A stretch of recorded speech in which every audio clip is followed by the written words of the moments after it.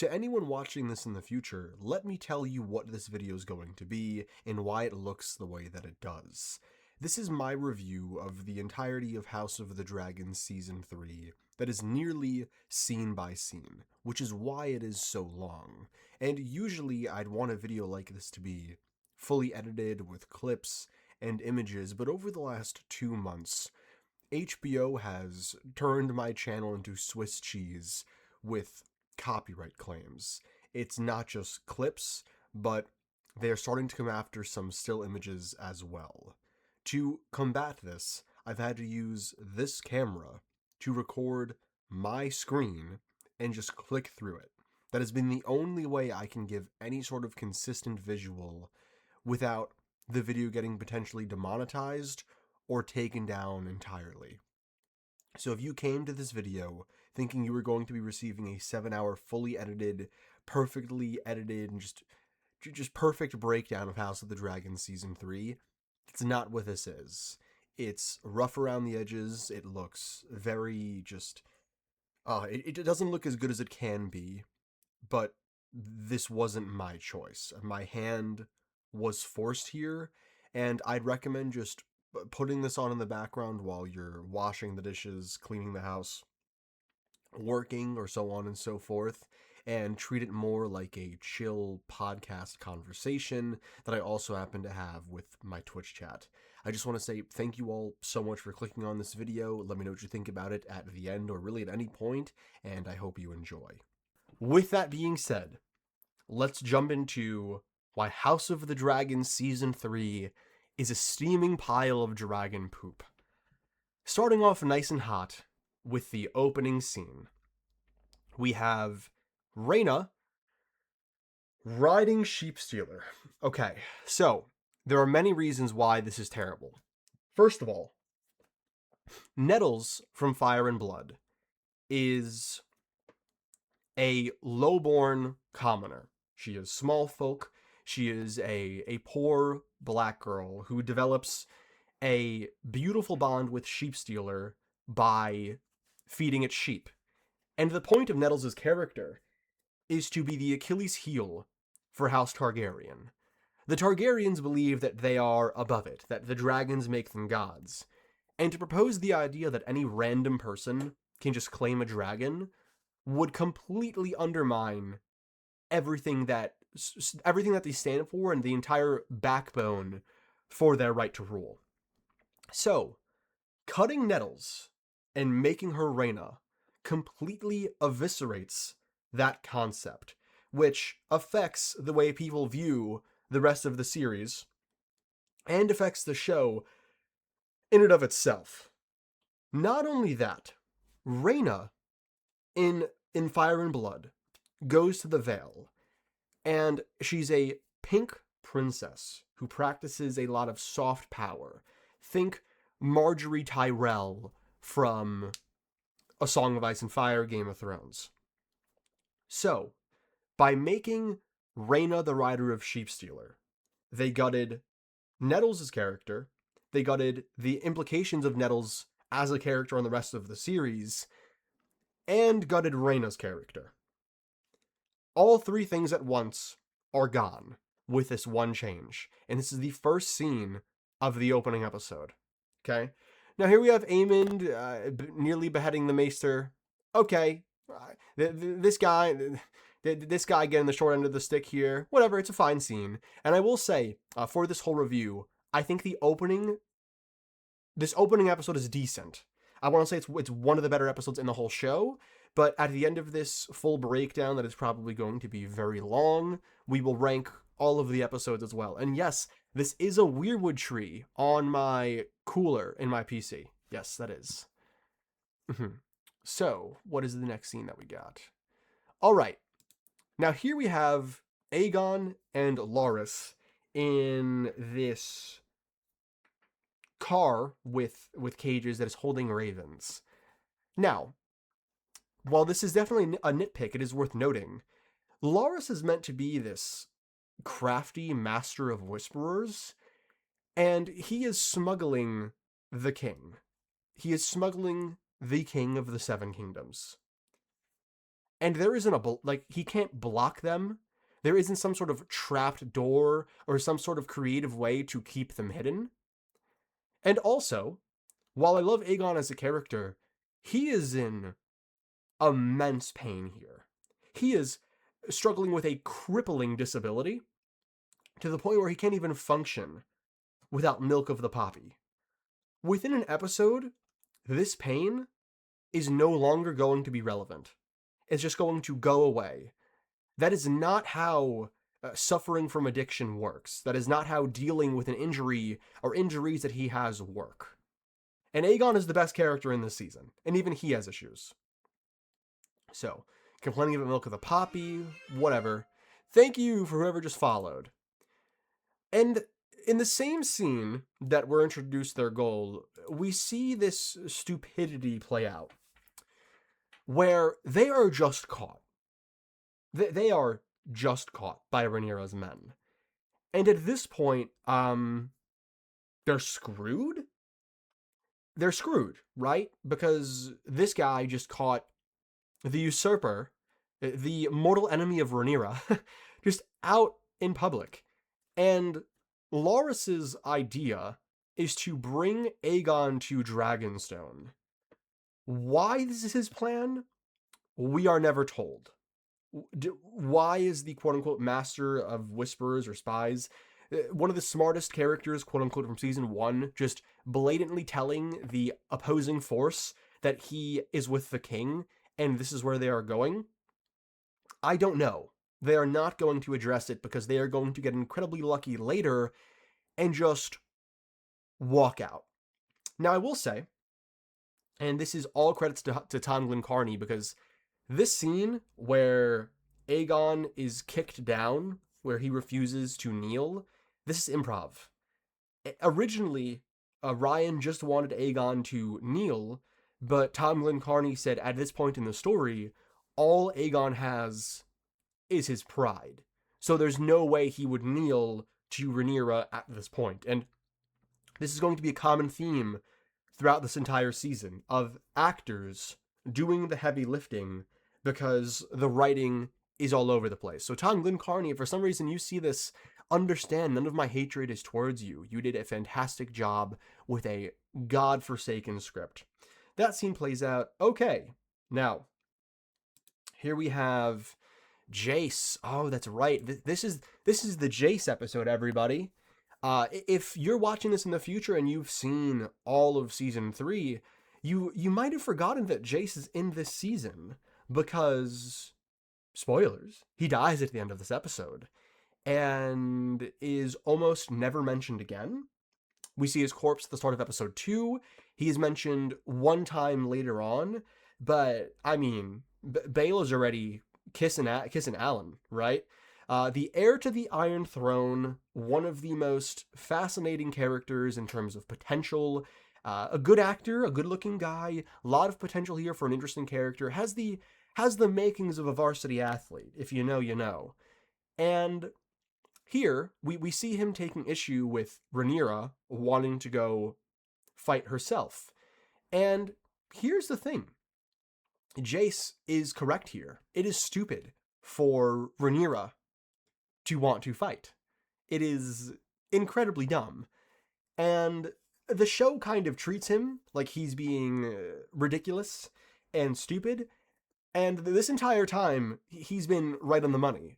In season 2, he tells Rhaenyra that he's worried that having bastards ride dragons, especially bastards that aren't raised in the Targaryen way, might lead to some problems down the road.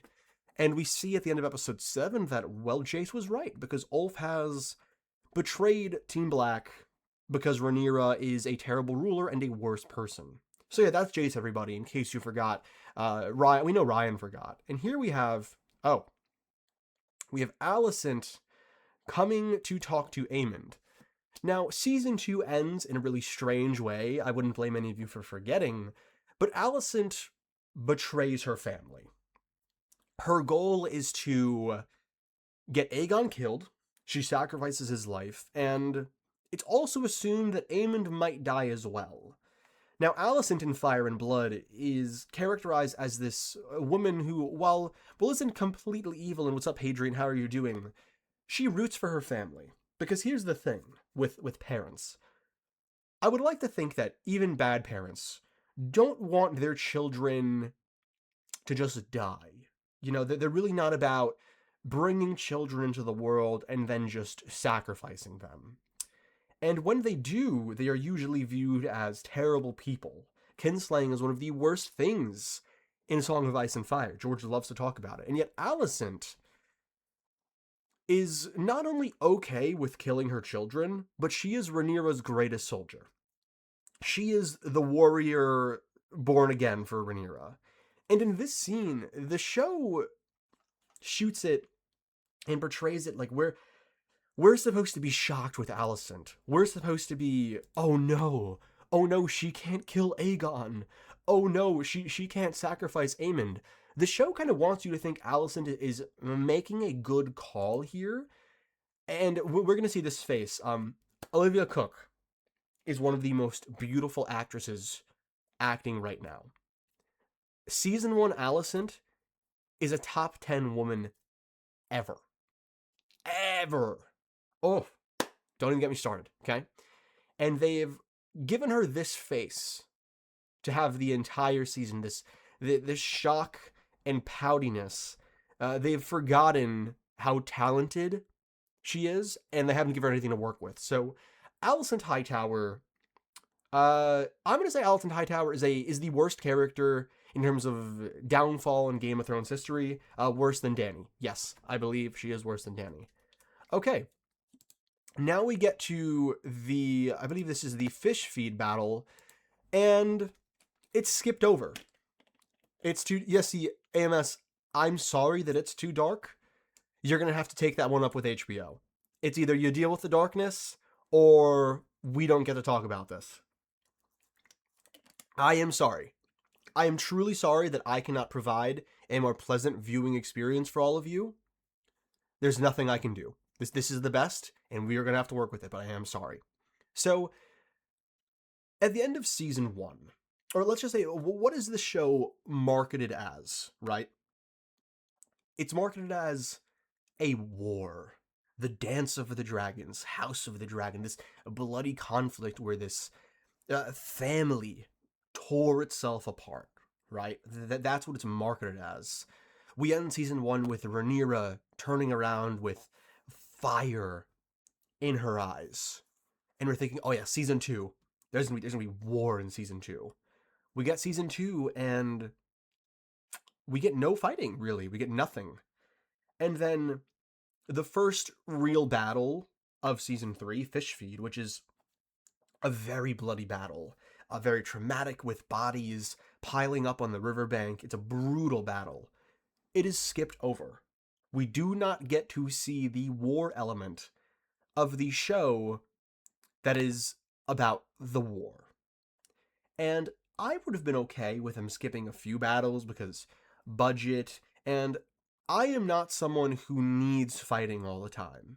I'm a Song of Ice and Fire fan. We wait, how long? We wait hundreds of pages to get to the first real battle of the Whispering Wood. We wait a long time.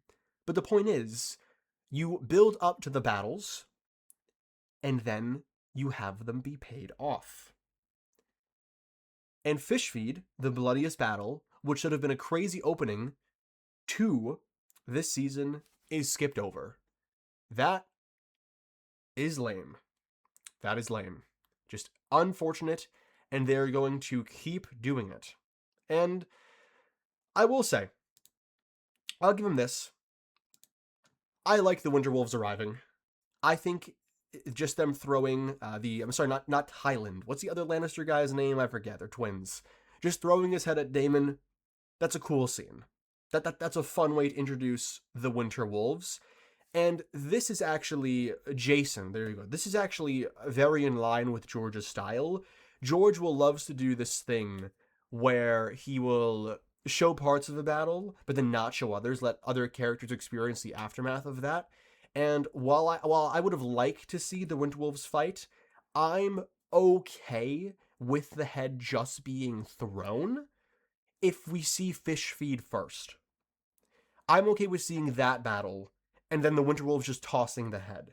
But just the head, fish, it makes fish feed a far weaker scene than it could have been. But I will say, and this is going to be a positive throughout this entire season, Oscar Tully, you can kind of see him in this lower right corner.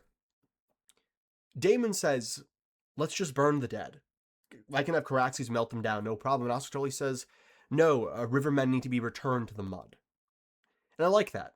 Oscar Tully is a clear, just W from this season. He reminds me a lot of Book Rob Stark, and I hope I see him in more acting gigs moving forward, because the kid's got talent. A positive for the show. They'll get him when they deserve him. All right. Now, we are getting to the first of many.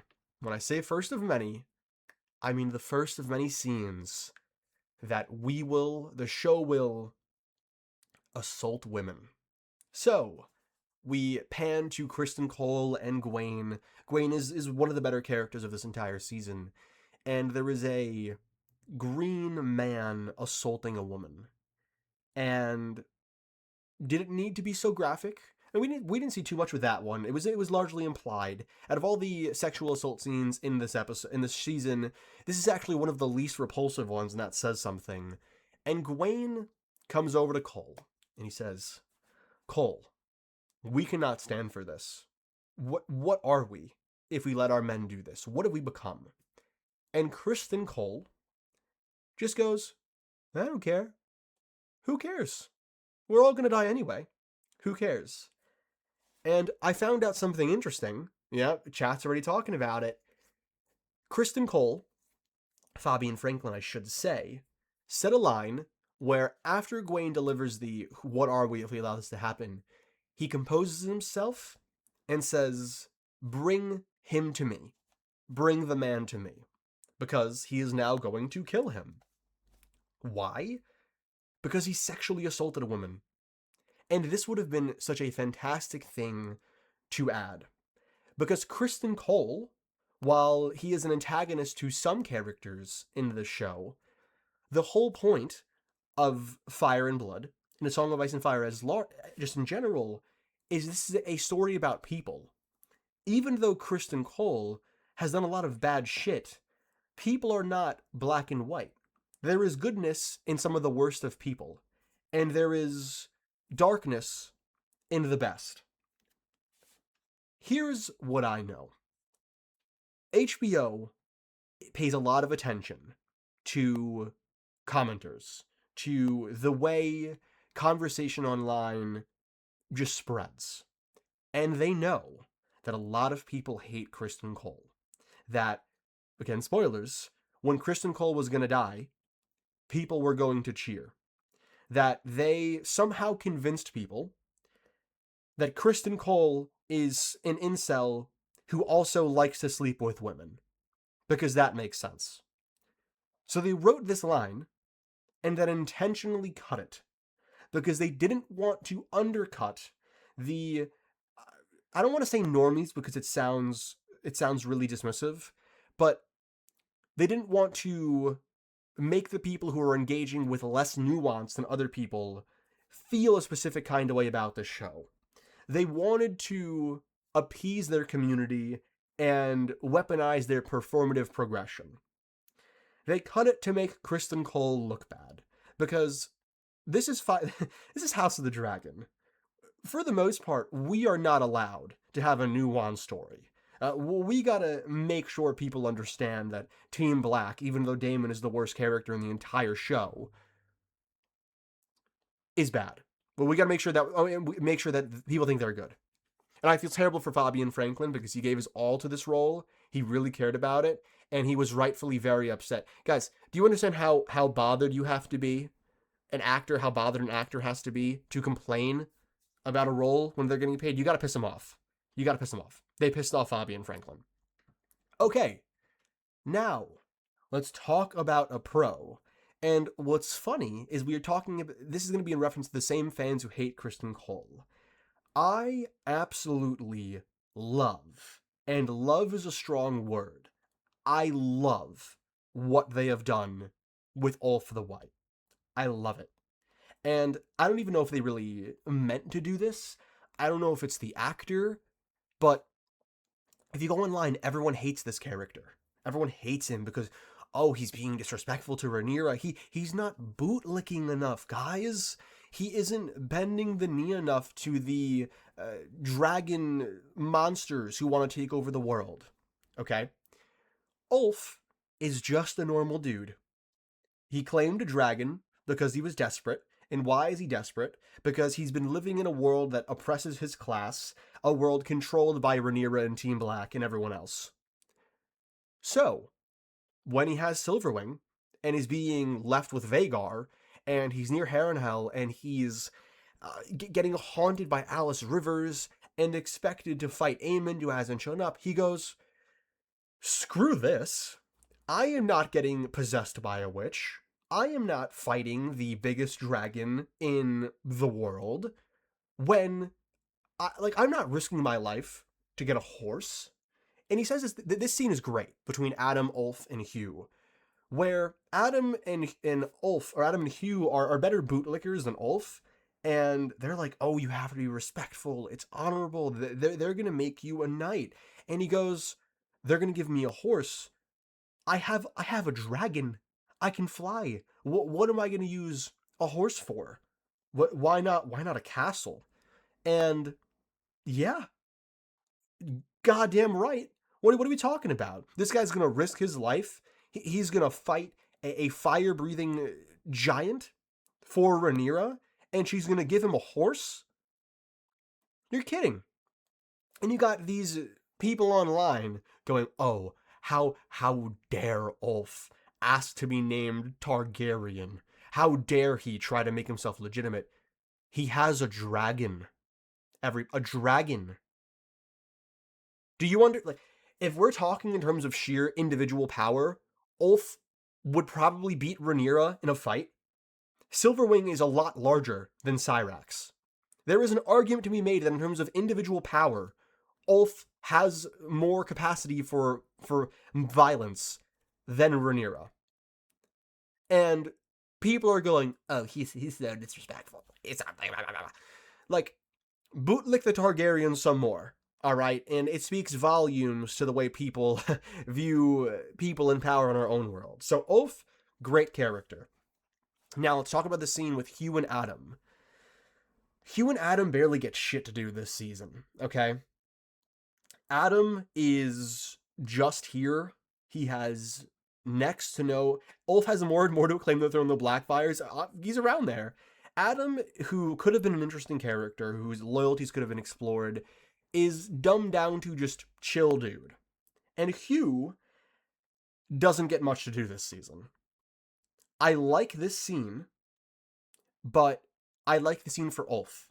And it is sad that instead of giving more character to Hugh and Adam, two of the most consequential characters in the Dance of the Dragons, we need to give a sex scene to Miss Arya and Rhaenyra. Okay? And I got no problem watching two women kiss. Do not come at me with that bullshit. I got no problem watching women kiss, let me tell you. But we got priorities. We got to characterize the important characters before we do fan service, all right? Moving on. The next scene, what do we have? This is a good moment. I like Alice haunting them. Oh, we are back to Rhaena and Sheepstealer. And I've already explained why I don't like this. Don't need to go further right now. Okay. Now, we have Alicent writing to Ormond, pretending to be her son. Okay, pretending to be Aemond. It is exhausting how the only thing this show is capable of, from season 2 on, is making Alicent betray her family. I do not understand why she isn't allowed to be a little more selfish. Well, she is selfish, but why she isn't allowed to be more understandably loving and selfish with her family? Why is she so selfish about her? That's what annoys me. How many times does Alicent get to commit treason? we can start a counter. Just in this season alone, this is number 2. So the first one is in the throne room. Now it's pretending to be Aemond. So we're at 2. Okay? Next scene. All right, everybody. Like I said at the start of this video, we will be talking about positives. Even though I am bitter about this show, when they do good, they will get their flowers.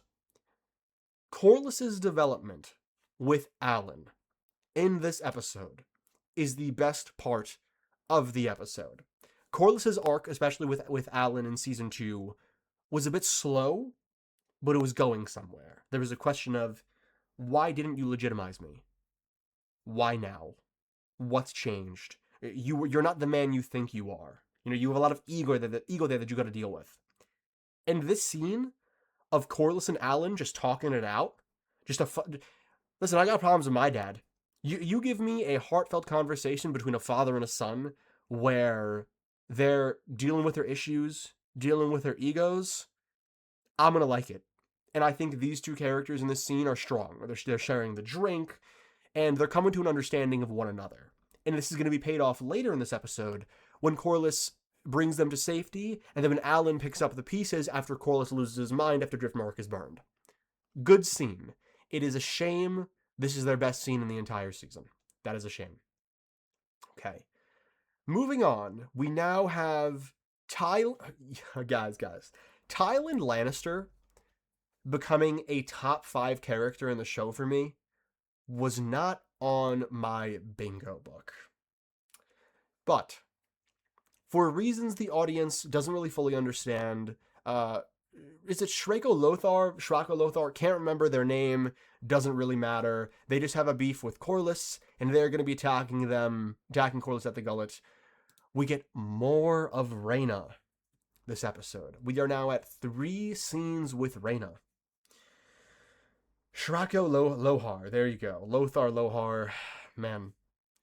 More Rhaena scenes. Just salt in the wound that they are destroying multiple characters. And hey, at this point in the episode, upon my first watch, I said, you know what? I'm pissed that they changed the Nettles thing. Let's let them cook. Let's see what they got. They had nothing. They had nothing. Let's keep going. So, okay. Now we have Ormond Hightower and Tessarian's introduction. Bonus. Tessarian looks pretty cool. I like Tessarian's design. Okay.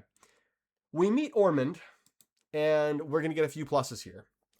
I think James Norden is a good actor. I think the armor, him being dripped out in the Hightower elitist armor, yeah, it's cool. It is cool. I even don't mind that he has this weird quirk where he can't smell. This is obviously Daeron back here. Everyone, all of the people who read the books knew this immediately for the most part. Decent introduction. I like that he immediately knows something is off. Immediately. He immediately knows. I like that for his character. That he's allowed to be a little competent. And we also get to see his buddy Jon. Right up. Where is he? Where's his buddy Jon? Now, where is Jon? Okay, Jon is here somewhere. Where is Jon? Jon, show us Jon. Point is, right here. You guys can kind of see it down here. My guy Jon, you're going to notice this as the season progresses. He is the most powerful character in lore right now because he has the ability to teleport. He has the ability to teleport. And that is interesting. That is definitely interesting because that's a new thing for A Song of Ice and Fire. Not even anyone in the main series unlocks the teleportation. I don't think even Gendry gets explained because he can run real fast. Oh. Here it comes, guys. Here it comes. We are at treason number 3 with Alicent and Aemond. All right? Can you guys guess what shot I'm going to freeze on? Yep. Here it is, everybody. Here it is. The scene that got leaked before the episode aired, and the entire fandom said, there's no way. There's no way. They wouldn't. They wouldn't. This has to be a dream. Nope.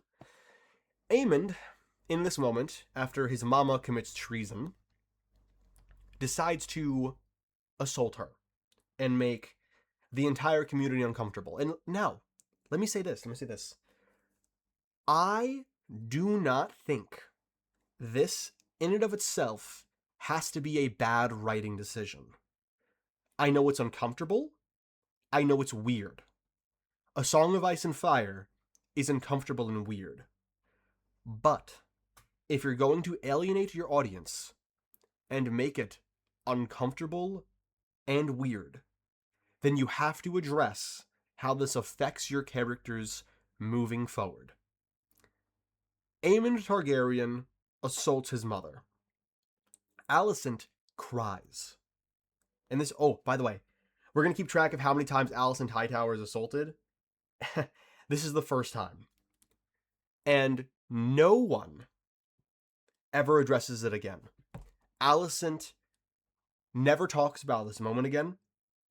We never get a scene of her maybe trying to clean her skin, because remember in season 2, when she's sleeping with Kristen Cole, there's this reoccurring theme that I like, or moment where she tries to clean her skin so aggressively that it becomes raw, because she feels she has been violated, that she is dirty.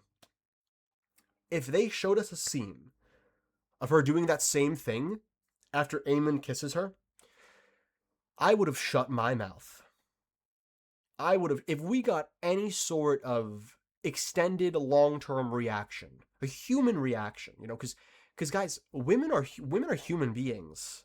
I don't know if House of the Dragon knows this, but women are actually people. They have complex emotions. They respond differently to certain things. They're allowed to be both good and difficult. Alicent needs to be treated like a human. She is not. This scene is never spoken about again. It just happens, and it feels very much like shock value, okay? And you, guys, look at her face. Look at her face. I know it's hard for you guys to see, but what have they done to my girl? Thank you for stopping by, Sydney, and thank you for showing your support. What have they done? What have they done? Ryan Condell just kind of forgot that Alicent Hightower got assaulted by her son. What a legendary clip. Okay, we have another scene with... I like the scene. Okay, it's a good scene. Ulf, Hugh, and Adam interacting with Alice Rivers. I think Alice Rivers had a really cool introduction. I think she had a lot of potential early on. And she seemed to be this character with her own agency, that had her own thing going, was playing the game behind the scenes. She's this weird witch, potential hair in hell. I don't even know. She's just cool. She's scary. She's interesting. And later on, they're going to turn her into just Aemon's girl. That's about it. But this scene's decent. I like that she scares the shit out of Ulf, literally. It's decent. Now. Okay. Let's get Mr. Mogg in the flesh. The best looking guy in House of the Dragon. Where are you? Where's Jon Snow? Where is the bastard of Winterfell? He's right there. So, we have another Jace scene, and this is when Rhaenyra is saying, I'm gonna go fight in the Battle of the Gullet. And Jace objects, because, yeah, Rhaenyra, Queen, should not be going to fight. The same way Aegon and Rook's Rest should not be going to fight. It's not worth risking her getting shot with an arrow, because if Rhaenyra falls, it's over. It's over. And the show kind of treats him like he's an idiot a little bit, but he's not having it. He's too locked in. And then he goes and gets this crazed look in his eye. He tells Baela, this could be our moment. And to me, that look, which I'm sure was directed by the directors, was meant to portray this kind of madness, this potential bloodlust that Jace has. And, I'm sorry, Jace is right. Jace is right. Jace is making sense. And he tells the Lord Commander, not Lord Commander, just a member of her Queen's Guard, to lock her in her room. And do I buy Rhaenyra getting locked in her room? Do I buy there only being... It's this look right here, by the way. This is the look I was talking about. You guys see how How he's got like the crazy eyes. Like they're like, Jace, look crazy. Look crazy. Don't do this because you're making sense or because you're being ambitious. Do it because you're insane, because you're losing your mind. And then Rhaenyra gets locked in a room. I guess there's only one exit. I guess so. I guess because I believe there are two doors. Yeah, there are multiple exits and entrances to this room because Eric and Eric, I believe, walk through different rooms in season 2, episode 2. So there's multiple entrances and exits, and she gets locked behind one door. So did the Kingsguard telepathically link with another member of the Queensguard to lock the other door? All right, okay, that makes sense. Show loves to keep up with its own continuity. And then the Battle of the Gullet begins. I think the combat in the Battle of the Gullet is fine. It doesn't blow me away. They were talking like this was going to be HBO's Helm's Deep or House of the Dragon's Helm's Deep. It's not. Don't compare this to Helm's Deep. It's not. It's not as good. Lothar tries to 1v1 Corlys. That's just the goal. The battle to me is whatever. It's edited kind of weird. Like it was like weirdly jarring at times, and people loved it because of the spectacle. I've seen better battles. Even Battle of the Bastards, which is a writing catastrophe, looked better. Like the Jon Snow one take is awesome. You can't deny it. The one take's awesome, even though it doesn't make any sense. So the battle is whatever. People overglazed it for recency bias, and then this happens, guys. And this, oh, I was excited. So Rhaenyra is locked. Why wouldn't she should just kiss Miss Arya? She should just relieve her stress by making out. Rhaenyra gets locked in her room with Miss Arya because why wouldn't Miss Arya be in every scene she possibly can be, just inserted everywhere? And she tears apart her dragon leathers. And I like this scene. A lot of people don't. They think I have the feeble body of a woman but heart of the king line is too on the nose. I think that's a valid criticism. I was fine with it. And what I saw here in this moment was fire. I saw Rhaenyra, a bit of Rhaenyra the Cruel. I saw Rhaenyra losing her shit. She takes these leathers from her handmaid really aggressively, is super mean to her, and after this handmaid worked probably dozens of hours on this beautiful dragon leather, she tears it to shreds in rage and says, I may have the feeble body of a woman, but I have the heart of a king. And I'm thinking, fuck yeah. We're getting Rhaenyra the Cruel. We're getting Rhaenyra who's at her wit's end, who is sick of dealing with bullshit, is sick of being put on the back burner. And the second she's out of the stupid room, the door's right there, by the way. You can literally see the other door behind Rhaenyra. The second she is out of this room, it's fire and blood. But then, and this is going to be a big criticism for episode 2, when she goes to take King's Landing and beheads Aegon, and goes to behead Otto, the man who started all of this, who directly leads to the death of both of her children, when he's in front of her, she's crying. She has no resolve. So much for what was a good scene, because the payoff has been a bunch of absolute bullshit. Now, moving forward, we keep up with the Battle of the Gullet. Like I said, the dragons arriving, it's whatever. They look cool. This battle just didn't work for me. I don't have a true analysis of this battle. If you liked it, you liked it. I thought it was whatever. I thought it was all kind of one color. It wasn't really popping off the screen. I think the dragons getting involved was decent, but nothing too special. Other than this part, I really like when Corlys is leaving and he has to pass through this really difficult pass. And he's trying to Thank you for whoever just... Thank you for the follow goal. We hit 270.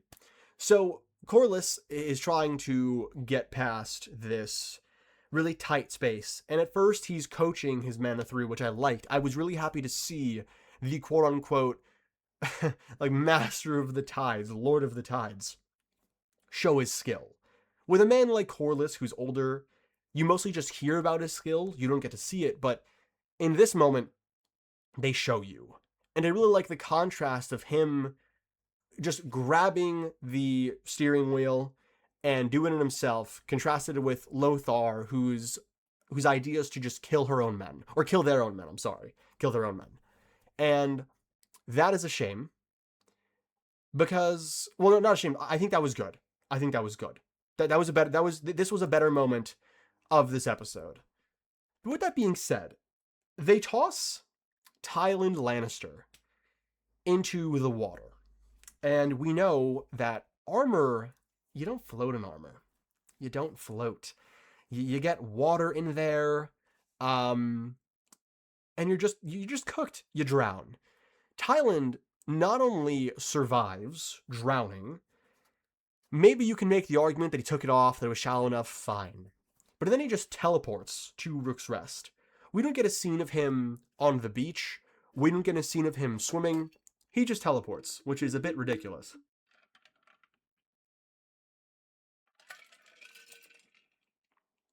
All right.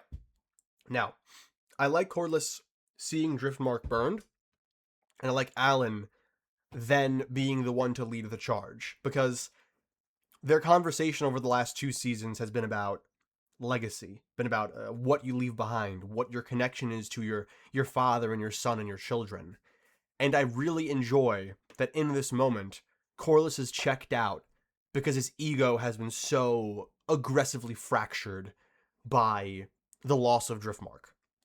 And Alan, after watching his father lead and being inspired by this, by his own father's skills, is able to take the charge and bring it home.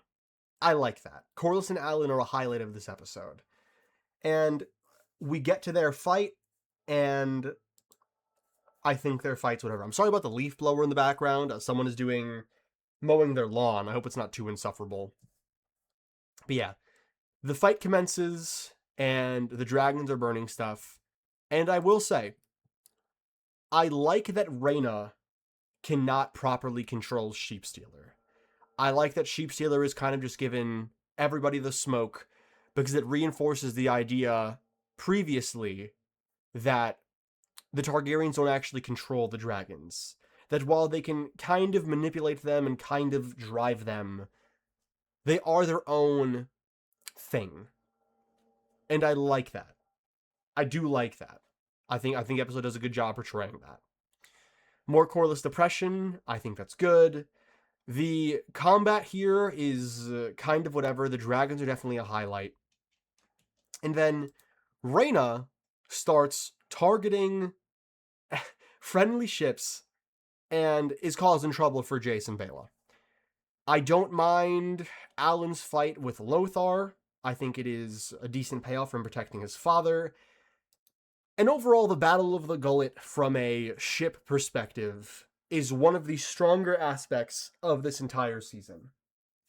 I wouldn't say it's great. I wouldn't say it's terrible. I would just say it's pretty okay. Now, Jace starts going after Rhaena, and in the process of this, he gets shot down and pulled into the sea. And his death is really sad, but there's something missing from it. There is something missing about the death of Jacaerys Velaryon. In Fire and Blood, a pivotal reason that Jace dies is he is trying to save his little brothers. He is trying to save his brothers. That is part of the reason he goes to the Gullet. And him dying in the process of that makes his death feel far more heroic, and it gives him more agency. Rhaena showing up is another example of House of the Dragon relying on whoopsies. Him flying low in the books makes sense because he was looking for his brothers. That is what gets him killed. Flying low because he's looking for his brothers. In the show, he's going after Rhaena and Sheepstealer. So his death is oh no, something happened. Not Jace made a decision to try and do the right thing and got punished for it. And I think his death is still tragic in the show. I think it still works. I think it's still sad. But it is undoubtedly better in the books. And this is going to be a common trend for not only this season, but all of House of the Dragon. This show changed things and made it worse. I am okay with changes. I do not expect a one-to-one adaptation of the source material. But here's the thing. Fire and Blood, the book purists are going to tell you otherwise. Fire and Blood is not the greatest story in the world. It is nothing compared to the main series or the Dunk and Egg novellas. It is a really fascinating history that provides a good outline for a fantastic story. And Ryan Condal has found a way to make that outline worse when it should have been only getting better. And that is why George R. R. Martin has denounced the show for stupid reasons like this. And I want to say, I like the way Jace goes out because it's taken from guys. It's taken from the books. I like him getting done in by random people, having them be faceless, and having his death feel just like an act of war, making it more grounded. Now, you know something interesting? There's another character in this season that is on Team Green that gets a very similar death to Jace. And yet, his death needs to be shown to us by who shot him. You see the difference? It doesn't make sense. But yeah, that is the end of House of the Dragon, Season 3, Episode 1, Salt and Sea, Fire and Blood. I think this episode is top 3 strongest episode in the entire season. Maybe even top 2 as of right now. I haven't seen the finale yet, but we will see. But it is definitely top 3. And I think this episode is just okay. I think it's just okay. Maybe you feel differently. You can let me know in the comment section. But now, we're going to be jumping into what I believe is the first true atrocious episode of this season. That being episode 2. The cover's on. Of course the camera's too dark.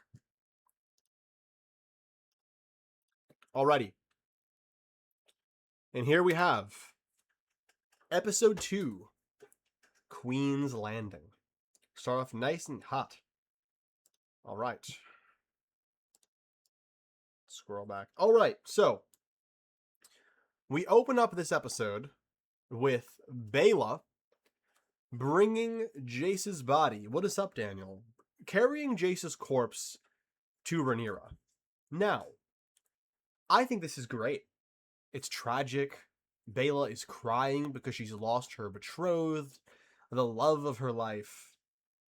But it's okay because she's going to find Alan in about 3 episodes. Maybe less, actually. So, she loses Jace in episode 2 and moves on quick. So, Bela's alright. Don't worry about her too much. Okay, now we're going to get to a positive of this whole show. And I think this is not only a great scene, but a very impressive scene. Emma Darcy's portrayal of Rhaenyra Targaryen has been one that I do not like. Not because I think they are a bad actor, but because I do not like the character they have been given. This scene of Rhaenyra and her grief, the way they portray this is unbelievable. This is one of the best depictions of grief I have ever seen. And I really do believe Emma should get something for this. At bare minimum, a nomination. Because this is a really good scene. It goes into detail about all of the complex emotions and levels to grief and what it does to people. And while I have never experienced a loss of this magnitude, anyone who has, I am sorry. And if you felt related to or seen with this scene, this is what stories are about. This is why people love or loved Game of Thrones, House of the Dragon, and Night of the Seven Kingdoms. Moments like this are why people love George and his books, because they are full of very human moments like this one. This is a great scene. A great scene. Everyone, the whole cast said it was great. I believe it was great. One of the best scenes in the entire season. Best scene until at least episode 7. Okay, now, let me explain this. When the Queen's guard comes up to her and he says, you can kill me. Like, my life is forfeit, I know. She says, and what would that do? Is that going to bring my son back? I understand why she says this in this moment, but I wanted her to kill him. There is one moment during this. He touches her. Where is it? He lays his hands on her. I'm gonna try and find it. Oh, it's so good. It's so good. Right here. So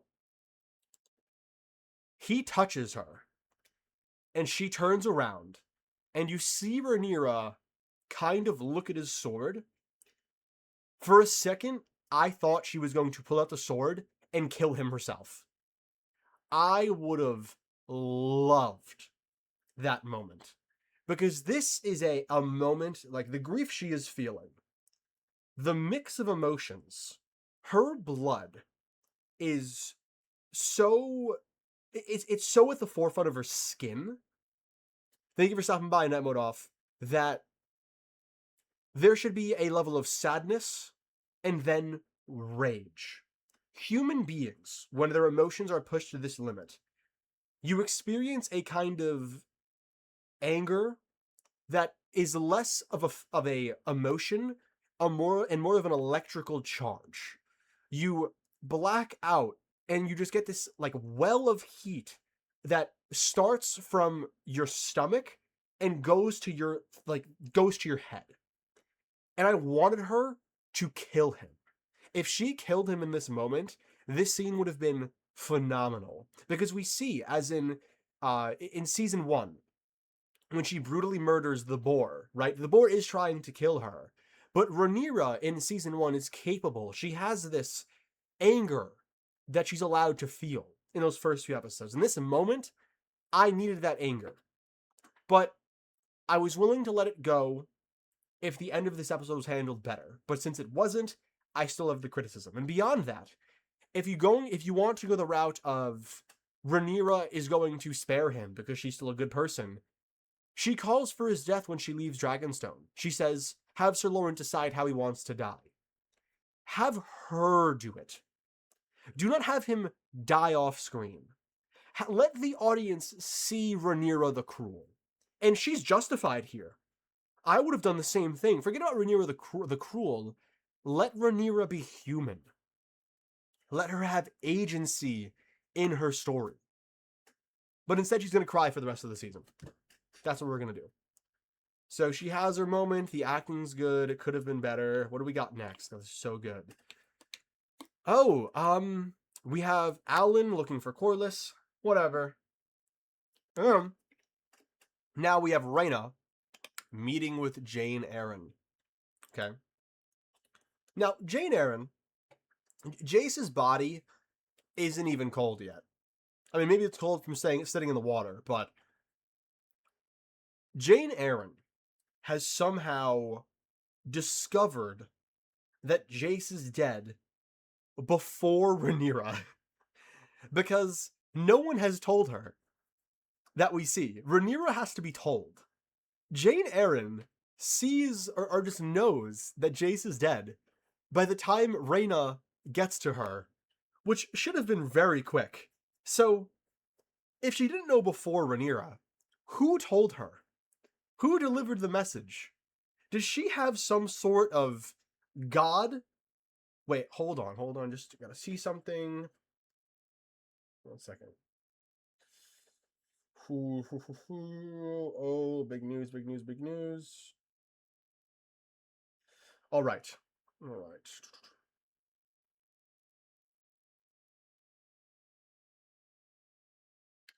So, is she some sort of god where she just finds out before everyone. I don't understand how that passage of information works. So yeah, little issue there. Let's keep it trucking along. Just kind of ridiculous there. Her fits do go hard. Her fits are tough. That is true. I will agree with that analysis. And now we have Damon singing along with the bros after fish feed. Again, it's sad we didn't get to see the battle, but the actual, like, I like the song. I like the lion head. It's not bad.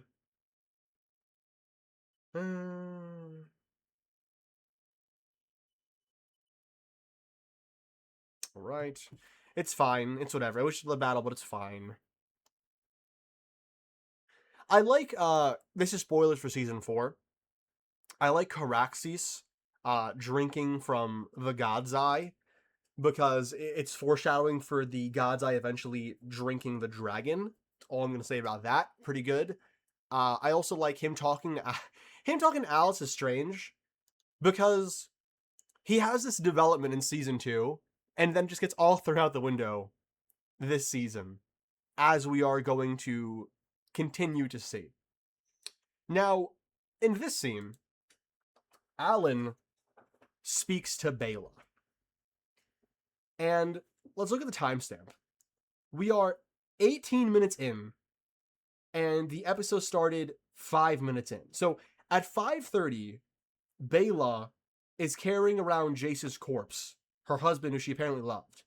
And then 13 minutes later at 18:30, she is flirting with Alan. 13 minutes.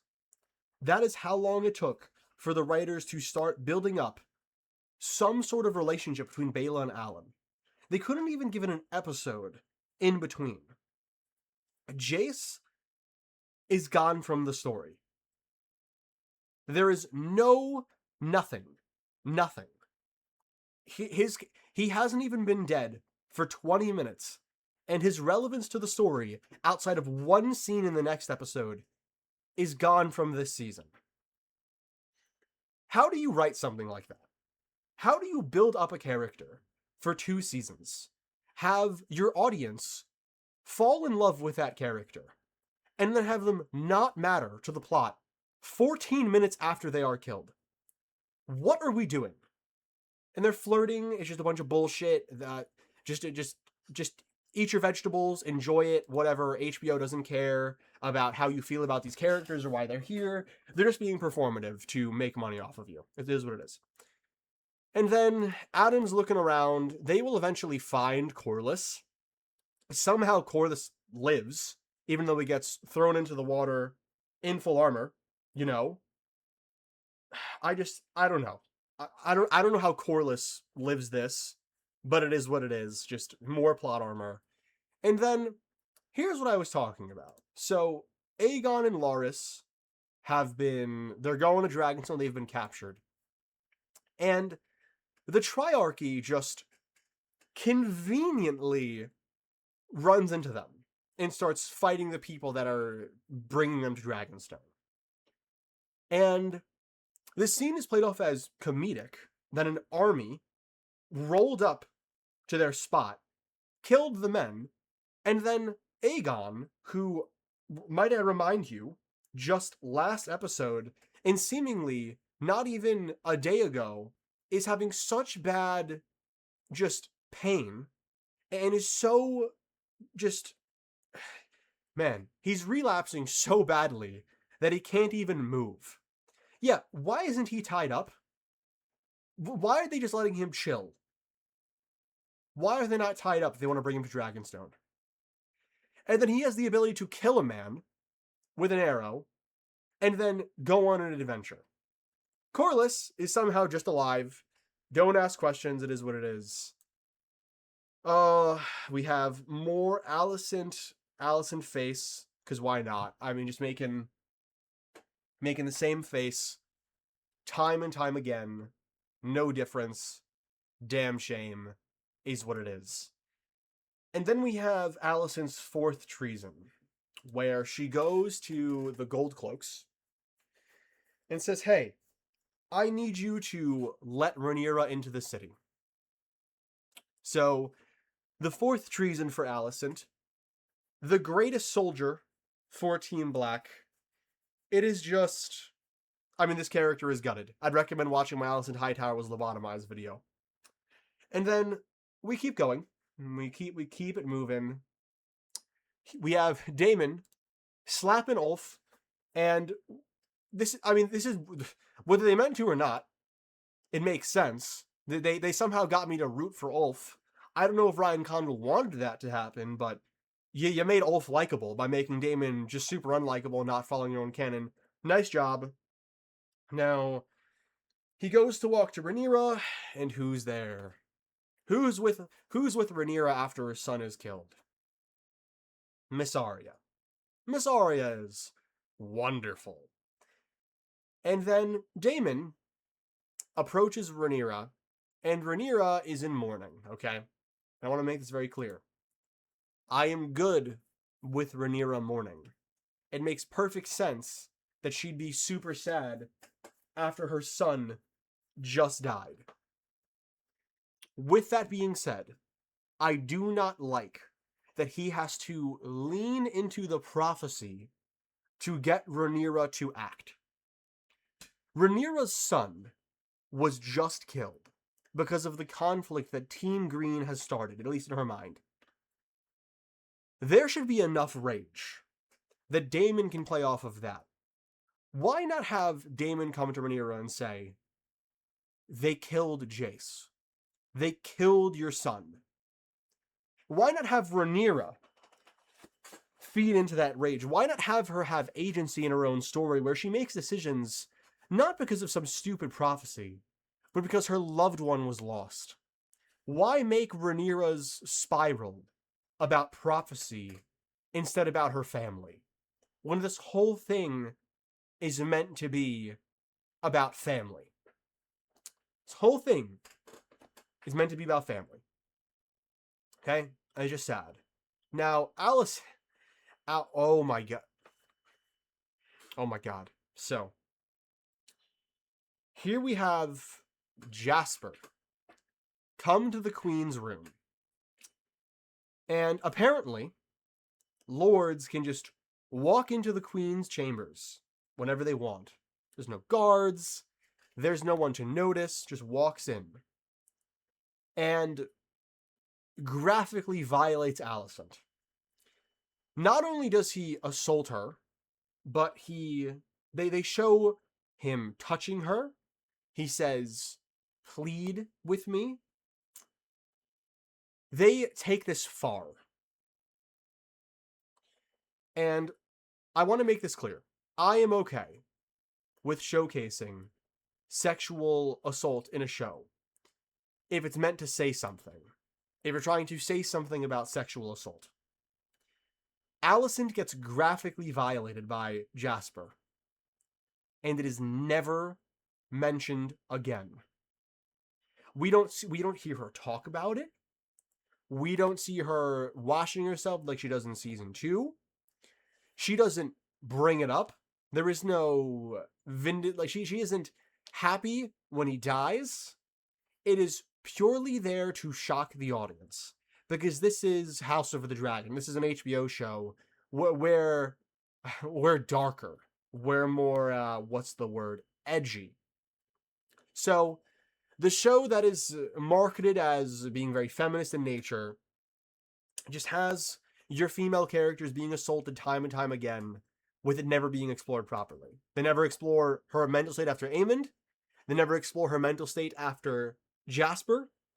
It just happens, and the show is done with it. It's that simple. They're just done. They're not interested in exploring it further. And now, Rhaenyra decides to go take King's Landing, and she does the whole let Sir Lawrence decide his fate, which is bullshit. And then Alicent goes to Helena and says, we're leaving.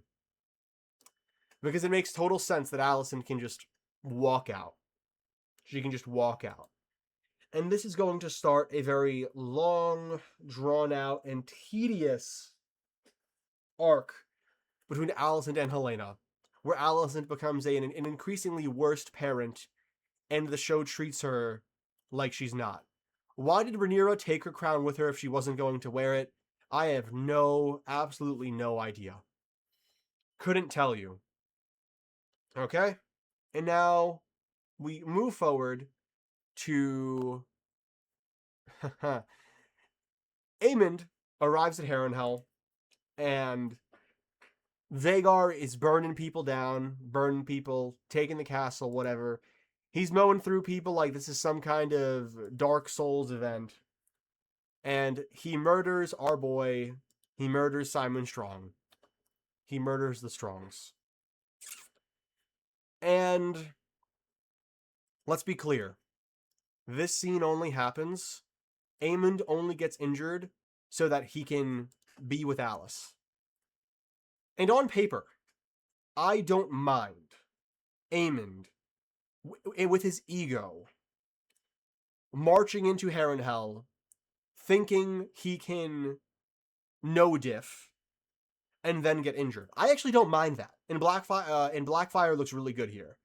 I like the idea of him being an egomaniac and getting harmed in the process. My problem is, I just don't like where their relationship goes. This scene, I think, is fine. I think it's fine. But where it goes is disappointing. I don't think the scene is great. I think it's just fine.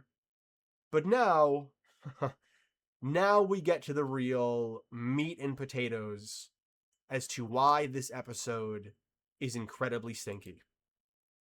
So, Daemon and Rhaenyra land at the gate to the Red Keep. And they say, everyone, drop your arms.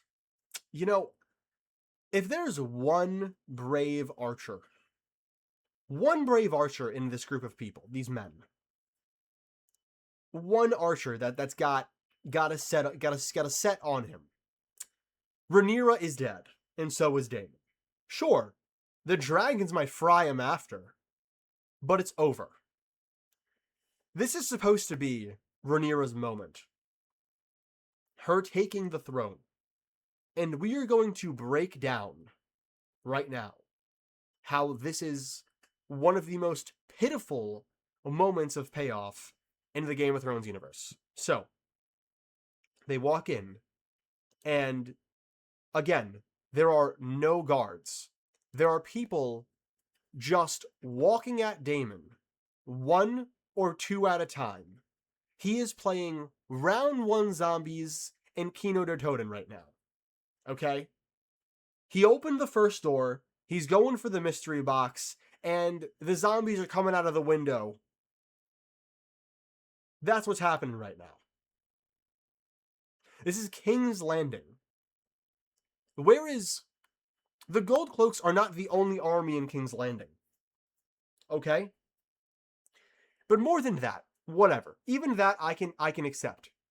While he is no-diffing the round one zombies, Rhaenyra has this face on her.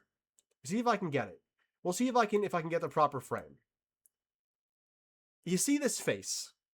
When Daemon is taking the castle, because Daemon does this. This is a win for Daemon. In the feminist show, this is a win for Daemon. Rhaenyra spends the entire time looking shocked and scared. Where is the fire? Where is the heart of the king? I am perfectly fine with Daemon being the one to do the slaying. I am fine with that. Have Emma Darcy, who we know can act, direct them to have Rhaenyra walk with a presence of surety. Look at this. You can even see in the body language. Daemon's over here, and her body is turned. She's like shielding herself and looks shocked. Have her stand square, chest up, 10 toes down. This is her throne. Her children have been taken. her son is freshly killed. This will be hers with fire and blood. Have her stand 10 toes down and look the death straight in the eye. She should be, if this is her birthright, if this is so important to her that she's willing to tear the realm in half to claim it, own it. Own this place. Walk into your house. If someone came into my home and took my stuff, harmed my dogs, I am entering my house and it is mine. You are getting removed. Any means necessary. This is her home. She should be standing behind her man, and he should be the attack dog. Every man right here that's fighting Daemon, the audience should know that while Daemon is doing the one that is killing the men directly, this is under Rhaenyra's orders. This is her doing. Daemon takes the throne for her. We're going to continue with this through line. Now, when they get to the throne room, who opens the door? Who is the first person that, whoever's in the throne room, right? Who are they seeing walk in? They're seeing Daemon Targaryen walk in. This is supposed to be Queen's Landing. Rhaenyra taking her throne. Your feminist show, right, Ryan Condal? He should be opening this door, and you get a shot of Rhaenyra. This door should be getting opened, and you get a shot from imagine we got a shot from inside of the throne, of the doors opening, and Rhaenyra just standing there. Like, imagine Daemon pushes it open. So they start walking. Daemon kills the other men, the guards. We get a shot from a guard inside the throne room. Maybe you build it up where the guards are already at the throne. The guards they're going to see in a second. They don't just come out like a clown circus in a second. They're already there. And you get the perspective of a random guard. And all of a sudden, you see these giant doors open. And maybe you see Daemon Targaryen first for a second, because he's the one pushing them open. But he immediately steps to the side. And you see a Rhaenyra the Cruel, whose eyes are blood. It should be like a slow walk, kind of like Viserys walking walking in season 1, exactly. And you get Rhaenyra the Cruel, vindicated, and who has been hardened by the death of her son, who is here with fire and blood, and you are going to die. She doesn't need to be the one to do it. She doesn't need to swing the sword, but she has passed the sentence already. Instead, you get Daemon opening the door. You get Daemon declaring, "You're in our house." And when Rhaenyra walks in, look at how scared she looks. Look at how timid and uncertain she looks. Oh my god. Wow. Wow. Where is your rage? Where is your rage? This is not it. This is not selling it. This is not rage. This is, where's the rage? And then the guards, I guess, where are they hiding? Where are they hiding? You heard 2 fucking dragons arrive at your doorstep. And what are you, hiding behind the walls? Oh, guys, let's play peekaboo with Rhaenyra and Daemon. And they come out, right? And they're standing at the throne. Jump them. Jump them. What is this, a trial by combat? You're gonna 1v1? There are, look at this. Rhaenyra and Daemon. 1, 2, 3, 4, 5, 6, 7, 8, 9, 10, 11, 12. There are 5 times the amount of men. Jump them. They are dead. They are dead. Daemon is a good fighter. There are 12 of them. Daemon maybe takes out 1 or 2. The rest are cooked. I mean, they're done for. If they surround them, if these guys on the sides just wrap around Rhaenyra and Daemon, they are fried. They're done. This is not how shit works. This is not how you ground a story and make it realistic. And you have Rhaenyra, supposed to be Rhaenyra the Cruel, Rhaenyra the Strong, standing behind Daemon. Look at this. Look at this shot. This is what I'm talking about, guys. She just looks so petrified the entire season. This title is Queen's Landing. I do not see a queen. I do not see a queen here. I see a little girl who's out of her depth. That's what I see. I don't want that. I don't want Daemon's Landing. I want Rhaenyra the Cruel. I want someone closer to Cersei, to Catelyn. I come to A Song of Ice and Fire, and when I see a woman characters being disrespected, who's getting the short end of the stick, I want Stoneheart. I want Cersei. I want Marjorie. I want Olenna. I don't want this. You can make a woman be aggressive, be ambitious, and ever still be a great character. We continue. And what happens? What happens here? The Gold Cloaks show up. Alicent Hightower saves the goddamn day. But not only Alicent.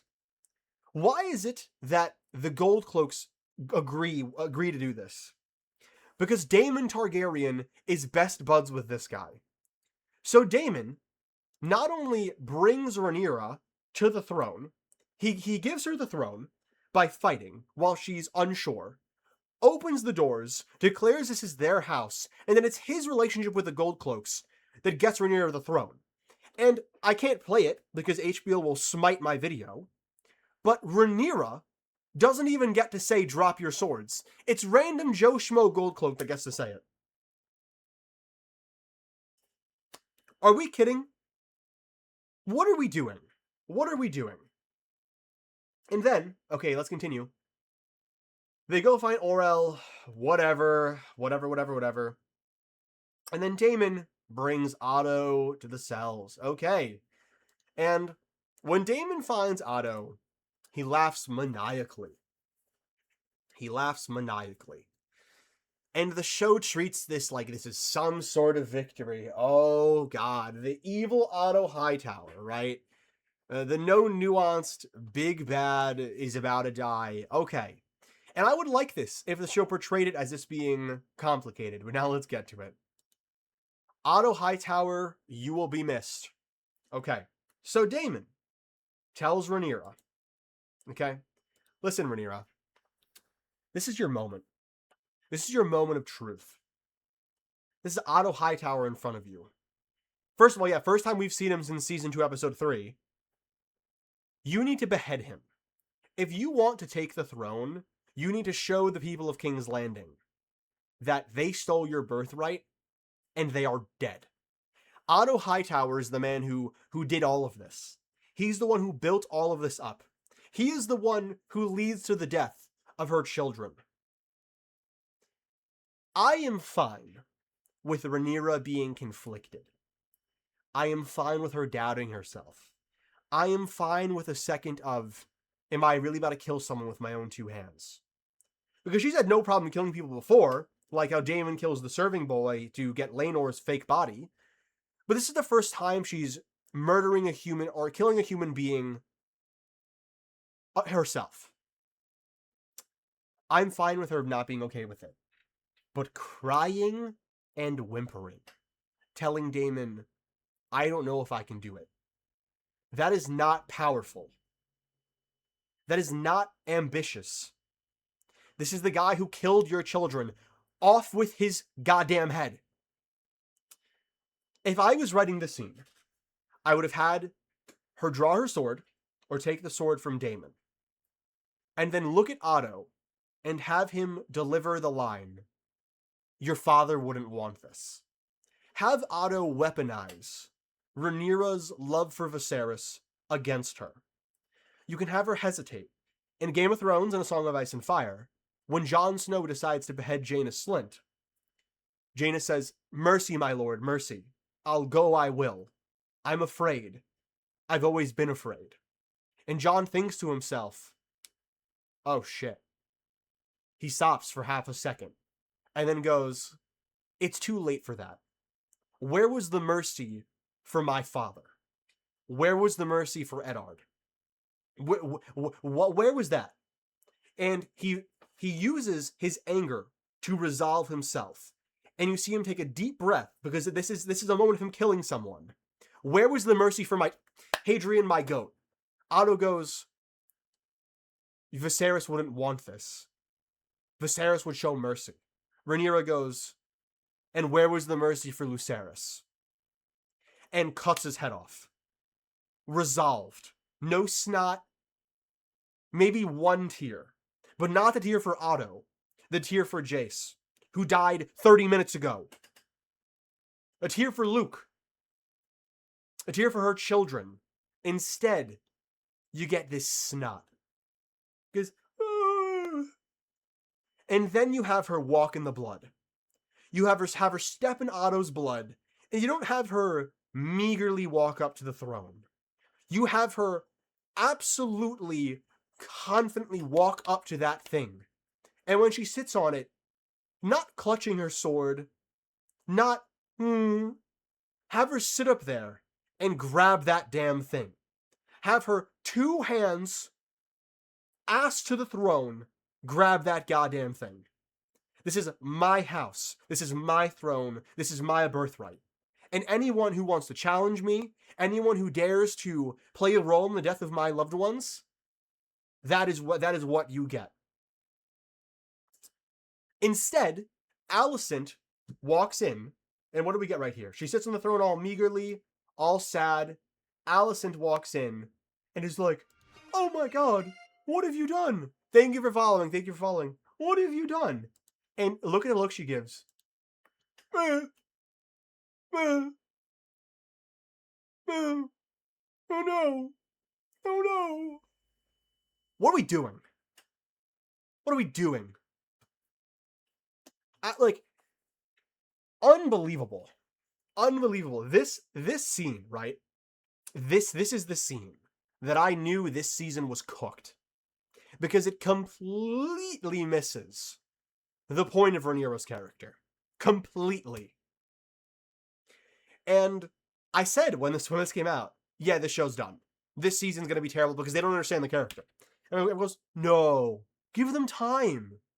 Well, unless episode 8 is the best thing since sliced bread, this season is going to be the worst season in House of the Dragon. Okay? So, to all of you Rhaenyra fans who could potentially be watching this video, or to anyone who came to House of the Dragon because you thought this was going to be a feminist-led story that understands women and loves them, read the books. Drop this show. Forget about this show thinking it cares about you or your feelings, and go read Catelyn 10 of Game of Thrones. Go read the epilogue of A Storm of Swords. Go read Cersei 1, A Feast for Crows. Go read Brienne's chapters. Go read Sansa's chapters. Porcelain Ivory Seal. Go read Arya's chapters. Because remember, George was once a random old white dude in the 1990s wrote something far more progressive and respectful of women as characters than a quote-unquote progressive show that has hundreds of millions of dollars to spend. Go read the books. Do not watch the show. The show is not feminist. It does not understand you. It does not understand its characters, and it doesn't follow itself. So there we have it. Queen's Landing. More like Joke Landing. Let's get into it.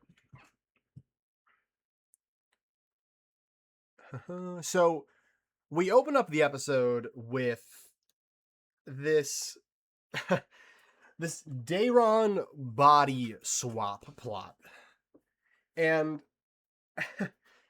the only reason you could potentially buy this is Daemon being an egomaniac. But this is so dumb.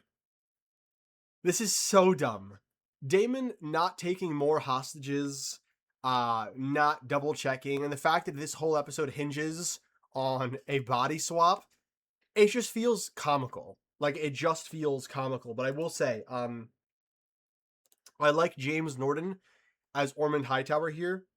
I like that he seems manipulative. I like that he's actually playing the Game of Thrones. Yeah, he should have taken some sort of Hightower relative, or maybe John Roxon and stuff. Like, he should have taken more than just Daeron. But I do like that Ormond, he just says, oh, like, you got me, guilty that he's willing to lie. It makes Ormond more fascinating at bare minimum. I wish Damon said something about Dessarian. We're seeing right back here. Look, I wish there was something about it, you know, like just maybe double checked or wanted to do something with the dragon. I don't like how it's never addressed that he just leaves the dragon with them. But just is what it is. Just it's an interesting cold opening, I guess. The fact that Daeron didn't notice that Dessarian didn't get protective of fake Daeron when we've seen the dragon be nothing but protective. Yeah, that is definitely strange. Especially since, as Chad is saying, Daemon is the dragon riding dragon. Like that is his whole thing. Wonderful writing. Wonderful writing. We have the opening. And now I want to say we get to the most interesting part of the episode, that just being Rhaenyra's rule. She speaks with Daemon a little bit about Ormond, about Daeron, and he tells her that she has to kill Daeron. And I think it's a good scene. I think it's interesting to develop the idea of Rhaenyra not wanting to kill someone who is really is innocent, but being forced to. And I like that she's trying to reconcile with the idea, but can't. Because he's a claimant to the throne. I like this conflict here. It's a decent conflict. Another thing this entire plot focuses on is that the 10 to 15 year time skip, Ormond not once wrote to King's Landing, he just left Otto to read with that. That's funny. Okay, so that is what it is. And we have Rhaenyra dealing with her small council, making Corlys hand of the king. All decently wise decisions. I like how it's established that this episode actually grounds the story by making the money be an issue, by making the way the small folk view her be an actual issue. And it does a good job there. I will say it does a good job there. Just talking, dealing with stuff. Corlys' hand has done very little at all since his appointment. That is true, but we are at least going to explore and get to why with this episode. Let's see what else. Okay, talking. Where do we get to the scene that I wanted to talk about? Okay, here we go. Rhaenyra goes to speak with Alicent about Daeron and Ormond, and Alicent commits the 5th treason by, same face as well, by telling Rhaenyra everything that she knows about Ormond. Alicent continues to be Rhaenyra's greatest soldier. The meme of Alicent turning around is so funny. For those who don't know what we're talking about, when she enters the room, Alicent looks at the wall. Where is it? Oh, where is it? I can't play it, but she turns around and looks at the wall. Alicent saying, "Will you blame me? Will you blame me for all that men have done?" Which is just stupid. Yeah, that is incredibly dumb because it removes Alicent's agency.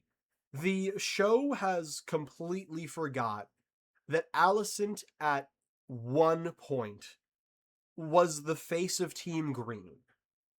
Do we remember when she made Rhaenyra bring Joffrey to her the second that Joffrey was born?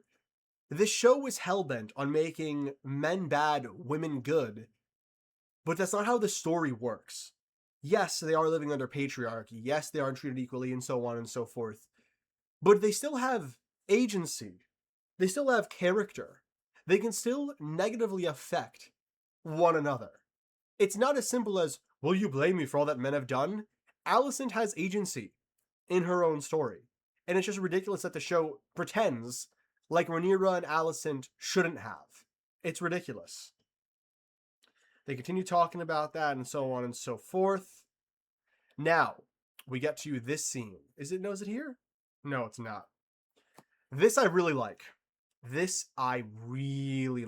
So right here, Rhaenyra is walking with Miss Arya, and she sees a serving boy that looks just like Jace, or kind of like Jace.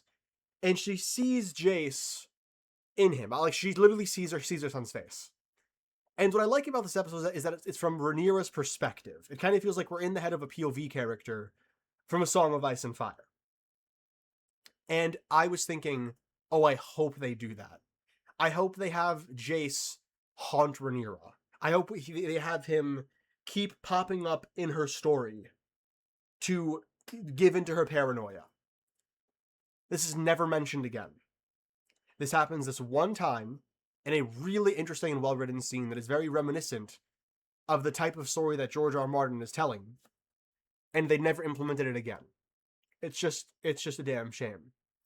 Okay, another good scene. Rhaenyra talking, and Luke hasn't been brought up since he died, indeed. Rhaenyra talking with the High Septon. Good scene.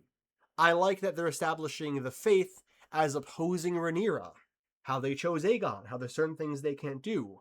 And I like that Rhaenyra stands 10 toes down and goes, okay, you don't want to support me? Screw the faith. I don't need you. That builds tension. Rhaenyra makes an active decision. She makes a justified decision, an understandable decision, and yet it's a decision that will cost her. That kind of conflict is good, especially considering that the small folk are blinded by the faith indeed. She says this and then goes and prays in the Sept, though. That is true. She has this beef with the High Septon, knows it's kind of bull, and then goes and prays in the Sept anyway because that's where they have their scenes. Now, Corlys's dinner. Let's talk about it. Corlys wants his sons legitimized. Rhaenyra should have just done it. It makes perfect sense for her to legitimize Adam and Alan. With that being said, I am okay with her not doing it if the show wants to explore that she is making a mistake. But the show doesn't explore that much. It just kind of happens. And the thing with the High Septon is, why include that? Why include that the faith is against Rhaenyra, but then also have Ormond pay them off? Like, it feels like they're running contrary to one another. Moving forward. Now we get this scene of Rhaenyra sleeping next to Daemon. And I like this scene. I don't know what it is. It establishes Rhaenyra's loneliness. It establishes that the weight of rule is kind of crushing her. That maybe she bit off more than she could chew. I like this little scene. I like that they show them being married, that they show the weight this is placing on their marriage. I think the scene's good. Now, this was a very contentious decision when the episode first aired. Rhaenyra getting her period. Now, I am not a woman, so there are probably people in the comment section far more qualified to talk on this topic than I. But I think it's fine to include this because it happens. Like, women get their periods at unfortunate times, and we know stress can add on to this. It didn't bother me that much. It didn't bother me. It's part of the experience. This is a very POV-driven episode. I think it's fine. Kind of moving on. Okay. Now, Rhaenyra ruling. I like that she doesn't know what she's doing. My question is, I don't know if this is the real shit from a woman's POV speaking as a woman. The most important and biggest day of your life, and you get this. So many real life examples. Recent one, an Olympian runner got hers and kept competing and won a race in China. Yeah, I agree with you, Nerd of the Centuries. I agree. My problem here is with her ruling. I don't know if at this point the writers knew that she was a terrible ruler. Because Rhaenyra is a terrible ruler here. And she's a scared ruler. If they were going to make her terrible, I wish they allowed her to be a little more evil. But it's still good if they're going with the argument that she is a bad ruler. Now, here, I believe this is where she brings up the issue with Daemon. So, Daemon is not listening to her, or he's listening to her. I can't. No, they're just walking out. They're walking. It's fine. We get to Corlys, the legitimization of, or just giving the dragon seeds names. I think it's so funny when Ulf goes, Targaryen, Your Grace. Targaryen. And they reject him. And she goes, oh, absolutely not. Another moment of that Rhaenyra fans thought was super badass when it's like, no, Rhaenyra is a bad person. And I like her not legitimizing Adam, because it feeds into the next scene. I think the conflict between Corlys and Rhaenyra is well done. It is well done. I think it is. Now, we have another decent scene that I think could have been so much more. In this moment, this is when Alicent delivers the, are you going to blame me for men, I believe. Or she talks about men in this moment. But Rhaenyra asks her, how did you do it? And I like that Rhaenyra asks Alicent, because it's an acknowledgement of Alicent being competent. Because Alicent was the queen, and was essentially ruling the realm for a few years.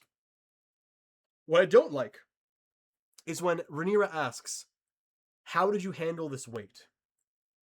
Alicent should have went with my father's help. Because Rhaenyra begging Alicent isn't good, IMO. It's better than the rest of their scenes. In and of itself, Rhaenyra talking to Alicent isn't good, but if they're going to force this, at least have the conversation to be pushed to conflict. You get what I'm saying? This is also the scene where she asks Otto's body to be sent to Old Town with be ready for. Okay. I wish Alicent gave more pushback. Because this is one of the only 3 times that Otto was even mentioned, even slightly. And the fact that she doesn't go, I was able to handle it with my father, is a shame. Because it takes an okay scene, or it takes a scene that could have been great, and makes it okay. That's unfortunate. That's unfortunate. Moving forward. Just talking. Now, we get to the rat scene. Rhaenyra brings the nobles that sided with Aegon and serves them rats. And when this scene was airing, I looked at Katarina and I said, if it was Cersei, she'd serve them the rats. This is a bad decision in terms of this is not good for Rhaenyra's cause. But with that being said, it was just refreshing as hell to have Rhaenyra actually do something of her own. It is political suicide, and it is stupid, but I am just happy that Rhaenyra got to do something. Alicent gave a nice piece of advice to Rhaenyra, but not Aegon. Like, even Olivia said in an interview that Alicent was angry at Rhaenyra for killing Otto. Yeah, the fact that there isn't more of a recognition of their conflict, of Alicent and Rhaenyra's, I understand people want them to kiss. I don't think they should ever kiss. This is a conflict that has led to the deaths of their children. There is no way you can take that and have them be smoochy. It just doesn't make sense. Rat Feast happens, at least Rhaenyra gets to do something, and as Aegon 2 fan has pointed out in the comment section, this is one of the last times, if the last time, that Rhaenyra gets to do anything. And then we get Daemon's plan. To my Daemon Targaryen stands out there, how do you rationalize Daemon declaring for world domination? How do you rationalize that?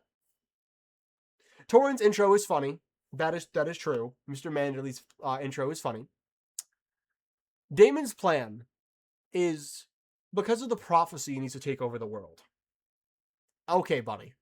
Sure. Sure. And this guy's got stands. People love him for some reason. This guy's the worst. And I'm not talking about people who love him because he's bad. I'm talking about people that genuinely think he's good. I at least like that they spoke in High Valyrian. I like that they remembered that Rhaenyra and Daemon do this when they're talking about Valyrian elitism. It's something at least.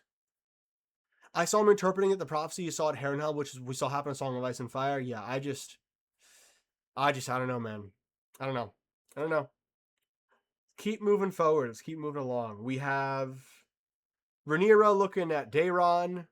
We have Mysaria yapping more about Rhaenyra, hyping her up for feeding the small folk, because she's feeding the small folk, which I think is a good political decision. It's a good decision for Rhaenyra to feed the small folk. It's a shame we won't get another scene. So right here, this is good, right? Rhaenyra engaging with the small folk. Her figuring out how to play the game. Her progressing. This is never shown again.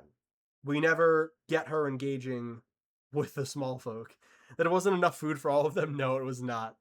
We have not gotten many small folk scenes. So this whole show, which, spoilers for season 4, there's going to be a very important moment where the small folk rise up.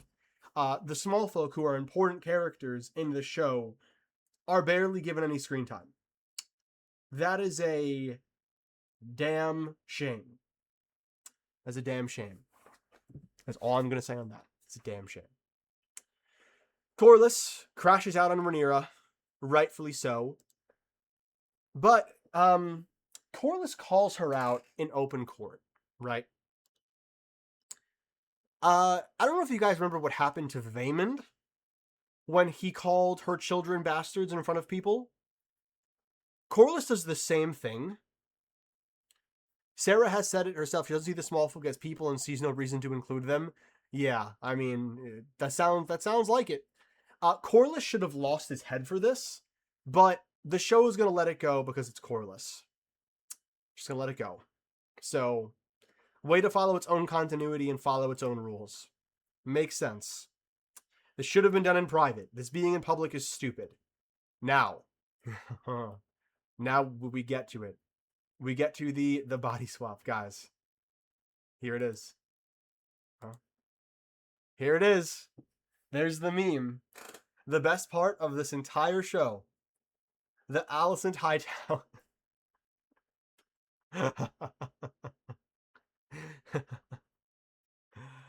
Oh. This is the best moment. This is the best scene in the whole show. This is the best scene in the whole show, guys. Olivia Cook is very pretty. This is the best scene in the whole show. So, Alicent is treasonous again. Guys, Alicent knows that Daeron is going to die if he's caught. Her one good son. That is the way Gawain words it in season 2. And she sees this Daeron and is like, I have no idea who this is. Oh, Alicent, why are you showing more compassion to a random kid you don't know than you do your own son? And it would have been one thing if Rhaenyra pressed her, like she could tell she didn't know, but Alicent pretended to know. Alicent looks at fake Daeron and goes, that ain't my kid. That ain't my kid. That ain't my kid. I'd know. If that was my kid, I would have done him in myself, Rhaenyra. The fact that I'm not getting this urge to enact the righteous vengeance myself, I don't know. Team Black's strongest soldier? Indeed. The strongest of them all. So we get Rhaenyra figuring it out. Oh my god. And then this guy, this Dragon Keeper, tumbled into King's Landing. We're teleporting.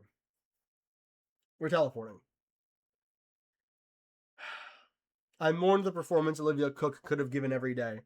So do I. I mourn season 1, episode 7 Olivia all the time. And then the episode ends with Rhaenyra staring. Oh, fuck.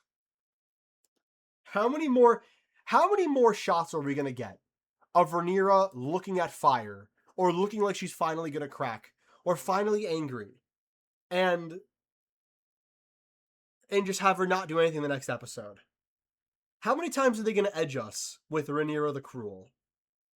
Like, nothing ever happens. Nothing. Nothing. It's bonkers. And guys, this was the best episode in the whole show. This episode was much better when, not the whole show, but the best episode in the season. Do you think she will do something bad in the finale? Probably. But it'll be stupid. The edging and dragging is seriously it's unbearable. We're at about 15 episodes now of straight edging.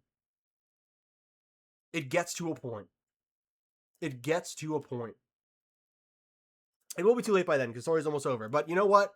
While we're here, screw it. We're rolling right into episode 4. We're rolling right into it. We're on a roll today. Hot take, episode 4 is my favorite simply because of Ormond and James Norton. I mean, yeah, but hey, what even happened in this episode? Okay, so we open up the episode with Ormond being introduced. And I like Ormond's introduction. Or real introduction, I should say. He's cool, he's charismatic, he's good looking, he's playing the Game of Thrones. We got to see his butt. We got to see that. That was interesting. I like that the people he's talking to stick up for Rhaenyra. This is a decent slow burn episode that is paid off poorly. I like his introduction. It is what it is. Now, okay, let's address it. Let's move a little forward, talking to Daeron. We go back to Rhaenyra, and we are just accomplishing a lot of nothing. We are just yapping and yapping and yapping. Again, I'm good with a slow burn. But guys, we are in a war. This show feels so small scale. It feels like nothing is happening all the time. It just drags and drags and drags. We have Alicent's 6th treason right here. 6th treason by telling Rhaenyra about Ormond. Whatever. This continues to be Team Black's strongest soldier. More yapping. Corlys is leaving. Because Corlys can just leave. The Hand of the King can just dip to go fight, I guess. Who cares? It doesn't matter that he's violating a queen's order. Whatever. We see Aegon for the first time in a few episodes. And this is a good scene. This is a good scene. I really like Aegon going to meet Sunfire and feeling in his heart that the dragon is alive. My boy just, it's so good. I like that everyone believes the dragon is dead. You have to pay people to go and see it. And Aegon goes to see Sunfire and goes, he's still alive. Light criticism, it's really not that important, but it is worth saying. Sunfire looks real dead. Like, really dead. I'm okay. I'm okay with the rug pull, but the dragon looks like it's fossilizing slowly. It looks bad. I mean, it looks real rough. So, I wish they made him look a little more alive. The decaying, though, yeah, like, the dragon is decaying. The dragon is decaying. That is a bit of an issue. I wish they made him look a little more alive, but whatever. Still a decent scene, a touching scene. Like, dude, look at the dragon. Look at the dragon, look at the color. That dragon? That's a dead dragon. Visarion, after being killed and revived by the Night King, looked more alive. They try to argue since the dragons are similar to lizards who, when injured, go into a hibernated state to focus on recovery. No, that makes sense. But the dragon looks dead. Like, it's not even... It's so obviously dead. We don't even see any... Like, it'd be cool if we saw something. Now, Kristen Cole and Gwaine get to Harrenhal. Alice scares them a little bit. They realize that Aemond is nowhere to be found. And again, all of these scenes are minutes long apiece, and they're just dragging. This show, these middle episodes, 4, 5, and 6, are an absolute slog. Cole and Aemond never talk. Them getting to Harrenhal is so filler. It's just for them to see, like, oh, he's not here, we need to go. It's just to inform them going on their own little adventure. Scene is mid. It is boring. Kristen Cole won't be interesting till next episode. It is what it is. Then we have Alan and Rhaenyra talking about the dragons, Viserys, Legoland, and so on and so forth. The show is now putting me to fucking sleep. And they notice there's a lot of rats. So Rhaenyra implements the idea to bring a lot of cats into the Red Keep, which is Otto's idea in the book. The model is somewhat destroyed still, but from Aegon destroying it. And I actually like Alan and Rhaenyra talking in this scene. The actors actually have some decent chemistry as far as just the characters interacting. But the scene ultimately is just... It's a slow burn that's been taken too far. Really. Yeah. I do like that they gave the cat's idea to Alan to show that he is capable and that Rhaenyra is willing to listen to other people. I agree with that. I do like that it shows that Alan isn't dumb and that Rhaenyra will listen, but this dynamic isn't really built upon for the rest of the season. Now, Aegon and Loras get to Rook's Rest, and I really like what they do with Aegon here. Because by making Jaehaerys so unlikable, the showrunners put you in a situation where you kind of feel for Aegon because he's injured, because of the dragon, and because Jaehaerys is a huge jerk. But with that being said, Jaehaerys is only a huge jerk because of the damage Aegon has done. Aegon is seeing the damage of the war that he helped cause and is feeling the first-hand response and just output of the suffering he's pumped out into the world. That is interesting, because as I said with my Aegon video that got copyright, it's fascinating to make us understand Aegon and kind of root for him at times while still acknowledging that he is terrible. Does that kind of make sense? I hope so. I hope so. Seeing the results of war. It's a good scene. Aegon's character is well done this season. Oh, here we go. All right. It is time for the next SA, the next sexual assault. Hugh's wife is assaulted, and the scene is only here to inform Ormond's decisions. And I'm going to say it again. You can do character without a woman being assaulted. You can have a woman developed without being assaulted. In A Knight of the Seven Kingdoms, Aerion Brightflame is characterized as evil without sexually assaulting Tanzel Tutal. You can have this guy do something else. You can have him steal. You can have him hit her, maybe. He does not need to sexually assault her. You can make Ormond a complex ruler by virtue of dealing out punishment to this guy without having him assault someone sexually. It's just exhausting. How many more times are they going to do this? This is the fourth time? This is the fourth time in 4 episodes, guys. We're 4 for 4. We have the man with Kristen Cole. We see Alicent and Aemond. Alicent and Jaehaerys, or whatever stupid name is. I don't even know. Who cares? And then now Hugh's wife. Thank you for stopping by, Dazzle Bluebird. Jasper, there you go. Especially since she's already been assaulted. Do we really need to assault this woman again? Feminist show, everybody. Feminist show. So, Rhaenyra is delegating with Hugh. It's just tiring. Okay. Ulf sees Queen of Bastards that has been written or wrote, I'm sorry, not wrote, not written, in Fleabottom.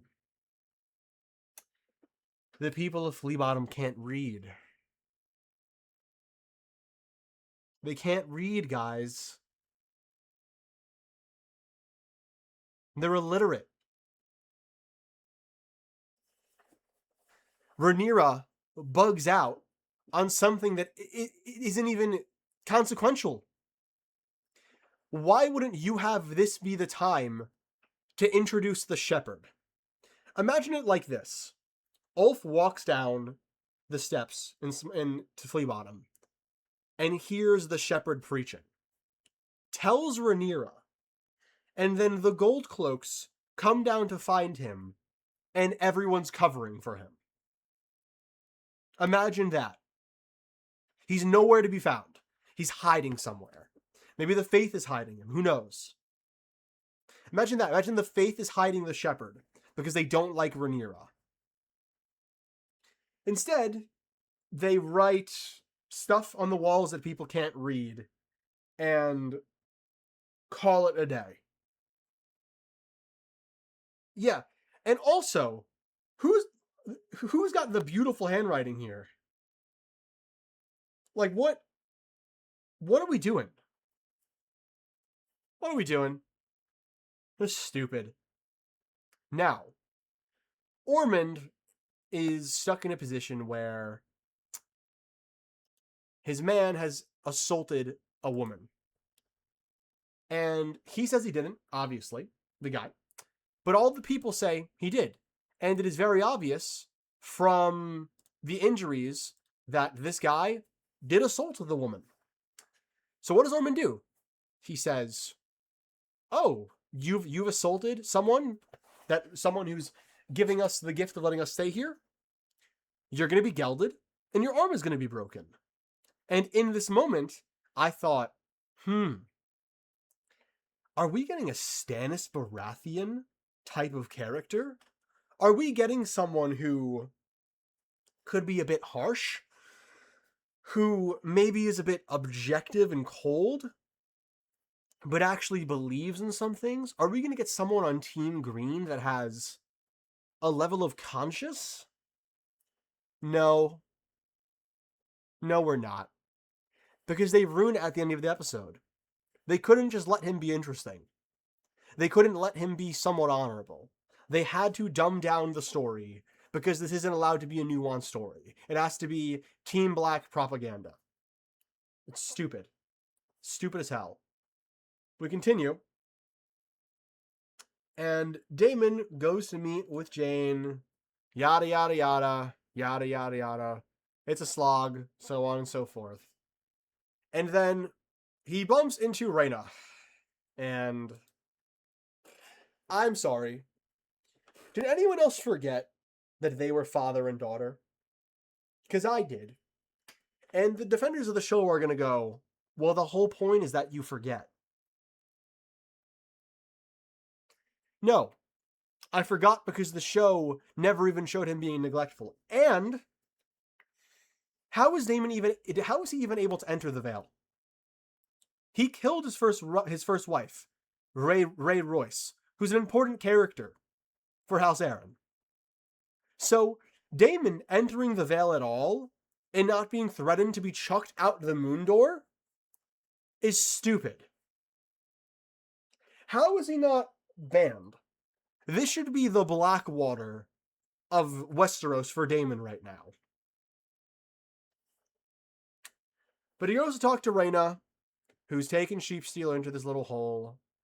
And man, I don't need to rehash it. You guys know my feelings on Rhaena. This character has... Every time Rhaena shows up on screen, I roll my eyes. I roll my eyes. Her plot goes nowhere. There's no point of even talking about it. They ruined 3 characters with 1 decision. And now we're left with just this shitty husk of a character. That's about it. I'm not even going to talk about this anymore. Now, Ormond receives a letter that Aemond and Vhagar will not be joining. And you see Daeron tell the serving boy to move away because he's about to crash out. I like this scene. I like the idea of Ormond being built up as this guy who has he's all together. He's cool, calm, and collected. He's a more objective ruler. But he also has this dark side. This rage that can come out. I like that. But you have to use it sparingly. If you're going to have him be unhinged, have it only come out at specific moments. Or have him be chill for the vast majority of time and then snap in a key moment. Don't have him actually be evil. Don't have him be evil and then be pretending to be good. Have him be a decent man that has a dark side to him. That is far more interesting. Okay? Then, Rhaenyra talking to the Maester some more. Ulf comes in. This scene is so... Ulf, my goat, walks in and says, Rhaenyra, I would like you to free the homies. All I ask is you free the homies, let me drink on Fridays, and I'm your man. And she goes, nah. Not only no, but you're not allowed to go to the bar anymore. Not freeing the homies, you're not allowed to go to the bar. The logical thing would be to give him a guard, and so on and so forth. And I'm going to get to why. And on one hand, it's a question of, maybe they knew this, and they're trying to make a point that Rhaenyra is a bad ruler. I don't think so. Because the smart decision, especially once Ulf says, by the way, they called you the Queen of Bastards, would have been, all right, the small folk have the wrong idea about me, even though I just taxed the rich people. Ulf, you know that area. I'm going to send you with a few guards, so you're safe. I want you to go down there, and I want you to party your ass off. I want you to buy everyone drinks. I want all rounds on you, on the crown. I want you to be an ambassador for me. To turn them. That would have been a smart decision. And if the show is going with the angle that Rhaenyra is making bad decisions, fair play. I don't think they are. I think they didn't think about it.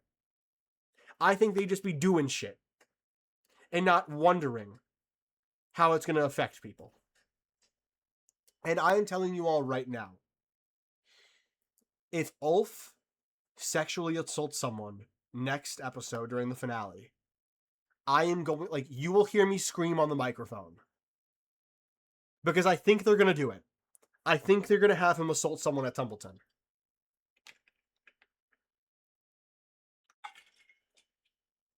Because they have made Ulf a little too likable. And I'm starting to think they didn't intend to do that. I'm starting to think they wanted you to not like Ulf because, I'm going to show you why.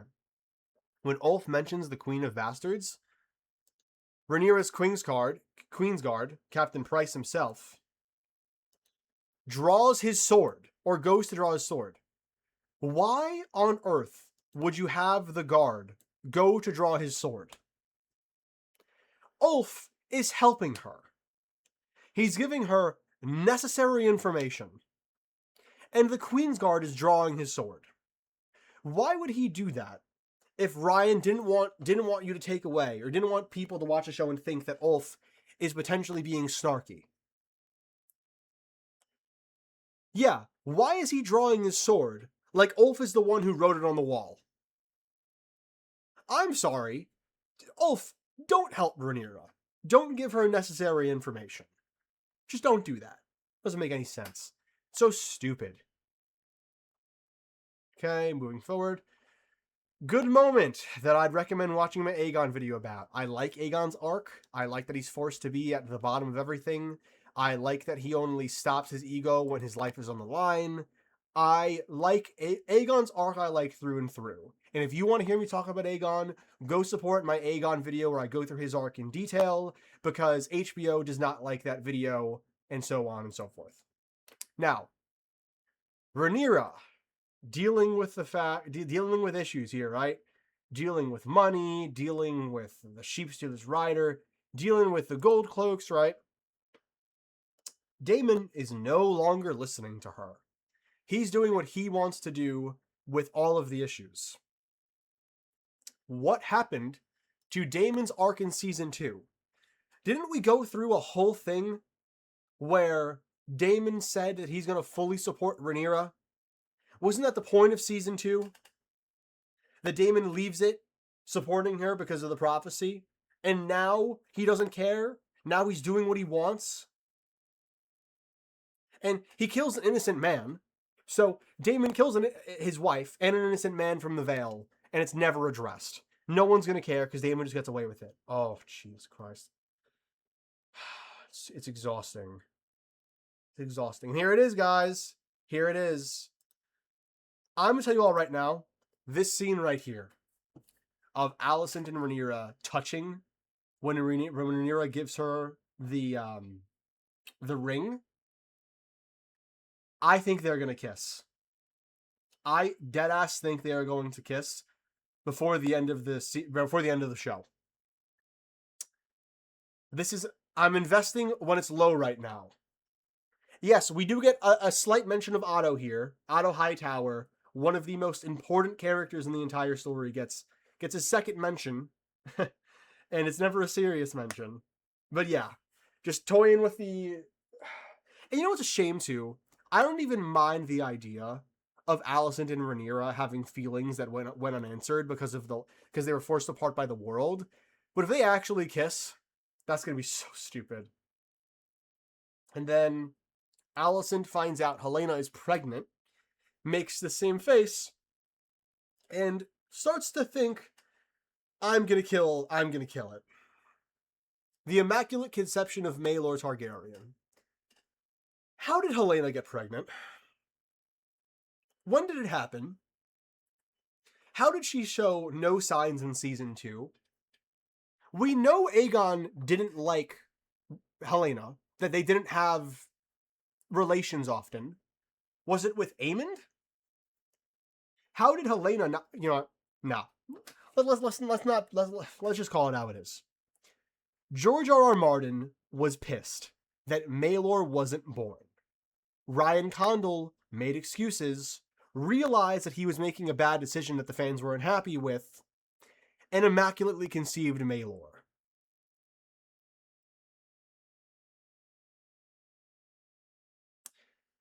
The ladies who help Helena get dressed, who are the staff that Massaria questioned, didn't mention it. They only added this in because George complained. It is so painfully obvious how insecure this show is because George R.R. Martin denounced it and because it just isn't capable. This show is losing fans, it's lost the creator of the project, and it's smiting its creators.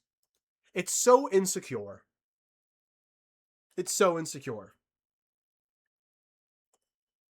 And what's so crazy is how boring so many parts of these episodes are. So incredibly boring. This is a war. Where is the war? Where is the scale? How much more time can we spend waiting? And then we get to Daeron's final scene with Ormond, where they just had to destroy Ormond and Daeron's character. We couldn't have Ormond be a decent man. We couldn't have him be a decent ruler. We had to make him a murderer. We had to make him crazy and unjust. And Daeron folds. He gets peer pressure into killing an innocent man. And I'm fine with that on paper. I am fine with Daeron killing an innocent man if the show makes it a point moving forward. But now, it hasn't been addressed in 4.5 or 3.5 episodes. Hasn't been talked about. Never addressed again. So, Daeron the Daring, who's supposed to be likable and cool, is now a murderer, and Ormond's a madman. I love the nuance. I love how nuanced this story is. Ugh. Phenomenal episodes. Phenomenal job, HBO and Ryan Condal. You know it. You know how to tell a riveting story. A riveting story, yes you do. On to episode 5.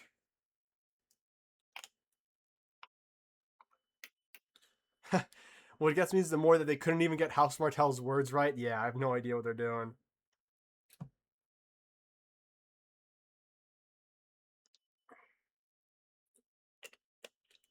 Right. So, for the sake of opening, I like that we're opening up with Oscar Tully. He's cool. Is this Oscar or is this God, I'm brain farting. It is Oscar, right?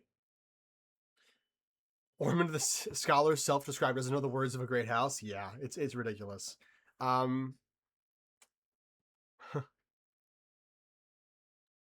a lot of people convinced they'll change the whole Dragon Pit scene, possibly. Now, I like the idea of Kristen Cole assassinating people in the night, as in like he's gone down to use darker methods, but we barely get to see any. I would have loved more of this, more of exploring what Kristen Cole is doing. It's Oscar, yes, that is right. That is true. The Muppets of Tully's. I don't mind Alice being creepy. People are coming for Eamon. Eamon doesn't pop up. Eamon doesn't pop up at all last episode. Things just kind of happened. And we skip. So, last time we see Eamon, he says, help me. Okay, well, let's take note of that. Eamon says, help me. And now he has a full-on motherly, creepy, loving dynamic with Alice that happened off-screen. And the thing with relationships between characters is you really want to build them up properly. You really want to see what makes people tick, what brings them together. But instead, Eamon is just in love with Alice now because mommy issues and because must be parallel to Damon. Kind of lame how we don't see them actually develop. Kind of lame.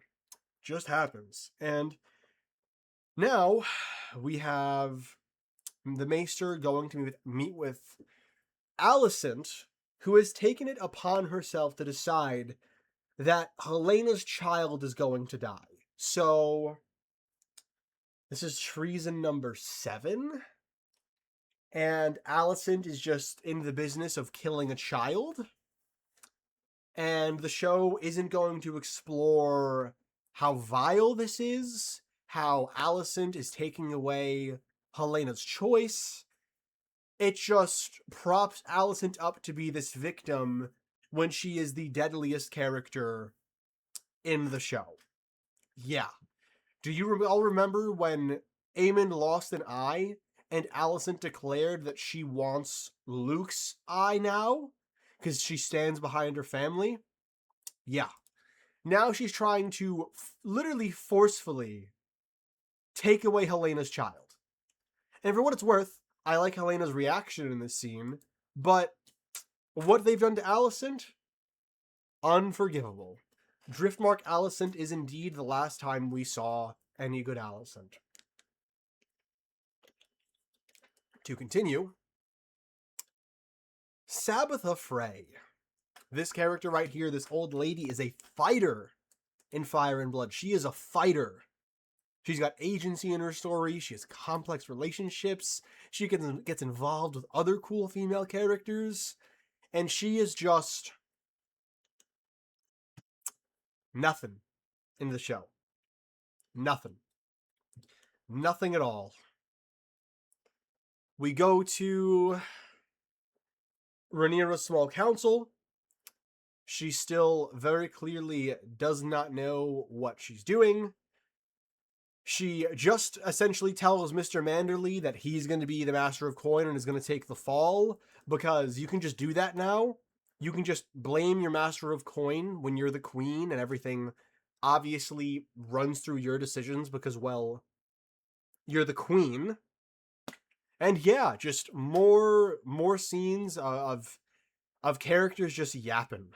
Daemon isn't listening to Rhaenyra again, even though we had this whole arc of him last season where we came to the conclusion, or he came to the conclusion that he's going to be listening to Rhaenyra more, and he's going to be putting her first. Rhaenyra promises Hair in Hell to anyone who slays Aemond, but then claims all the Riverlands are hers while she's actively searching for Aemond in the Riverlands. Yeah, it's just This search for Aemond is so ass backwards. The fact that she doesn't send multiple spies to just track him down, like legitimate spies, it's so ridiculous. All right, got that. Now we have more Aegon and Loras walking around. This is a decent scene where he's saying he wants to kill Aemond. It's fine. Now we have Alicent. Alicent telling Mysaria about how the tea was actually for her. And drinking it. Just such a goofy scene. It's I guess nice to see Alicent defending her child in any way. But the fact that we're even here is just goofy.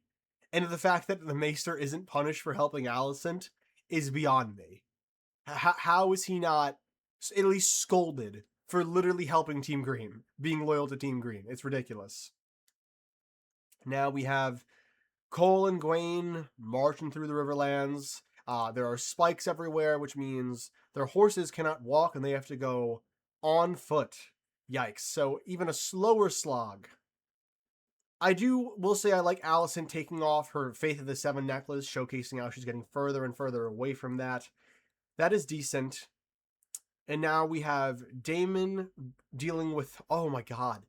This episode starts this problem with the Gold Cloaks, where Ormond is paying off small folk to fight back against Rhaenyra's rule.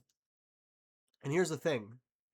In Fire and Blood, the point is that the small folk revolt, not because they're being paid off by a different king, but because Rhaenyra sucks.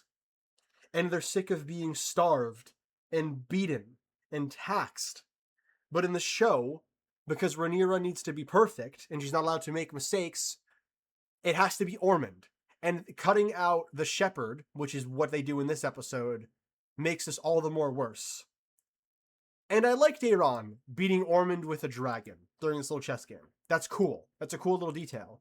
But again, like, why does Ormond need to be such a baby? Why do they have to make him so unlikable and lame? Does he really need to throw the entire chessboard? He couldn't just be like, damn, or like, get pissed? He has to be enraged? It just gets to a point. I like to think this scene is the one that gives Ormond the idea of recruiting Ulf to his side since the board shows their current situation. Yeah, I like the symbolism of them playing this chess match and Ormond getting the idea to recruit Ulf with the dragon that Daeron uses. But I just don't like that they make Ormond such a goddamn baby. Then, a little more abuse to Daeron. Alicent comes up with this plan. So, Alicent now doesn't even care about her granddaughter. Doesn't even care. She's just like down with Jaehaera. We're just, me and you, Helena, I have to save you from my own ego. I have to save you because I'm a selfish narcissist that the show won't acknowledge, and who cares about your daughter? They're also playing a board game 100 years before it's created. Nice. And then we get to this absolutely beautiful storytelling where Adam, Baela, and Alan are now in a love triangle. Wow. I really hope people feel represented by these characters. That they race swapped the Velaryons, said, here, damn, take your characters, and we're not going to give them a character. Baela's actress went on record saying that acting this role was difficult because she doesn't know who Baela is. Adam has no character. Alan's barely a character. And this whole storyline, this love triangle, is worse than any CW show love triangle I've ever seen. This is worse than the Hallmark love triangles that you would see when you were growing up. It's just so dumb. And I think House of the Dragging is a really good name for this season because they are doing anything to fill time and yet still find a way to fill it without giving character. Now continue on with Aemond having his trippy dreams with Alice. Whatever. We don't understand their relationship. Vhagar is gone. Can someone tell me where Vhagar went? How does the biggest dragon fly away and no one notices where it went? How does no one see Vhagar? Not a single person. It is the biggest dragon in the world. Okay? If it goes anywhere, someone's gonna see it. Yeah, first of all, how does the dragon just leave his rider? How does it just, like, disconnect? But even then, how does no one see her?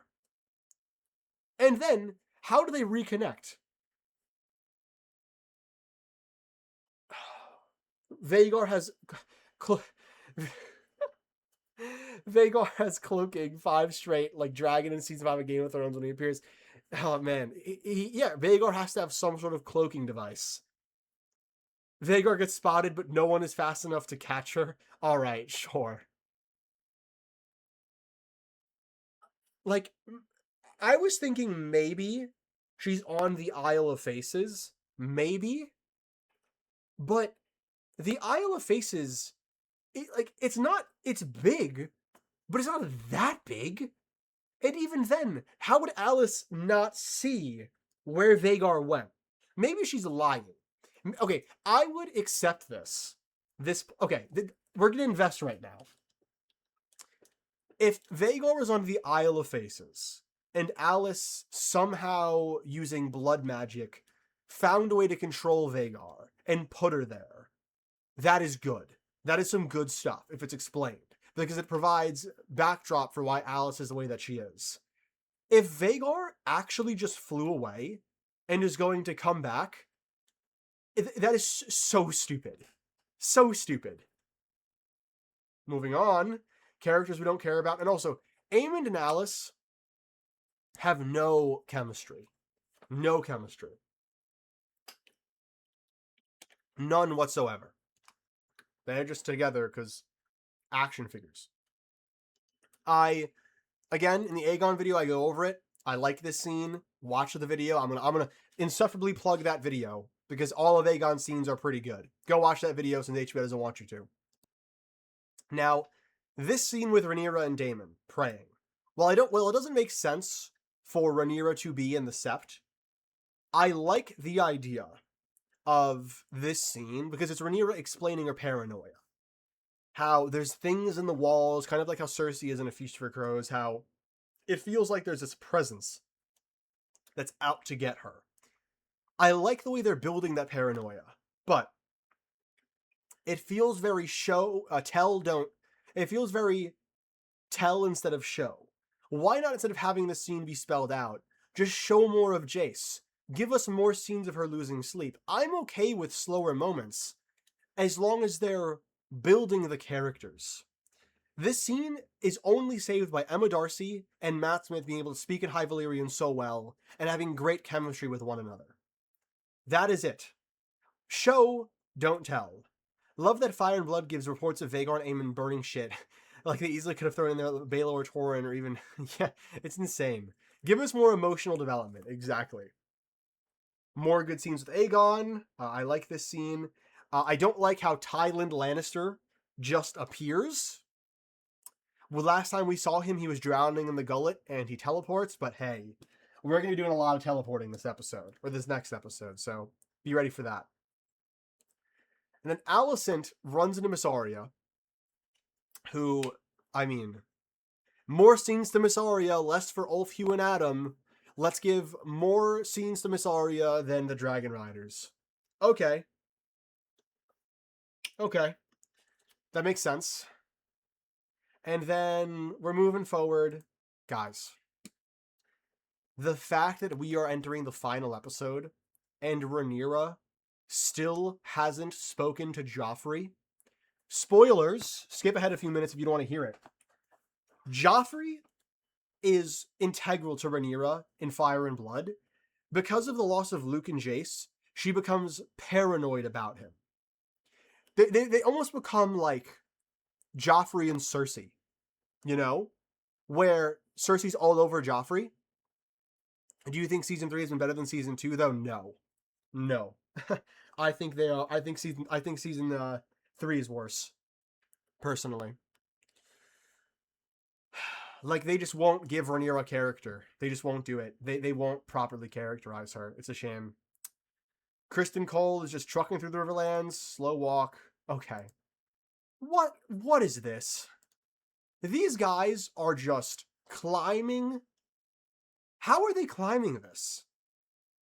Are these professional climbers? No equipment? Nothing? Not even a pick of something? They're just free-handing this? Stupid.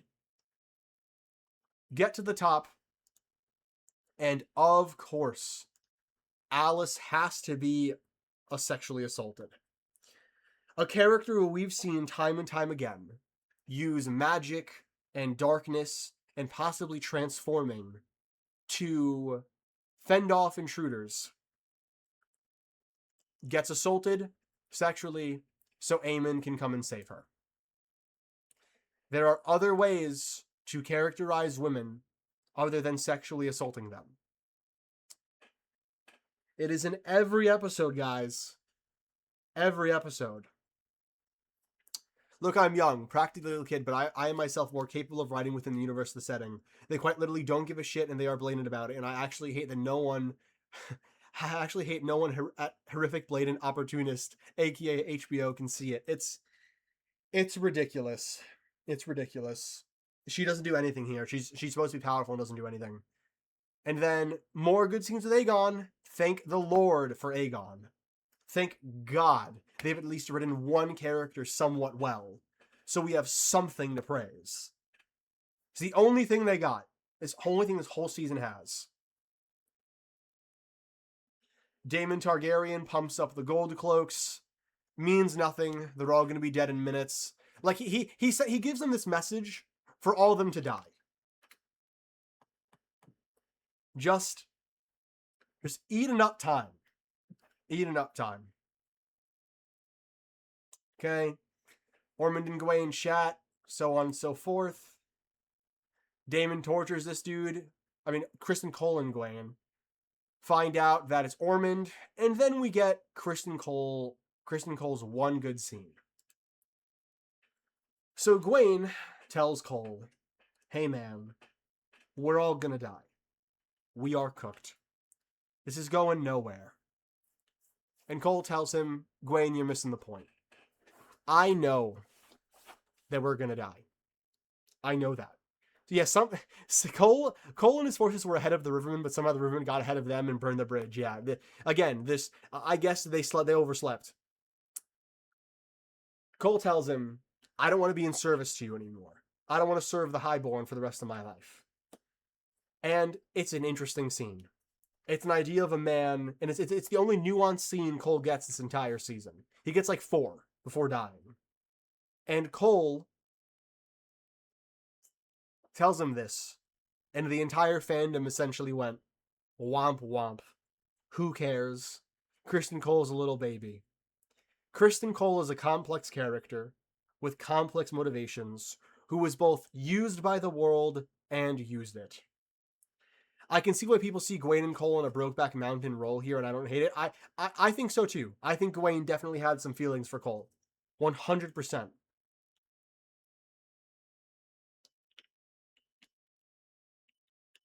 So, halfway decent scene, and it is really a shame that the fandom does not appreciate him, and that HBO is going to gut him very soon. The episode, so, Alicent and Helena find this random exit in the Red Keep. This random door that leads to somewhere. And they don't use a doorstop. They don't have someone hold it open while the other one goes and checks. And also, the thing you gotta understand about these secret passages in the Red Keep is they aren't safe. They're not meant to be something you can just walk into and be fine. They twist and twirl. To kill Tywin, Tyrion has to climb 300 ladders, and if he falls, he dies. Jaime sends men into the tunnels early on in A Feast for Crows to see where they go, and they never come back. Probably starve to death in there. Alicent and Helena just walk in here, and this lame ass show, after giving us the dead gold cloaks, has them drop the light and go, "Oh no! Oh my god! What are we gonna do? We're stuck!" And if this show was serious, if this was a Song of Ice and Fire, they're dead. You're telling me they've been locked in that room for days and weeks, knowing that the Red Keep has exits, and it takes a cat to tell them the passage is there? And who blocked? Yeah, I have no idea. I have no idea. And how does the passage just lock? I mean, we are just burning screen time. We are spending money. We're lighting it on fire. We're lighting money on fire. That's what we're doing here.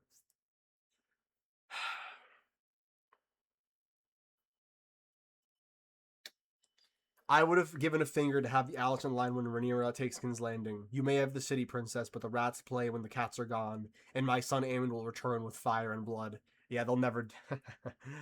All right, everybody. That is episode... that is episode 4. Episode 5. Unbound, Unbent, Unbroken. I think we are chilling, though. Yeah, we're chilling. All right. Let's get on the way with episode 6, Faceless Men. So we start off with the Battle of Butcher's Ball. So, it's shot well. There is that. There's that. Let's talk about the problems. I think Kristen Cole's death is terrible. I'm going to tell you why. First of all, Oscar Tully, Chad, love seeing him. Kristen Cole, I don't have a problem with him getting an anticlimactic death. I have a problem with him dying at the start of an episode and then no one mentioning it. Because this is the kind of thing that you do at the end so the audience can sit with it for over a week. For a week. Them doing it at the start immediately undercuts the moment and the character. On top of that, where is the line? Last episode, it was a great moment where Kristen Cole says, "There will be songs sung about me that even Alicent will hear." And then there's no line. Because in the books, I don't have the exact quote off the top of my head, but there's the idea, I think he says, "I will have no songs sung about you, Kingmaker." Cutting out that line sucks. Where this really bothers me is the fact that the person who gets the kill shot is someone named Black Ally Blackwood, who, if you haven't read the books, you don't even know of, because she is not a character. Black Ally Blackwood is not a character in House of the Dragon. She gets no characterization. She's just there. And the show wants you to go, "Oh, look, book readers, see, that's something. We gave you Black Ally Blackwood." Cole's death is very significant, but it comes off... How do I put this? It's meant to be significant, but unsatisfactory. His death feels both insignificant and unsatisfactory, when he is the most mentioned person from the dance in the main series. This show, because of the way the showrunners read what people were saying about him online, because of the way they engaged with the audience and wanted to give them their fan service, disrespected Kristen Cole's character from the very start, never gave him a proper arc, then had a woman who isn't characterized get the kill shot on him instead of faceless people like with Jace, because they knew that their female audience hated him. That is the state of this show, where the writers are actively reacting to what fans want, in a way where fans are just saying shit and they no longer care about their story. And next episode, no one will mention it, even though he's a huge part of the lore for Jaime and Loras.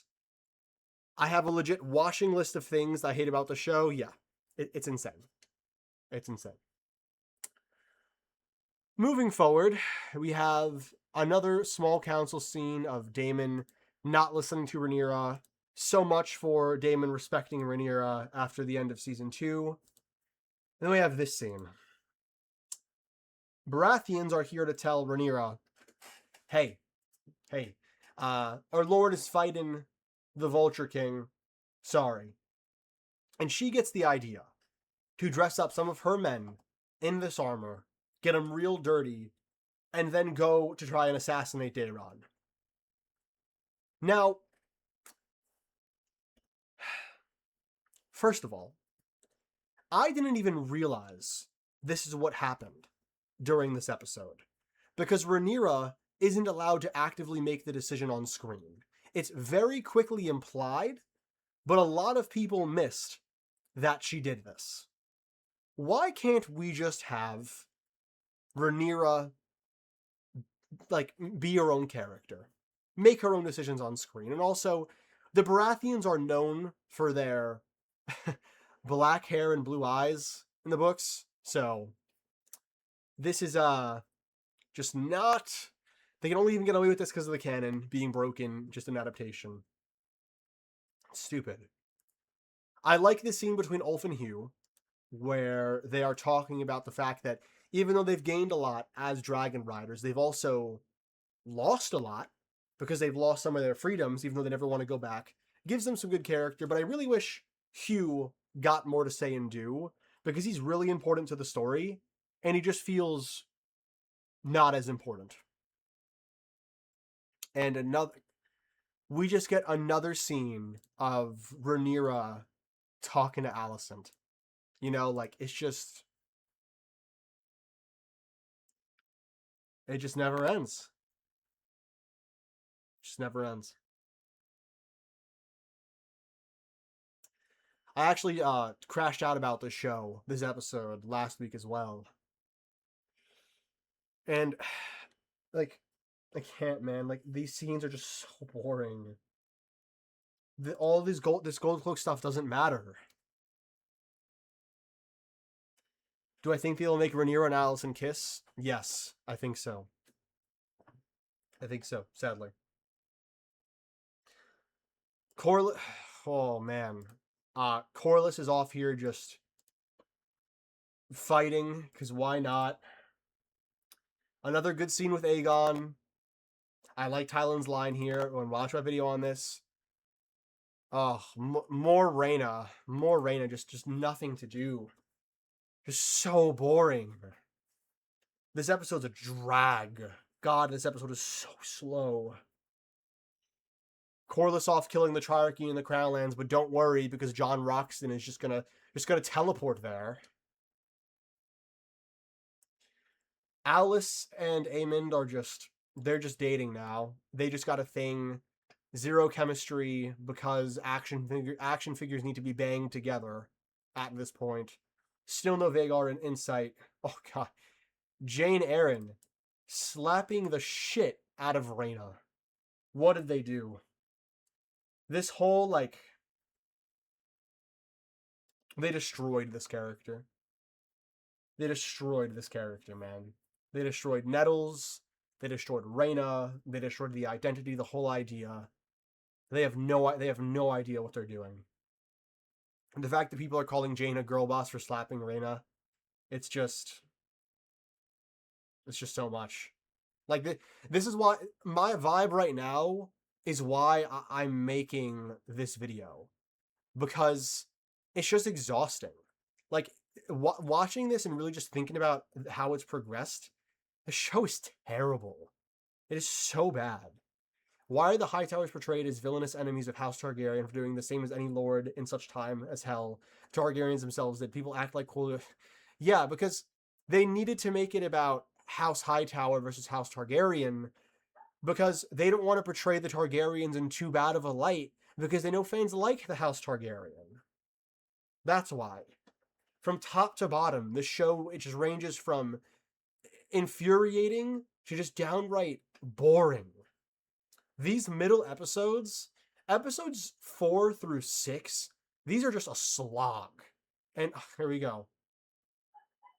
We've gotten maybe 3 scenes between Alan and Bela, maybe 3 this entire season, and they're just making out. Who cares about Jace? Who cares about her past experiences? Just insufferable. Just so stupid. Then we have, again, it isn't just enough for Ormond to be classist and abusive and a sore loser and cruel. He's got to be homophobic too. We have to make sure that everyone really understands that he's just the worst. It's just too much. Talking about nonsense. Daron telling Gwen that he's being abused. And guys, it's been 2 episodes since people are shipping Ormond and Gwen. Yeah, I don't care. It's stupid as hell. Daron, we haven't even brought up that Daron killed someone. We haven't, like, are we gonna bring it up? Are we going to bring up the fact that Daron killed an innocent person? Is it going to happen ever? Because they're trying to play this side where he's like, oh, I'm being abused, and Gwen, you left, and so on and so forth. But you can't have that complex arc and not address that he killed an innocent man. And yes, they're characterizing Gwen as someone that Daron can find himself in, that can confide in. And he won't tell him. Where's the emotion? Where's the character? Like, I don't know any of these people. Because you introduced Daron in season 3 of a 4-season show, when he should have been introduced in season 1. But we go back to season 1, and the problem stems from them, because they never properly characterized them in season 1. Do you want to know what's funny? Despite HBO tries people more and more dislike Targaryens, yeah, because like, I'm sorry. The Targaryens aren't the most interesting house in the lore. They're not. The Starks are more interesting. The Baratheons at times are more interesting. The Boltons are more interesting at times. It's just so tiring. Like, they glaze them because they keep the lights on. The Lannisters are more compelling, 100%. And again, like, I like the idea of Helena's dreams haunting the narrative. The harm that she commits to herself is tragic and sad, and I think they have done a great job with Helena. I think Helena deserves her own video that I'm going to deliver on. Allison's got the same face. Helena is a tragic character. I feel for her. It's a shame that the show doesn't flame Allison more for trying to kill Helena's child. And here we have Alice Rivers just murdering an innocent man. Because I thought Alice Rivers, murdering an innocent kid, I thought Alice Rivers was supposed to be a semi-decent character. Like, had a bit of a moral compass to her. But nope. Because she's now with Aemon, she has to be a killer. And their relationship is just stupid and forced. The dragon eggs, like, whatever. Just keep tying it to the main series. Keep tying it to a series that's either unfinished or a terrible ending. Their kiss is terrible because they have no chemistry. At least, you know what? At least we get Rhaenyra ruling and sucking at it. I like that they show here that Rhaenyra can't rule. I think episode 6 is the moment they decided to actually demonstrate that Rhaenyra doesn't really know what she's doing. I think that's pretty good. I like that she also cuts herself in the Iron Throne, that they're playing with the idea of her being rejected. I wish they did that more often to highlight the problems that she's caused, because Rhaenyra has been a bad ruler since long before she nicked herself on the Iron Throne. It's just really when you click through the episodes like this and really binge it, it's kind of insane to look at it as a whole product and understand how disconnected it feels and how much it lacks in terms of character. I mean, we've been sitting in the stream for 3.5 hours just watching them, and it feels like every episode we're watching a different story. Like, we're watching a different focus. There's no cohesive through line. I agree. And then Damon dresses up as a random gold cloak, and in broad daylight just spots a guy. Just notices a guy who's assassinating the gold cloaks, and in broad daylight pulls him to the side, murders him in broad daylight again. He makes no attempt to hide his hair. It's so clearly Damon. And then when he leaves, he beats the shit out of Ulf, which is again a stupid move. And from an optics perspective, like, what are you showing? It's just this scene. And the fact that they run into each other, King's Landing is a huge place. And the fact that they just casually bump into one another. You couldn't come up with a better way of doing this. Like, why not have Damon go to the the bar? Why have them walk into each other in the middle of nowhere? Have Ulf sneak out to the bar, have Damon go to the bar. Like, have Damon go down there and pretend to drink. Like, we know Damon does this when he would put the crime hoodie on at night. Have Damon sneak out at night, put on the crime hoodie, go to the bar, buy someone a drink, and run into Ulf there. Have that happen. And then what you could do is when Damon beats him up or threatens him, Ulf can be like, okay, you're going to rat on me for sneaking out, but then I'll rat on you for betraying Rhaenyra and sneaking out as well. Just simple things. The show cannot follow its own through line. This is what I'm saying. They've established that Ulf wants to go to the bar. They've established that Damon can go out. They've established that Damon needs information. Why not have them go to the bar? Even the fundamentals of the show are buns. Buns. 7 hours of content and we barely know 80% of the characters. Samwell in season 1 of Game of Thrones has more characterization. Damn right. Stupid scene. And then, yo, are we kidding? Ormond is a Targaryen hater. Ormond hates the Targaryens. And you're going to tell me that the biggest anti-Targaryen town in Westeros right now, Hugh can just walk in with this silver-ass hair? Are we kidding? Are we kidding? You know what's really funny? If I had to take over the show from now on, I would have made a small folk scene where a group of these people seeing a Targaryen in the City Watch armor, kill a random citizen in their eyes and beat another up. Yeah, you need to have them follow. Like, you need to have... And again, this can only work, even though it doesn't with the hair, because they don't have the purple eyes. That's the only reason. And then the Baratheons show up, and Ormond, who is supposed to be able to fight in the Battle of Tumbleton, can't fight and just vomits because they stinky. And the only reason that Daeron lives is because Gwain's gaydar pops off. I mean, it's so goofy. And when Gwaine is fighting and protecting Daeron, Ormond screams at Gwaine to stop. And why? Like, they're going to be introducing these Baratheon men to the king. Why on earth would they let the Baratheons into the king's presence with swords? The John Roxon kill was really rad, I agree. They go against this scene because we see in the trailer for the finale that Ormond is fighting and leading his forces. Yeah, if Ormond can't handle this, how can he fight in a battle? He's just going to be rolling around, just making a mess of himself the whole time. And then we have Hugh's wife talk about being assaulted. And then we have Hugh also just domestically violate her, which is sad. I wish we got more of Hugh. Hugh is really underdeveloped. His wife has a good point about the dragons corrupting people. Again, wish that was more explored. This just happens in broad daylight. Don't ask questions. What else? Alicent and Rhaenyra meeting again. Again. It's so exhausting.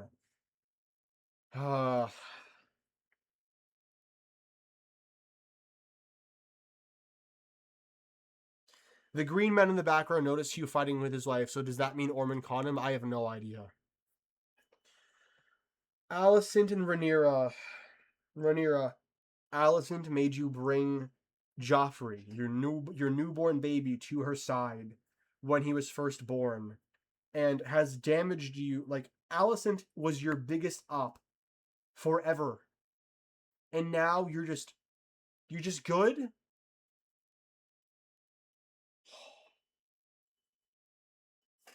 Whatever. Okay. And then Rhaenyra, Alicent, let's be honest, probably gave Helena something here to delete the child.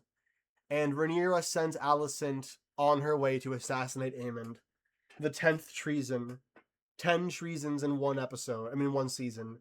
And I had people tell me, oh no, there's no way they would send Alicent to go kill her son. Yes way. They actually did it. It looked like she stirred something into the soup, I agree. And then the episode ends with John Roxton teleporting from Tumbleton to the Crown Lands, and then the start of the next episode, they're back. What are we doing, man? What are we doing? The show is so bad. All right, on to episode 7. Oh, all right. For Twitch chat, that is going to be it because I have episode 7 already recorded, and I will be recording. Yeah. I'm just saying on to episode 7 for the YouTube video, and then on episode 8 we'll do Monday episode. We'll do episode 8 on Monday together. Gosh. So exhausting. Without further ado, let's get going with House of the Dragon season 3 episode 7. This was a tough episode. So, we start off the episode with Helena having this dream of being out in the yard and then opening up the castle gates and just having this vision. And I want to say, for an opening, I like this opening. As some of you may know, I am a fan of cold openings in general, and I'm also a fan of dreams and visions of any sort in A Song of Ice and Fire. They are my favorite things, and I like how we don't really know what's going on. We just know there is something going on. I think this was a solid opening to the episode, and I wish we got more of them throughout her story, and I just wish Helena got more focus overall as a character, because I think she really is one of the most interesting aspects of this whole show. So I like this cold opening, but then I don't love this next scene. So the cold opening, the dream ends with Rhaenyra waking Helena up. And the first thing that I noticed is these two characters do not feel like siblings. Rhaenyra calls her sister, and I audibly told Katarina that I don't buy these two as family because we never see them actually interact in season 1. I've been saying for so long that season 1 caused a lot of foundational issues for this show because the characters were not properly characterized in and of themselves, but more importantly, towards one another. So when she goes, sister, there should be a level of tragedy I feel here for Rhaenyra assaulting Helena, because that's what she does when she grabs her hand. Yeah, this was their first one-on-one conversation, and it's in the second to last episode of the 3rd season of a show that's only going to have 4 seasons, when the whole point of the show is it's a family conflict. And I have to say, this whole scene is, where is it? It's right when she grabs her. She takes the cloth that Helena is weaving, or the weave that she's weaving, and grabs Helena by the wrist very forcefully. And I want to say this is the cruelest we have ever seen Rhaenyra be, and I do not like this decision for multiple reasons. First of all, in season 2, Rhaenyra says that Helena, of all people, why would she harm Helena? Because Helena is the only person on Team Green that is completely innocent in this entire thing. And on one hand, I think this could be a great scene to showcase how far Rhaenyra has fallen, that she is going mad, that the paranoia has really gotten to her. But the thing is, she does not act this way consistently throughout the show, and this wasn't built to. Her harming Helena should have been a season culminating event where everyone's like, "Oh shit, she's really done it now." But then later on in the episode, and we're going to cover this more later, when she's talking about Rhaena and Daemon, she's still presenting herself as, "Who do you think I am? I would never hurt someone who's innocent, who's not trying to harm anyone." And for her to do this to Helena, this felt like a very cheap shortcut to the writers trying to show us, oh look, we're making Rhaenyra bad and crueler, but not actually developing it. Exactly, Hadrian. It really feels like they sped run through all of the development just to get to these moments. It is really confusing. And it's a shame because I think this moment could work very well, narratively speaking, if the foundations were there. Oh, and then and then our next scene, I'm just going to cover this all at once, and I cannot show what is happening here. We have Alicent and Aemond. Now, I think I have a hot take about this scene. I do not think that this concept is bad. I could see a world where Aemond having these mommy issues because of the intergenerational trauma that has been passed down through his family. I can see George R.R. Martin telling a story like this because he does it in A Song of Ice and Fire. My problem is, we showed this in episode 1, I believe, them kissing, Aemond assaulting Alicent. But there is never an exploration of what that does to Alicent or really to Aemond, because they didn't give it enough time to breathe. And then when we get to this scene, it's gross. It is really uncomfortable. And we don't get enough development for either character, even though this isn't Alicent, for Aemond or this character later on. It just doesn't feel like it is getting the proper attention that an uncomfortable scene like this deserves. And as Chad is saying right now, it very much feels like they are just repeating the same thing with Daemon, which, sure, on one hand, parallels, but the way it feels so disjointed and disconnected, it just feels lackluster. And that is so insane to me because this could be something that alienates the audience for the right reasons, that makes them uncomfortable, makes the audience really reflect on why the author or writer, whoever it is putting this into their show and product. But because this episode and just every episode feels so disconnected, it just feels like I'm watching something gross, and that's really it. You know, I think it is interesting, and also I want to say all of the actors on this show are doing the best with what they have.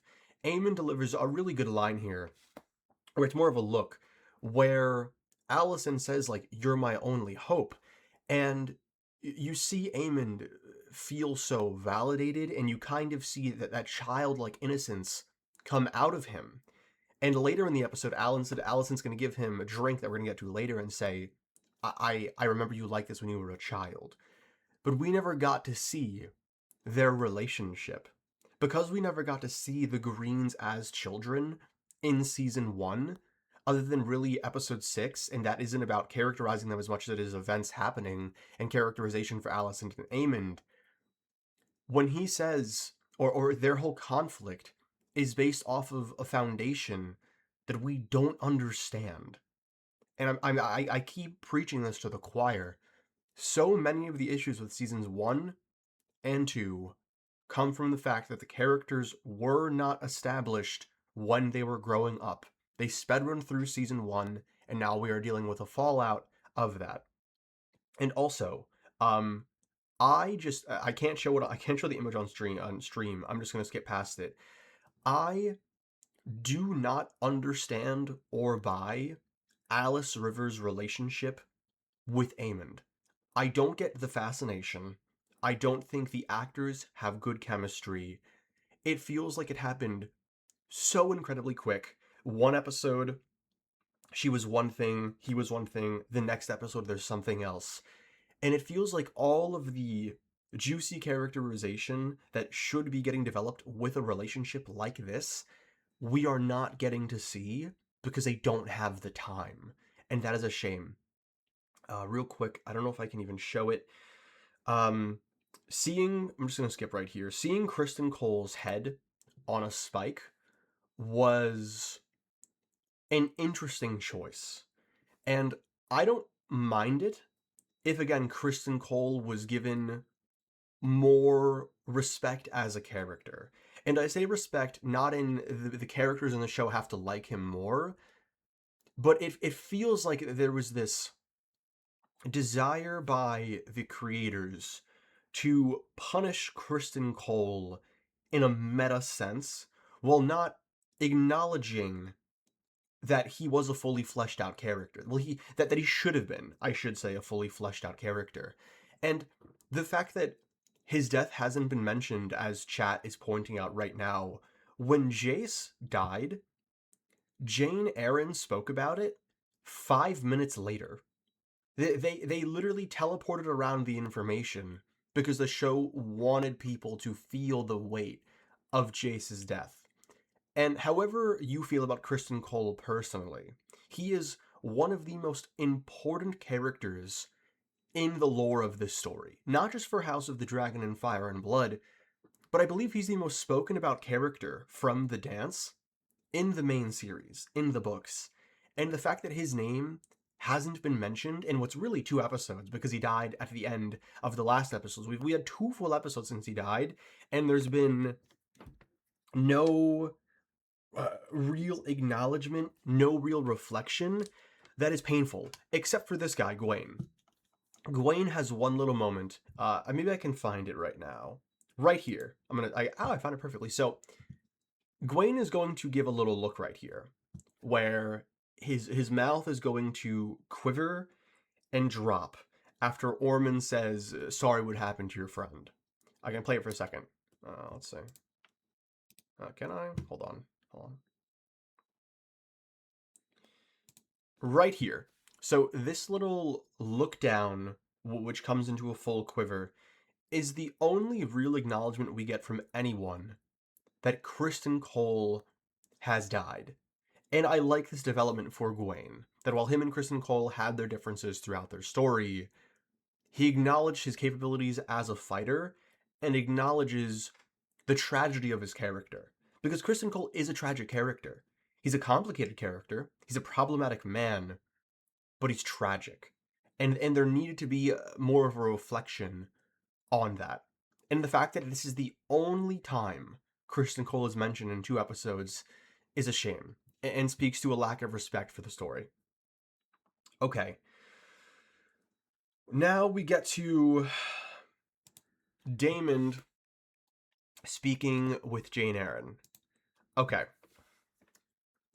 They tried so desperately to shoehorn in and wrap up this Rhaena plotline in this episode as quickly and efficiently as possible. And oh my god. First of all, as chat has pointed out, I guess the writers totally forgot that he killed his wife. Yeah, they're not going to mention that.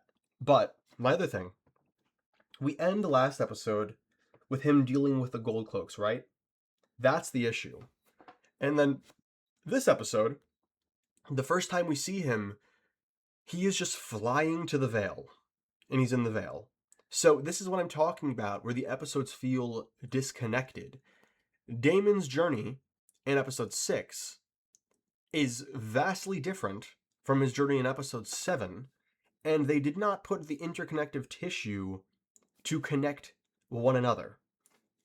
It just happened. And I spoke about this in my performative video, and I might have to make another video about this, but the way Rhaena is described, Jane says, "Oh, she's a dragon rider. I can't just lock her up. I can't just do that. She does what she wants." You slapped her last episode. But beyond that, the language and the optics of the conversation they are having about a person of color feels so incredibly strange. And yes, it feels racist. And I know I'm a white dude, and there's far more people more capable and qualified to talk about this, but it feels racist.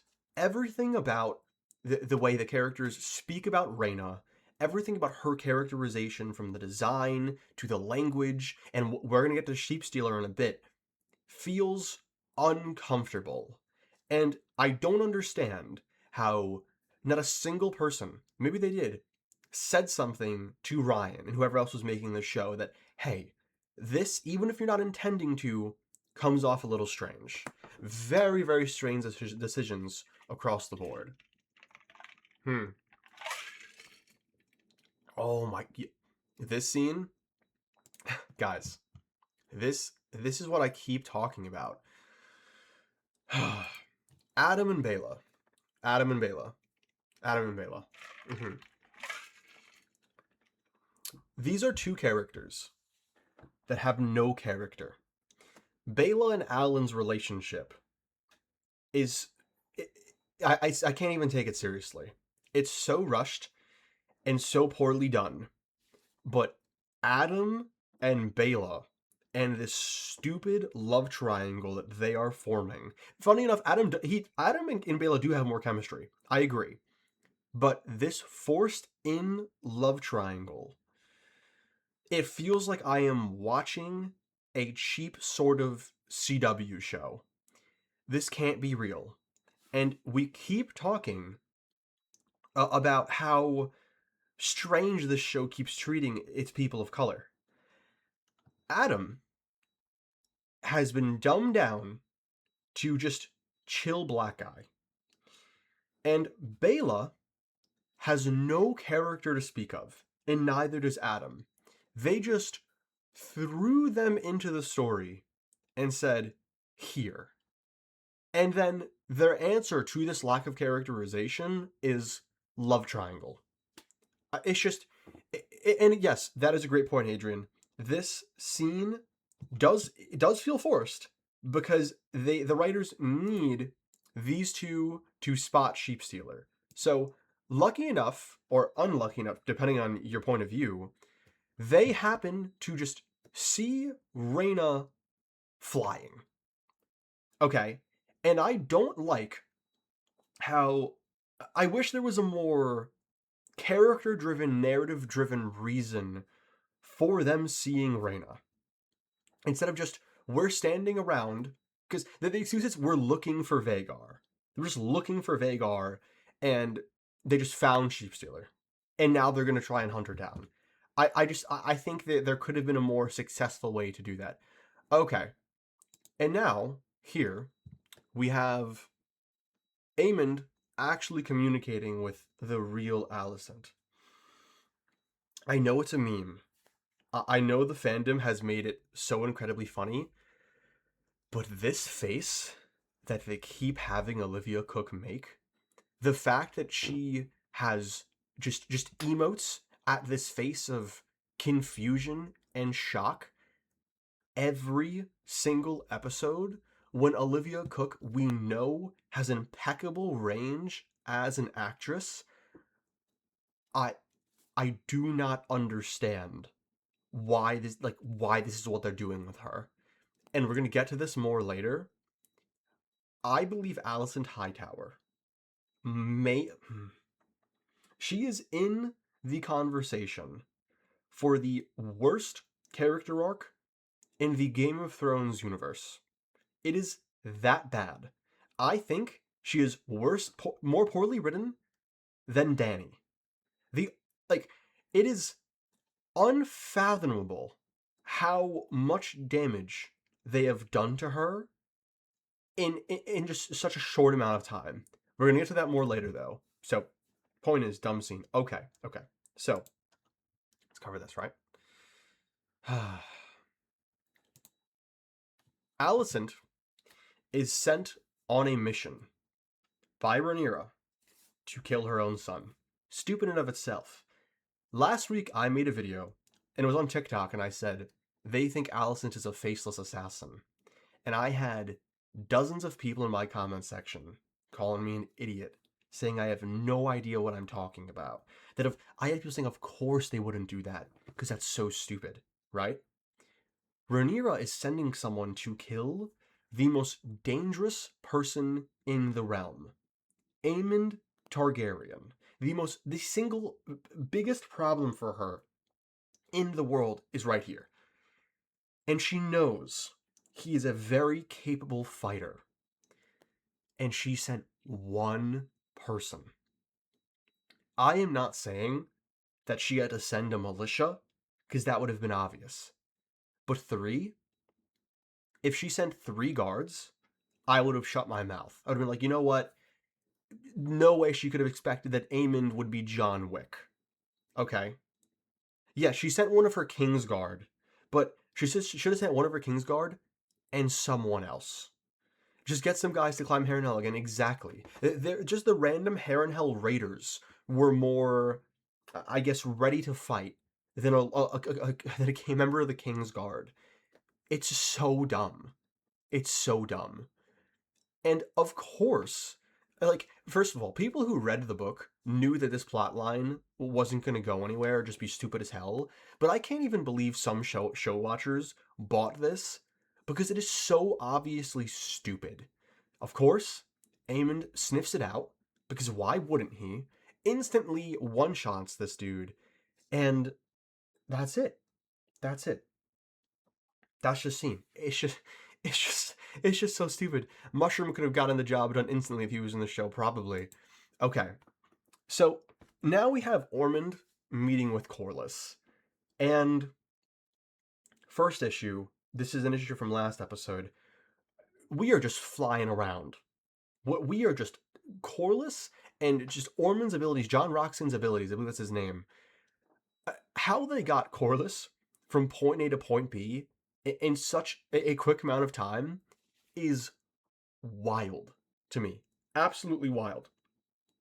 And Ormond's goal here is to, yeah, Corlys was in the Crownlands, exactly. And now he's at Tumbleton. It's actual sorcery. At least in Season 7, Gendry was the fastest.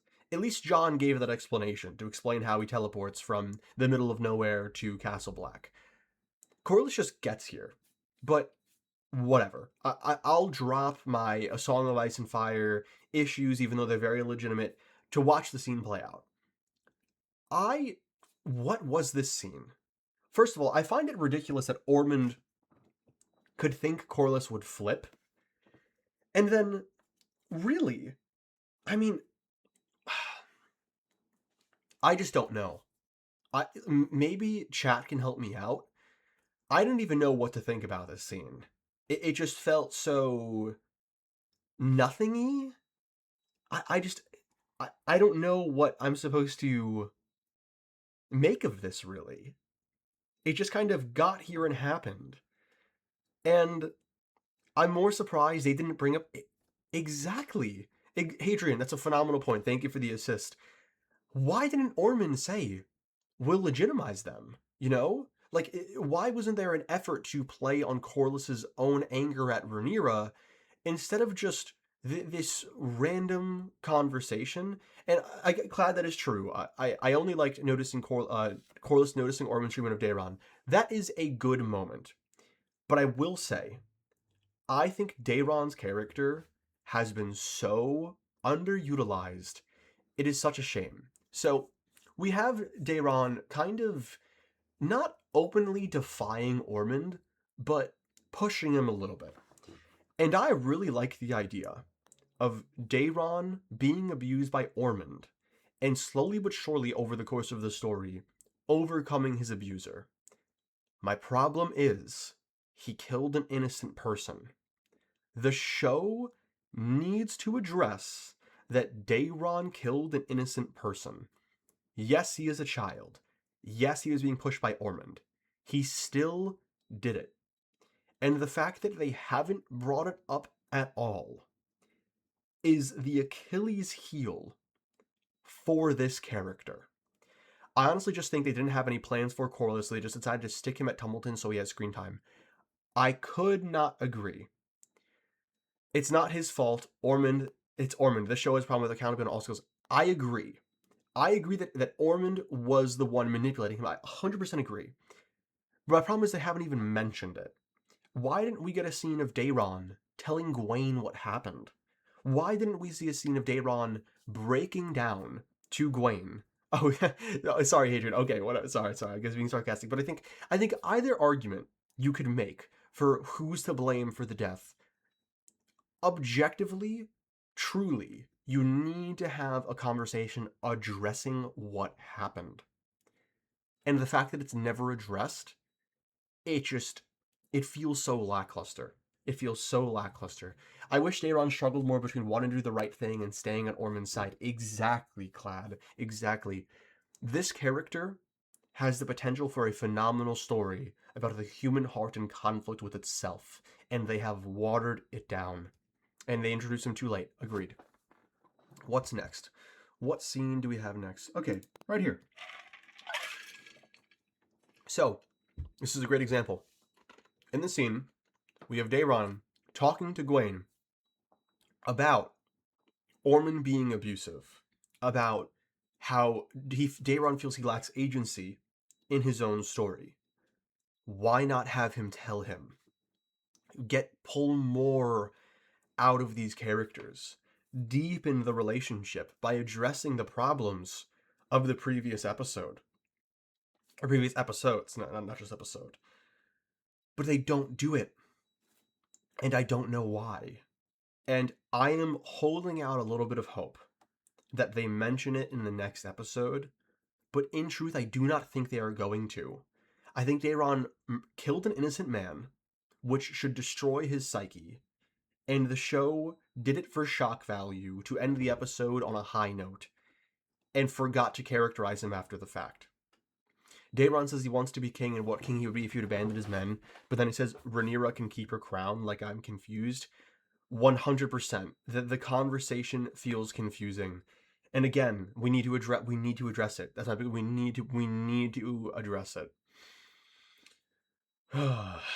What is next? What scene do we have a good scene coming up? Oh, okay. I kind of actually like this scene because it's super funny. So Mr. Manderly over here comes to the very true conclusion. What's up, Roni? How are you doing? That he has been used. And he calls out Rhaenyra for using him, and she just ignores him. And his reaction of just looking away is so real and so priceless. And I like that the show is leaning into Rhaenyra's incompetence. But what's funny is she gives up Harrenhal to Lady Frey over here, who's way better in the books, and just she just throws it out there. Why even send Alicent to begin with? Right? Like why bother sending her? I don't understand that. Because if you were planning on giving up Harrenhal, then why not just send a militia to go check anyway? Thank you for the follower goal. That was loud, but thank you. I don't understand the point of just giving up Harrenhal, but then also sending Alicent. Why not just, if the castle is empty and you want it, and you also think Aemond might be there, is Rhaenyra just assuming that Aemond is already dead? Is she just assuming that Alicent is going to 100% be successful? Because again, it's like they're making Rhaenyra so stupid, but do they know how stupid they're making her? I think they know they're making her problematic, but do they know how dumb they're making her? That's really my biggest question. All right. Next, okay, so right here, Adam and Baela tell Rhaenyra about Sheepstealer. And my question is, if Adam and Baela are the ones who spotted Sheepstealer, I'm pretty sure Baela doesn't come with, right? Well, actually, let me go into that. Let me go into that because I'm kind of forgetting. Hold on, we'll talk about that later. We have some Missaria scenes this episode. Yes, somehow they teleport back. Listen, dragon riding is fast and efficient. It's not that quick. You still gotta travel. It's still gonna take you like an hour or two to get from point A to point B. Okay, okay. I I really don't. It's one of those things where I gotta watch myself because people will take my criticisms of the White Worm and extrapolate things for agendas they may have. But the White Worm's characterization is egregious. She is the most insufferable character in this entire show. She is not interesting. Every single time she is on screen, I just she it's bad. It's really bad. She takes me out of the show.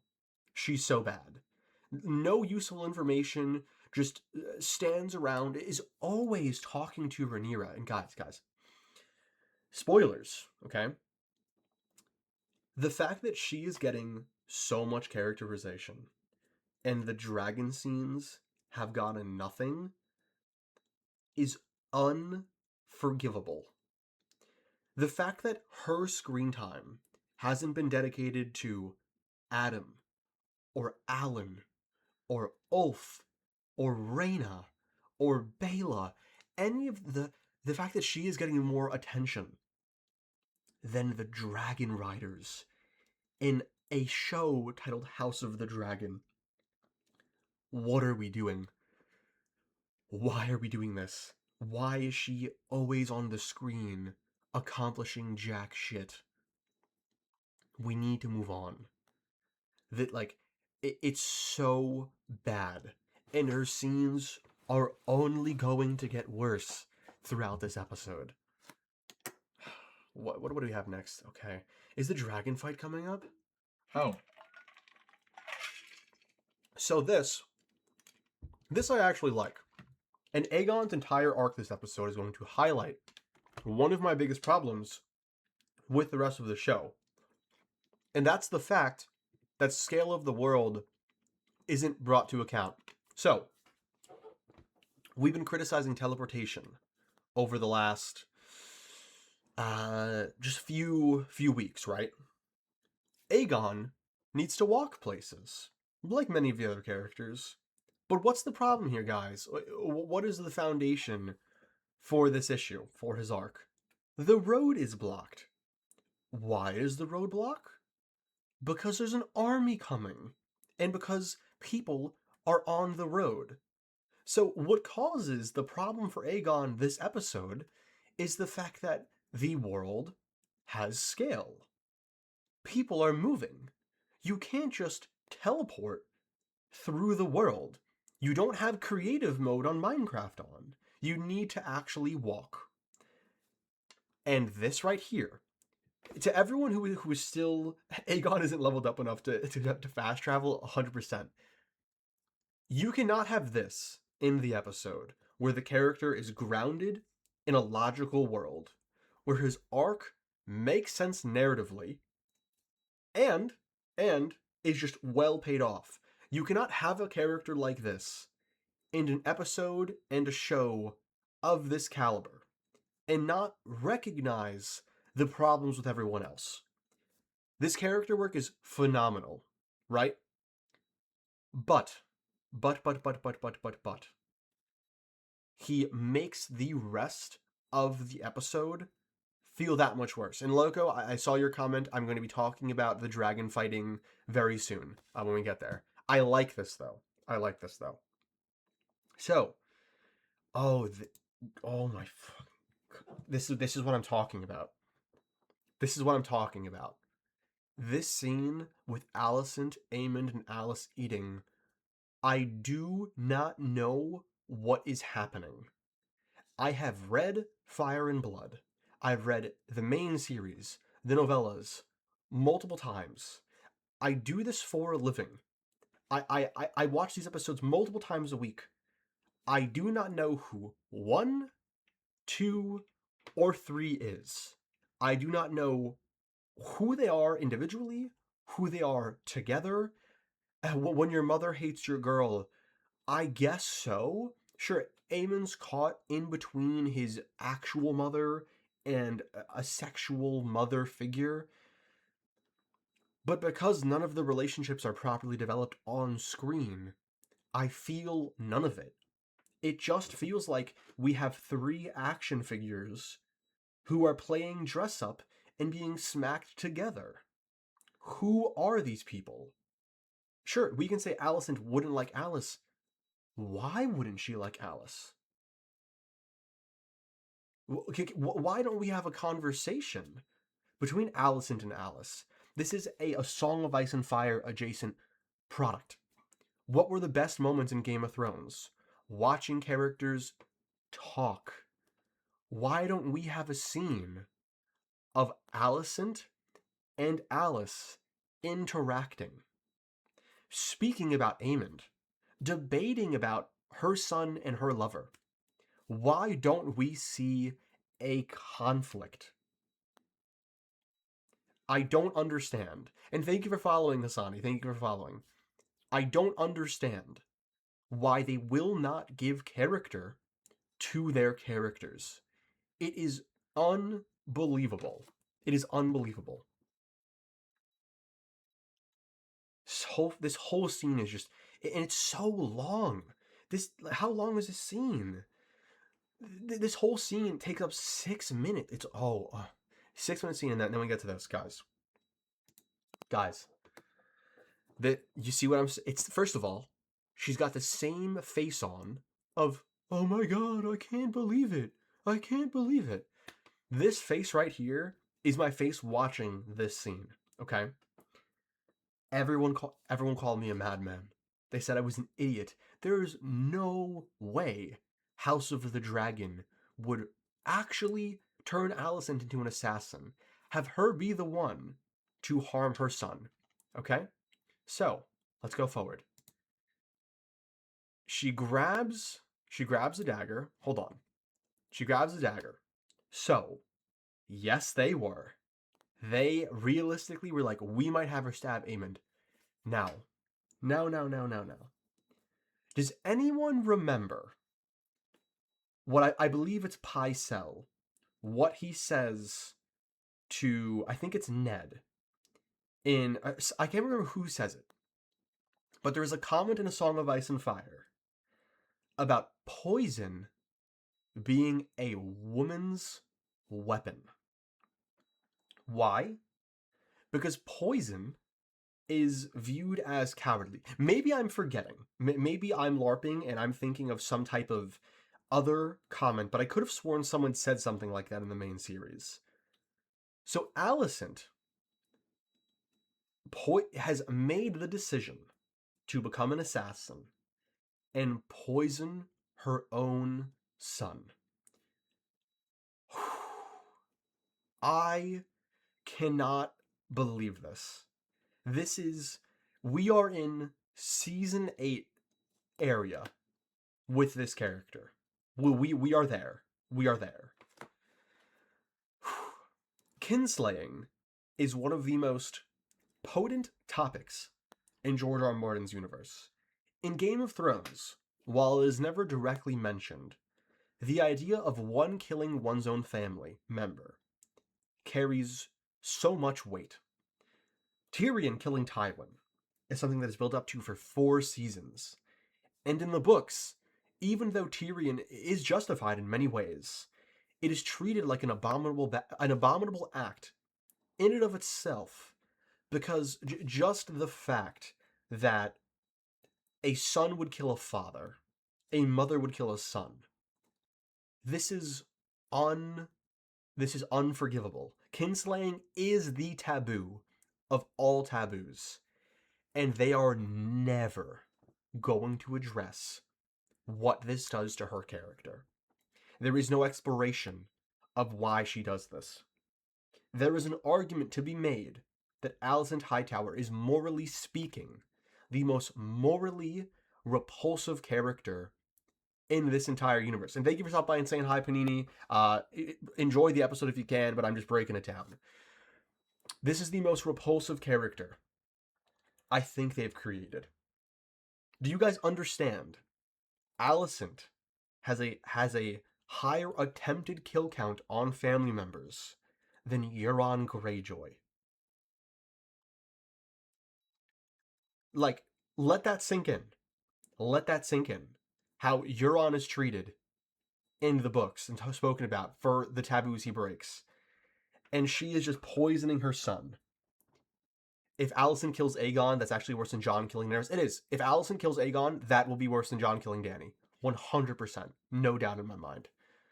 I, like, I posted a video titled the Lobotomization of Alicent Hightower before the show started. And I posted that video thinking her arc in season 2 and the end of season 1 was so bad that there's no way it can get worse. I should have shut my mouth, because now I gotta make another one. I cannot speak about this enough. This character, it is a shame.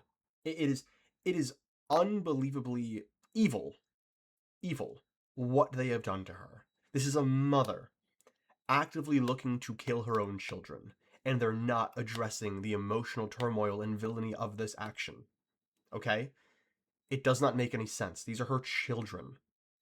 I understand, utilitarian line of thinking, do things for the greater good. You can't do this. You cannot do this. I have never, you cannot have a character be this evil and not view them as an abomination. It is insane. It is. I know I'm really sticking on this, but I have to just bring this home. I have to. This is insufferable writing. Insufferable. Whoever wrote this, I wish I could ask you personally what led you to make this decision, because I refuse to believe you understand human beings. Even the most heinous of parents I know have lines they wouldn't cross, and if they do, they are just beaten over the head time and time again for being terrible people. And yet Alicent is treated like she's the victim. Okay? And sure, Alicent is a victim of her father, of the world as a large. She is a victim of the world, but she's also a fucking adult. At some point, you gotta hold accountability for your own life and realize you have made mistakes. And yet the show holds her goddamn hand. They destroyed her. I gotta move on. They destroyed this character. Okay. You know what? I'm gonna say thankfully, this is the next scene to cleanse my anger for what we just witnessed. So, we keep up with the issue of Aegon's road is blocked. Thank you for grounding the story in a real universe. Thank you for making this world feel tangible. Thank you. Makes everything else feel worse. And this is some great characterization for multiple characters. I really like. We're gonna start with him. Let's focus on him. Where is he? I want to get Tylan in shot. He deserves a in shot right now. And it's just not focusing on. Okay, so we're just gonna stick with this. Tylan, there we go. Tylan, my dude. I really liked that they finally gave a shred of dignity to a character from Team Green. This guy has gotten nothing but disrespect the entire show. And for when Aegon says, they said I was mad when I said he's alive to Atlantis. When Aegon says, no, I am not going to force you to sacrifice your life. We're going to get to him in a second. And Tylan goes, I'm going to die with my king. I'm going to die with my pride. I'm going to die with whatever shred of honor I still have. That is some good shit. Because I can recognize that Tylan is a problematic person, okay? I can recognize that he's made a lot of mistakes, that he's not the most morally righteous man, like everyone else in the show. But at the same time, if you show me someone who's willing to die for, let's say, more knightly values, I'm going to respect a part of that. And this is what this show always should be. We should be coming away with almost every character with the viewpoint that while we recognize them as problematic with our modern perspective, with our own moral consciousness, we can see that this person is a human being, which means they have the potential to be good and the potential for evil, because that is the human heart in conflict with itself. And I also, speaking about Aegon, I like that there is an actual effort being made to show his development. In this moment, there are multiple things going on. The fact that he doesn't give up Thailand speaks to the fact that Loras, who I like, who goes away because he's a rat and a snake and a coward, I like that he says, do what you want. I'm not going to force you to do anything. When in the past, he would have forced him to do his bidding, like he did in previous episodes and seasons. Him letting Thailand go speaks to an understanding of his failures as a king and as a man. And then, when he decides to commit to this final stand, on one side of the coin, there is the part that we can view as, oh, this is an honorable decision. He is trying to have an honorable death. That is interesting. Where this gets more complicated is he believes Sunfire is alive. So while there is a level of honor there, there's also a lot of ego, where even after everything, he still thinks that he is going to be have this kingly virtue, because he's done so much bad that the song should never be sang about him. So there is a lot of things going on with his character. There's a recognition of his failure. There's the first shreds of honor we have seen, and yet we can still recognize upon further analysis, which I will do, that there is still that Targaryen ego in there. This is the human heart in conflict with itself. This is what I'm talking about. This character, this scene, is why this is my favorite series and just story ever. I'm talking about the books. Because there are so many characters exactly hatred. This is what I came to House of the Dragon to see, not what we're going to get later on. I'm going to get a drink of water, and then we will continue to move forward. Again, I like Loras leaving. I think that fits his character. Do you think they're going to go with the book route on this character with Thailand? That's a good point and a good question. I don't honestly have an answer for you. I think they should go the route where Rhaenyra tortures him to show her fall from grace, but I don't know if they will. I don't know if they will. I really don't.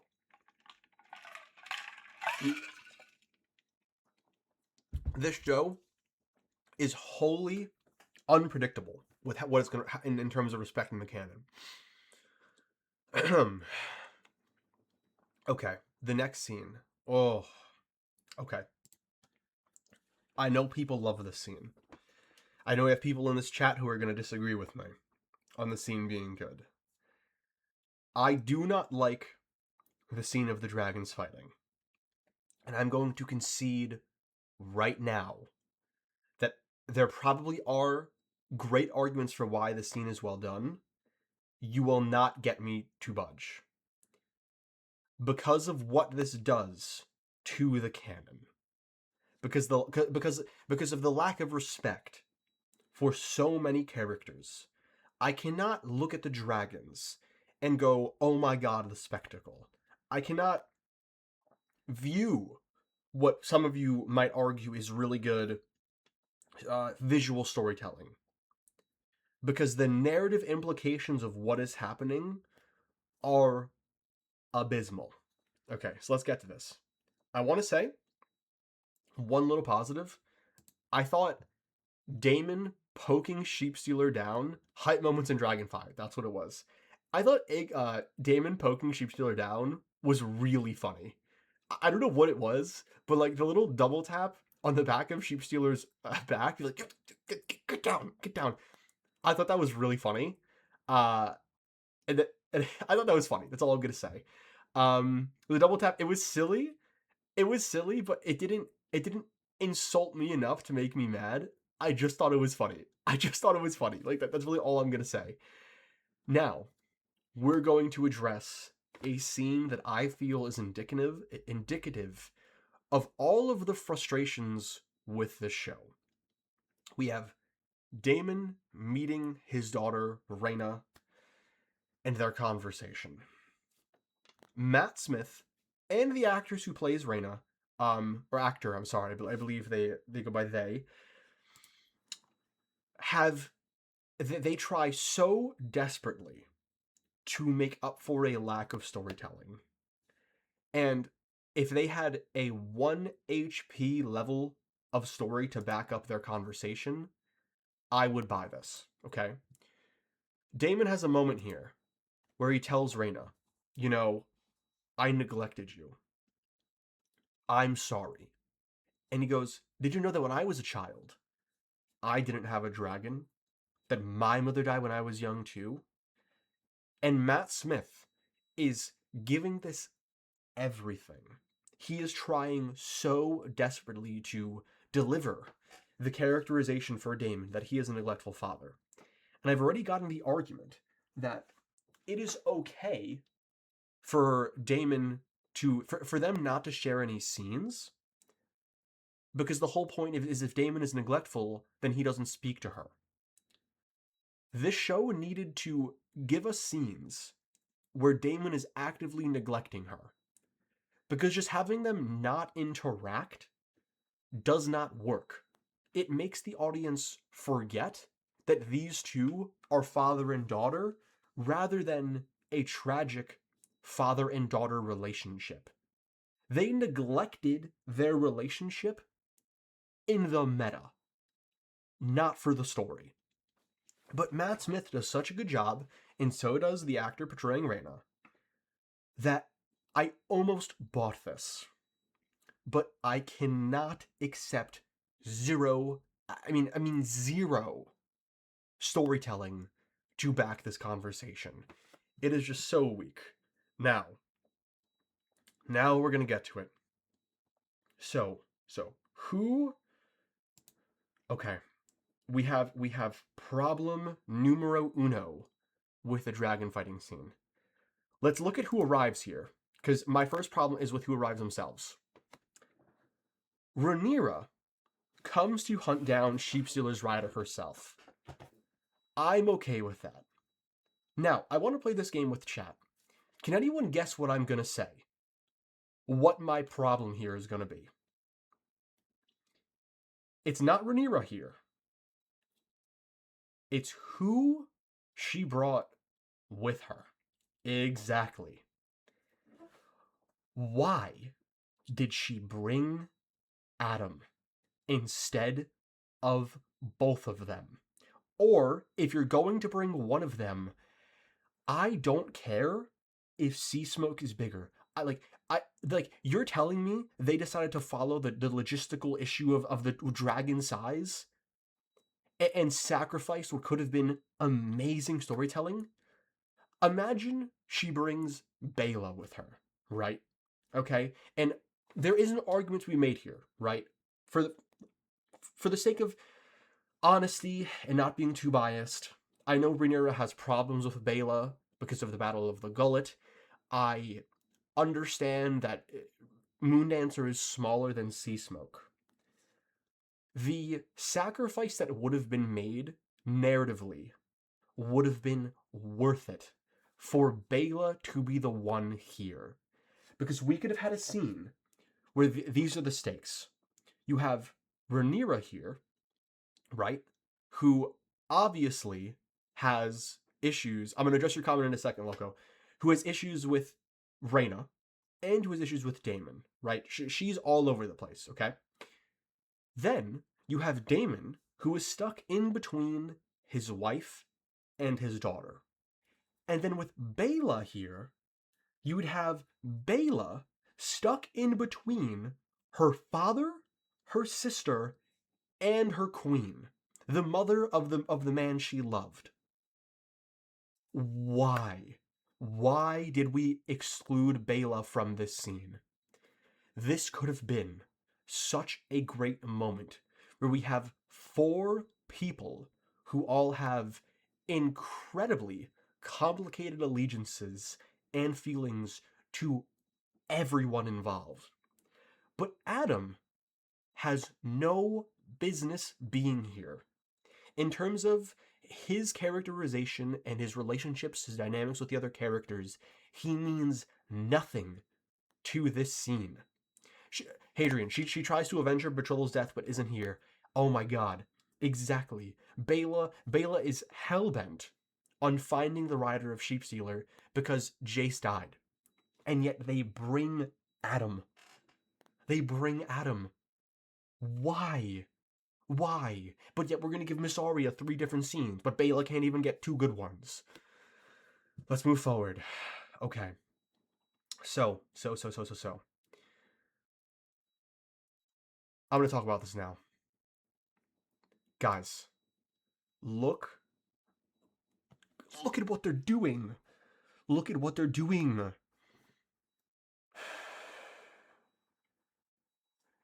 All right. I'm going to give it a second. I'm going to talk something else first. Okay, hold on. On a positive note, I like that the dragons are difficult to control because it reinforces the idea from season 1 that they don't truly control the dragons, that they are beasts, they are animals, and the Targaryens do not have as hard as a control over them as they thought they did. I like that, okay? I like that. I'm going to get to more criticisms later, but I like it. Let's get to this, oh my fucking guys. Oh my god. What are we doing? The optics of this, oh, I can't. I'm gonna pass out. Like, look at Rhaena. Look at the shot of Rhaena that I have right now. How they have her dressed, the hair, and they have Adam manhandling her. Okay? Like, dragging her. Oh, like, I really, I can't, like, I don't even know where to begin. What are the optics here? You have a person of color grabbing another, like, no, I can't, guys, like, whoever, if anyone watches this, who is a creator, who is a person of color, who has a much more understandable and just, a much more just, who you understand this better than I do. I am wise enough to know that this scene, oh god, that this scene is terrible from an optics perspective. Awful. But I do not have the necessary vocabulary to give you the most nuanced and capable analysis of why. This just all feels wrong. It all feels wrong, okay? And, oh, God. Imagine if this was Bela. Imagine you have a scene where instead of Adam, who's just, oh, God. Imagine you get a moment of Bela chasing down Rhaena and Sheepstealer. And Bela doesn't first notice who it is. And then you get a shot of them face to face. And Rhaena just, no. I mean, Bela just, no. Like, collapsing, breaking down from the emotional turmoil of finding out her sister, someone who she's been with her entire life, was a prominent cause in the death of the person she loved. Human heart in conflict with itself. Right there. And they don't fucking do it. And instead they have Adam drag her through the mud for nothing. Loco, maybe you're right. Maybe I'm wrong about the optics of this looking bad, but to me, this, like, Rhaena's entire character, from top to bottom, feels racist. It just feels racist. Let's move on with my next criticism of this scene. Okay, so, right here, right? This is an interesting parallel to draw with all involved. I don't like that Daemon is not more hardcore in his defense of his daughter. Imagine you have a scene, okay? Let's construct this completely. I gotta get some water. My throat is gonna blow up like dragon fire from all the rage. So, what this scene ultimately ends up being is the dragons lose their minds, and everyone jumps Sheepstealer. Everyone jumps the dragon. God. Again, optics. The optics of it. All of the Targaryen dragons jumping the Wild One, who's rode by the Black Girl. I mean, I'm just gonna say it. It's not a good look. I don't think it's a good look. I have to say it. I don't think it's a good look. But beyond that, if Baela is here instead of Adam, and Daemon is more hardcore with his love for Rhaena, you could have a moment where all people involved are pointing guns at each other. Like we're playing Red Dead Redemption 2, and we're in the Wild West, and everyone's got guns pointed at one another. Where imagine Rhaenyra goes, Baela, I want you to kill Sheepstealer. Okay? And now you have Baela in a position where it's, do I pick my sister or my queen? And we know Baela feels indebted to Rhaenyra for the death of Jace. Now imagine she does it. Crying, right? Does it. Says, Rhaena, please, please, please, please stand down. Please don't make me, please. Crying, weeping, right? So now you have Baela reluctantly siding with Rhaenyra. And then you have Daemon go, no, you are not going to turn my daughters against me. You are not thinking straight. You are letting your emotions get the better of you. We know that Daemon's perspective is he loves dragons. He believes that the dragons are special, that they are a core element of House Targaryen, and he believes that the more dragons, the better. Why can't he be like Rhaenyra? I know what this looks like. Not only is this my daughter, we have a chance to gain another dragon. Maybe we can find a way to help her. Maybe he can defend her. It wasn't her fault. You know, she was just trying to help. She lost control. It's not her fault. We've all been there. And now you have Daemon protecting the daughter he neglected from his wife and his reluctant other daughter. Now imagine Rhaenyra, knowing this, snaps, goes, Cyrax, kill. And now Daemon steps in and uses Caraxes to maybe not maim Cyrax, but steps in front of Sheepstealer.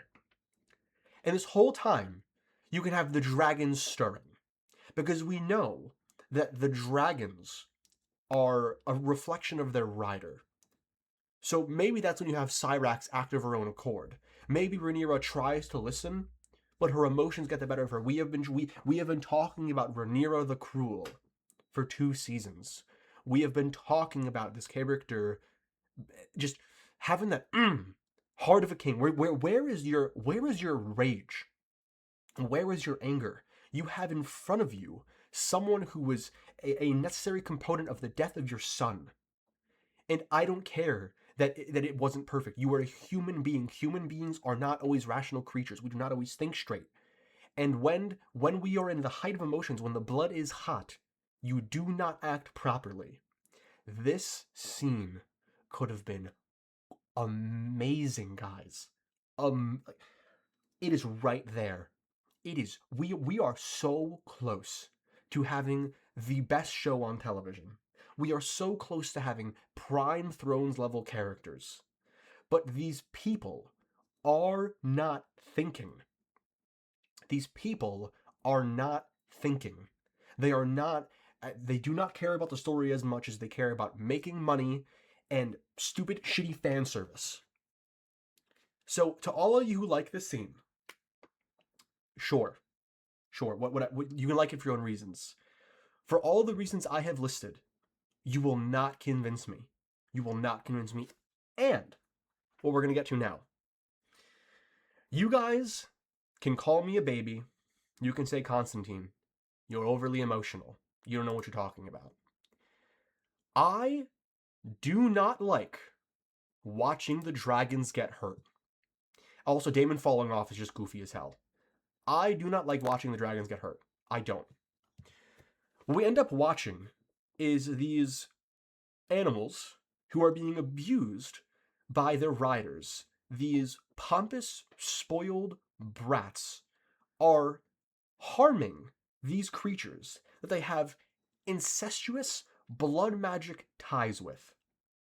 And they basically said, all right, we're going to have the people watch the dragons fight because spectacle. I do not want to see a dragon get harmed because it bothers me. I love animals. It bothers me to watch them get harmed. I'll catch you later, Hassani. Thank you for stopping by. But if you're going to do it, I want the pain to be justified. I want there to be a dragon harmed for a reason. Like Rook's Rest, for example. Right? There was a narrative buildup to that fight. It made sense in the grand scheme of the story. This just happened for the sake of spectacle. Now, another reason I hate this. The conclusion for Nettles in Fire and Blood, spoilers for anyone watching this on YouTube or in the Twitch chat, is Nettles and Rhaena get to leave. I mean, Nettles and Sheepstealer get to leave. They fly off and get to live their lives. Now, why do they do this? Why do I think George does this? I think George did this to demonstrate that there is a way dragons get to live peacefully, and their riders, if the connection isn't cruel. Nettles bonds with Sheepstealer, a non-blood of the dragon individual, by being a kind, loving person. And George pays that off by letting them ride off into the sunset. Instead, we have all of the Targaryen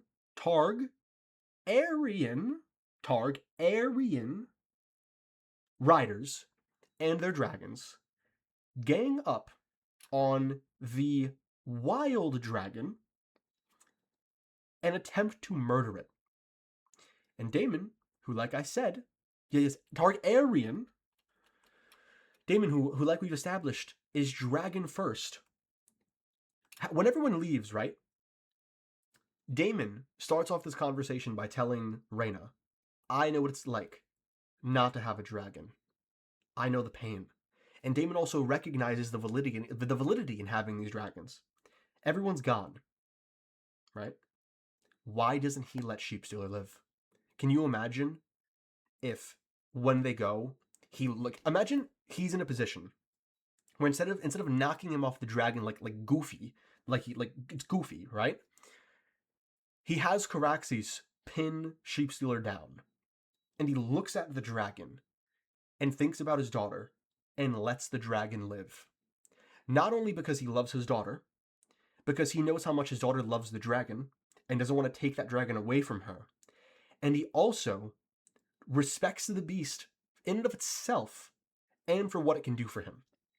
Instead, we have him fight the dragon. Have a good night, Daniel. We have him try and kill the dragon instead of fall off. And let's be real. Is Rhaena probably going to reunite with Sheepstealer? Probably. But I guarantee you, it would have been better if the scene was built up in the way that I have constructed it. Yes, for all of you people who say that I have a huge ego, who think I could do better, I think I could. I think if I was in that red room, I'll say it with my full chest. I think if I was there and my voice was allowed to be heard, I would have been able to construct that story better. Sorry, not sorry. And I believe most of you could too. Because we actually love the source material and want to see this story be something special, because it should be. Now, next up, we have another Mysaria scene. And I will say this. While I do not like this character, this is probably her best scene in the show. Now, why is it a good scene in the show? Because someone finally called her out. Because after spending an God, after spending so much time with this character, with her sitting on her high horse, just getting away with everything, speaking to Rhaenyra, shit talking, judging, right? Someone finally called out. Yes, this is the woman who Aemon was with in the brothel. Someone finally goes, for someone who claims to love the small folk, you sure as hell are sitting mighty fine. You sure as hell don't look like one of us anymore. You don't act like one of us anymore. You don't seem to talk to me as much anymore. You've changed. And I, in theory, love this idea. For those of you who watched the video, I love Dutch Vanderlyn from Red Dead Redemption 2 precisely because he was essentially a small folk who wanted to be a king. And Mysaria has the outline for that kind of character. Someone who was well-intentioned, but got greedy, got mutated by the power. We talk about on this channel a lot how absolute power corrupts. And how, even though she doesn't have a dragon, she is by Rhaenyra's side. She can address the queen personally. And a part of her liked it. My problem is up until this scene, the show was not setting this up. The show was not addressing this. Because they were so fixated on building up her relationship with Rhaenyra, as in her romantic relationship. And just, again, combined with the fact that, I'm sorry, the accent puts me off. I do not like this character. It didn't work. If this was okay. Let's talk about Littlefinger, for example, right? In the same throne room, over 100 years from now, Varys in Game of Thrones, because this is show only, rare moment of goodness from a show only, tells Littlefinger, what do you imagine yourself up there on the throne? And Littlefinger is the embodiment of that idea. Someone who isn't, a common folk, but lowborn, and is so bitter to the highborn that he loses himself in that story. That is what this character could have been, a Littlefinger. But instead, we have Mysaria. I really get your point. The fight section, where the way Ryan showed the dragon's characterization, characters, and personality traits through this fight was just amazing for me personally. Yeah, so if you like the way the dragons look, if you think they look cool, if you think... Oh, by the way, I didn't talk about it. I think Dreamfire... I don't have a problem with the way Dreamfire looked. It didn't freak me out. A lot of people are really mad about it. I really didn't care that much, just gonna be honest. If you like the way the dragons look and the way they move, I'm not gonna argue with you. You're more than willing to like that. I think that's fine. The dragons could be the most beautiful thing I've ever seen in my life. I will not like that scene because the characterization of all of those involved and all of the decisions is an absolute catastrophe. Okay. I need to get some water because I'm about to get real pissed again. Okay, so. Okay. First thing I'm gonna say, chat. You want to guess? YouTube commenters, you want to guess? What do we notice about Alicent in this scene? I know you can't see it, but you're gonna be able to see it in a second. She has the same exact look on her face all the time. We have one of the most talented actresses on the show who's given nothing. And she tells Aemond all he wants to hear. Tells him, essentially that I love you, that it's not your fault, that you're valid. She validates her son. And while this could be a really good scene of a mother finally coming to terms with the fact that she has failed her child, because that's what the conversation they should be having, because that's what Alicent has done. She failed Aemond. Yeah, Alicent failed her children, objectively. She tells him, I brought you your spice tea that I knew you loved as a kid. Oh, does Aemond... Did my camera just turn off? God damn it, my camera just turned off. Hold on. Hold on,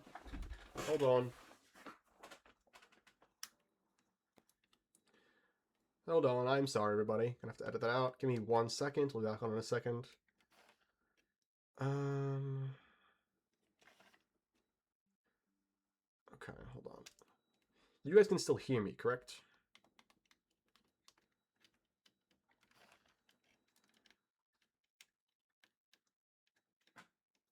Oh, did my camera overheat? Ah, shit. My camera overheated. Let me, I'm gonna have to turn my AC on so my camera doesn't overheat again. Give me 1 second. So I'm sorry if the audio sounds a bit more muffled. My camera has overheat, and I don't want to, unfortunately, edit this or lose this. So AC is gonna have to go on for a little bit. I'm sorry, everyone. Please bear with me. Can you all see what is happening now? I hope so.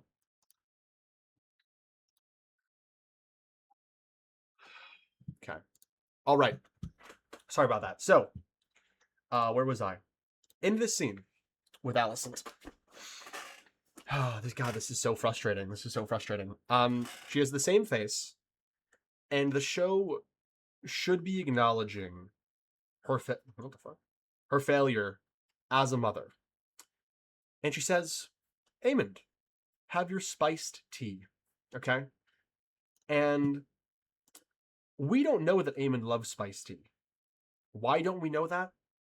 Because they didn't show us. I don't know why this white box keeps coming in, but we're gonna have to deal with it. They never showed us him loving spiced tea because they forgot to actually characterize their relationship. And then she goes ahead and poisons her child. She poisons her son. And how does the show handle this? We're going to see later on. She just runs away. There's not going to be an exploration of this. Nothing. She did it. She became a faceless assassin. It is spiced tea, right? That's what it is. I'm forgetting the word. It is tea, right? Like we don't know any of this. This is ridiculous. Spiced wine. I don't know why I said spiced wine. There you go. Sorry. Thank you, chat, for the assist. Alicent is Team Black's greatest fighter. She is their champion. She poisoned her son with a smile on her face. And the show is never going to address this. We are never going to get a proper exploration of this. And what a shame. And next up, guys. We're talking more about Alicent later. She dips later on, yes. We get to Daemon and Rhaenyra conversing. So. Daemon, by this point, my version would have been better, but with this, Daemon has betrayed Rhaenyra. There is no ifs, ands, or buts. He betrayed his wife for his daughter. And that's what makes this story interesting. And not only that, but Rhaenyra knows that he killed an innocent man. An innocent person. Her husband is a murderer, and he picked someone over her. This is a woman who has recently lost 2 children. And we talked earlier on in the episode about the argument that Rhaenyra is getting crueler, right? Because she harmed Helena. Helena, who's a kind person. So if the argument is Rhaenyra is getting crueler, in this moment, she should not be responding to Daemon in support of him. No matter what he says, no matter how logical or how right he is, because I want to make this very clear, I think Daemon is in the right to pick Rhaena. I believe that. It's his daughter. It's his daughter. There is no way Rhaenyra at minimum should be furious, right? And on top of that, she says in this scene, who did you think I was, right? Because the implication is you thought I'd kill your own daughter? Okay. Let's go with the argument that House of the Dragon is going to continue sanitizing Rhaenyra. Because in the books, she calls for the head of Nettles. unjustly. It's a huge moment in her story. Part of what really her deciding to go after Nettles is like one of the final things that destroys her, right? If you want Rhaenyra to be kinder, why not have a scene where she's on the Iron Throne, right? Because, you know, Rhaenyra's queen, and she's discovered that someone from her house has, whether purposely or not, gotten her son killed, at least partially. Rhaena should be brought before her on the Iron Throne because she is the queen. And she should look so powerful in that moment. And she start asking questions, right? And Daemon can argue for his daughter. He can say, Rhaenyra, she didn't mean to do it. She was trying to help. He can do the whole spiel. And if you don't want Rhaenyra to be as cruel, they could have her not call for Rhaena's head, but be getting so furious at what she is hearing. Maybe we could do it again. Remember earlier on in episode 3, earlier on in the season, she sees Jace in a serving boy? Maybe have her see a serving boy, see Jace, and have that rage seep in, and have her grip the Iron Throne so tightly that her hand begins to profusely bleed. Have her have a human physical response to the unjust death of her child. And then have her do this. Have her say, I'm not going to kill Rhaena, but get her out of my sight, because if I see her, I will kill her. This show loves to have its cake and eat it too. Have your cake and eat it too in a way that makes sense. You can have Rhaenyra not go as far as to kill someone who she shouldn't kill, but also have her want to. Instead, what do we get? We get her going, oh, we get more crying, because that's all she's capable of. That's all they're going to give this character. They have thoroughly declawed Rhaenyra and all the other women in the show. And one of these weeks, probably after next episode, I'm going to have Katarina come onto a video with me and talk about this, because I want a woman to give her perspective on these characters, because she can't stand this. She is so disappointed by the lack of agency and just fury in these characters, because this is not. Women are people, guys. They are people, which means they have the capability to be cruel. They are declawing them. They are not treating them as people. This writing, let me hear this. Let me make this very clear. This is a show who got a fan base off of being feminist. This show is misogynistic. That's all I'm going to say about that. The show is misogynistic. The show, is that a word? I don't even know. The show reeks of misogyny. Sorry. My mind. I'm tired. The show reeks of misogyny. So then, she cries. And, oh my god. Okay. Before we get to that scene, because I'm going to talk about that, we have yet another moment of the show declawing one of its characters. Okay? Baela. Where do I begin? This character has been given nothing to do. Nothing. And she has now found out that her sister, someone who she trusted, led to the death of the man she loved. And it's partially the show's fault for, it's very much the show's fault for having her already have a relationship with Alan by speedrunning that, right? I have a little brother, okay? When we were children, my parents were big on splitting things. So, let's say there was one ice cream sandwich, one cookie, we're splitting it. And you know who always got to split it? Him. And you know who always got first picks? Him. And he always picked the... I agree, by the way, Mason. He always picked the bigger half of the cookie. And I would get so mad that I wouldn't want to talk to him for a few minutes or an hour. I have shown a more human reaction and more rage towards my little brother for getting the bigger piece of a cookie than Bela does to finding out her sister played a role in the death of her loved one. Okay? I do not. Oh God. Thank you for stopping by, one. I don't need them to not talk for episodes, but having Bela instantly forgive Reyna. This is not a human being. This is what I'm talking about, where the show is so politically performative. It is inhuman. It is anti-person to have her instantly forgive. It is impossible for her to forgive her sister this quickly.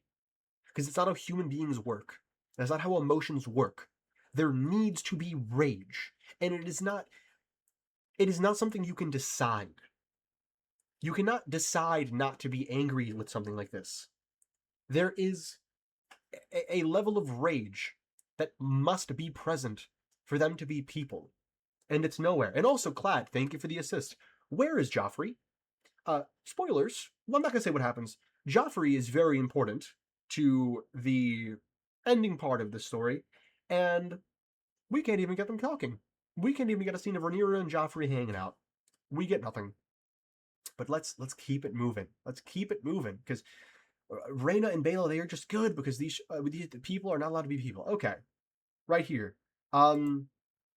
We have Alan getting Corlys's finger in a box, like Theon before the Red Wedding, like Theon's finger. I don't know. I don't know. I guess the point is to put pressure on them. Was the purpose of this to get Alan to fold because his father has been held captive? Is it to... I don't know. Is it to get them to be angry, to punish that he's dead? I don't understand why Ormond sends Corlys's finger to Alan. Chat doesn't seem to have a understanding of this. Maybe someone in YouTube can educate me on why this would be happening. But other than to prove that they have Corlys, what the real purpose is, I don't know. I guess we'll have to see. This is kind of a scene that I don't have much to say about. Okay.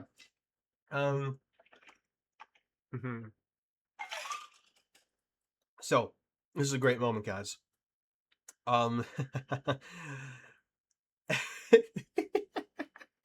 Bro, this fucking show. Oh my god. So, Aemond comes to Alice and goes, "Help me. Help me." And she goes, "Idiot." The response to Alicent poisoning her son isn't, "Oh my god." Yeah, Aemond asking for help again, but the point is, the response to all of this, his lover, by the way, is a meme. It is a meme. This is like a TikTok sound, idiot. It's actually played up to... It's... Is it comic relief? I mean, maybe we can take a poll, but I think this was a moment of comic relief. If it was intentional comedic relief, I guess we can just call the writers out of touch. But if this wasn't intentional, does that make it worse? See, half of the Twitch chat is saying this was meant to come off as funny, and the other half is saying it's not. So, I guess maybe we could run a poll on whether or not this was intentional comedic relief. Either way, it was intentional because the writers didn't realize how stupid it is. Dude, I have no idea. And we're just spending so much time in Heron Hell. Like, we have spent now 2 seasons with 2 main characters just fillering around here. And then... Oh, my god, bro. Oh my god. Oh my god. What the fuck is going on? What, like... It's the same face, guys. It's the same face. Alicent has the same stupid face every single scene. God, what is happening? What is happening? And she just leaves. She goes to the door grabs her face. Like, this is what we get. Same face, she's upset. And then she puts her gloves to her mouth and she just walks away? Where is she gonna go? Is she gonna walk to King's Landing? The King's Road is notoriously dangerous. Hugh's wife said last week how dangerous that road is. And she has no guard. Is she just gonna spawn in King's Landing next episode? Like, what? Put put her in a position to be assaulted again. Oh my god. Is she just gonna walk? Like, what the fuck, man? We're not gonna explore her emotional state after assassinating her son. She's gonna teleport using the high tower method. Oh my god. She's gonna hop on her horse and use fast travel. I mean, I could go further, but it's not even worth it. It's not even worth it. This fucking, like, come on. Come on. Okay. Now, we have Helena having a vision of giving birth. And then I think is the implication that she's dreaming of giving birth and then dreaming of Dreamfire? Is that what I'm getting? Am I understanding that properly? She hasn't given birth yet. She's potential. What I think is happening there is she's losing the child. My prediction is the child is dying because Alicent poisoned the child with that bowl of soup from episode 6. So we'll talk about that next week when we address that. But that's stupid. And she has this vision of her burning people on Dreamfire. I don't know how to read this. Maybe her like taking out her. Who is this? Who's she burning? Is she just burning small folk, or is she just fighting? Like, who is she burning here? I'm like confused. I don't understand what this vision is meant to be just yet. Maybe it could be good. Maybe it could be. I'm not sure. Yeah, this is the Dragon Pit scene. So I originally thought that this was the Dragon Pit scene of her being like Rhaenys, which is stupid. But I just don't understand. I don't get what this scene was meant to be. I guess we can all draw different conclusions about how Dreamfire looks. I'm gonna be honest. I don't care how the dragon really looks. I think the dragon looks pretty cool. I think the color is nice. That's really all I gotta say about that. I think people focus on this a little too much.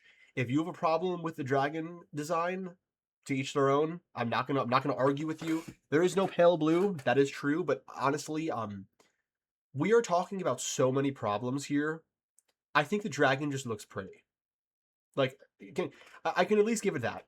The dragons look good. The Dreamfire looks pretty. We gotta take our wins somewhere, everybody, right? Like we gotta just say something positive, just to release ourselves from this sentencing. And then we get this scene. Okay. We get her with her children, her with the chickens, and Maximus in the background, if you know, you know. And then the others come. And listen. Stop it. Stop it. Stop reminding me of the others. Because the conclusion for the others in Game of Thrones, guys, I just don't. I don't want to talk about it. I don't want to talk about the others. I don't want to talk about Winter is Coming because I don't need to be reminded of season 8, and I don't need to be reminded of No Winds of Winter.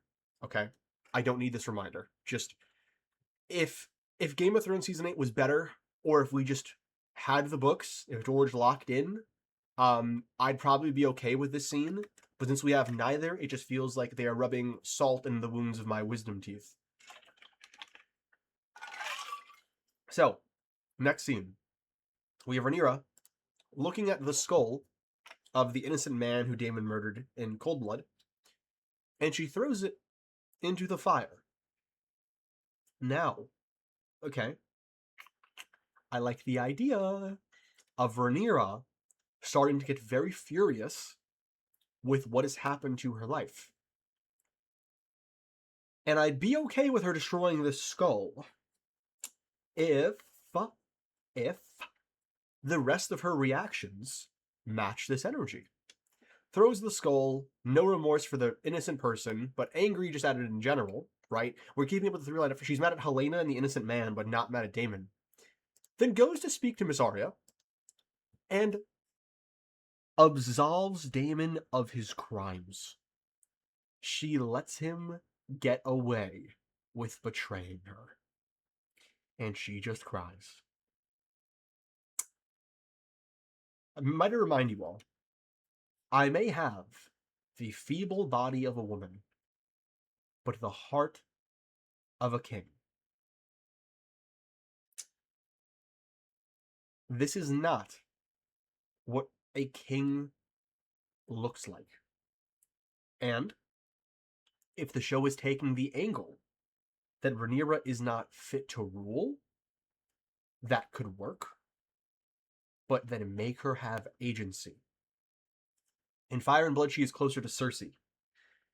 In House of the Dragon, she is closer to nothing. And I want to say, back to the scene with Lord Manderly and Sabbatha Frey from earlier on, Rhaenyra sat at Viserys' small council. However anyone in this YouTube chat, however anyone in the Twitch chat or YouTube comment section feels about Otto Hightower was a competent hand of the king in many ways. He made a lot of mistakes, but he also conducted himself in a way that was indicative of a man that is competent at his job. That is an objective truth of Otto. Personal issues with him aside, and the fact that he kind of dooms the realm in many other ways, in a lot of ways he knew what he was doing in terms of delegating, in terms of dealing with other characters. Rhaenyra sat at Viserys' small council for years. And in season 1, she's able to stop a rebellion that Daemon is going to launch by stealing her brother's egg.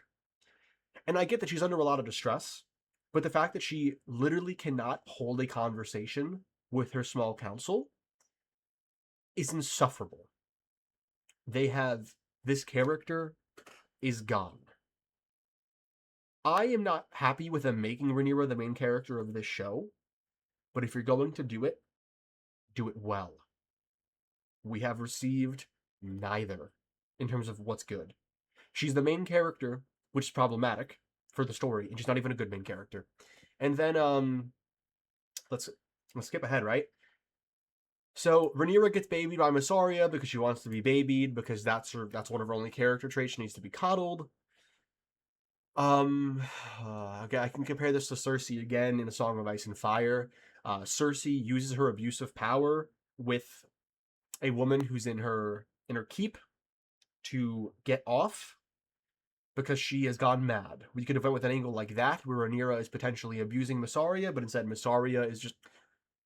I'm not analyzing this. This is like, no, I'm not doing it. I'm not wasting my breath. This is here for fan service. That's all it is.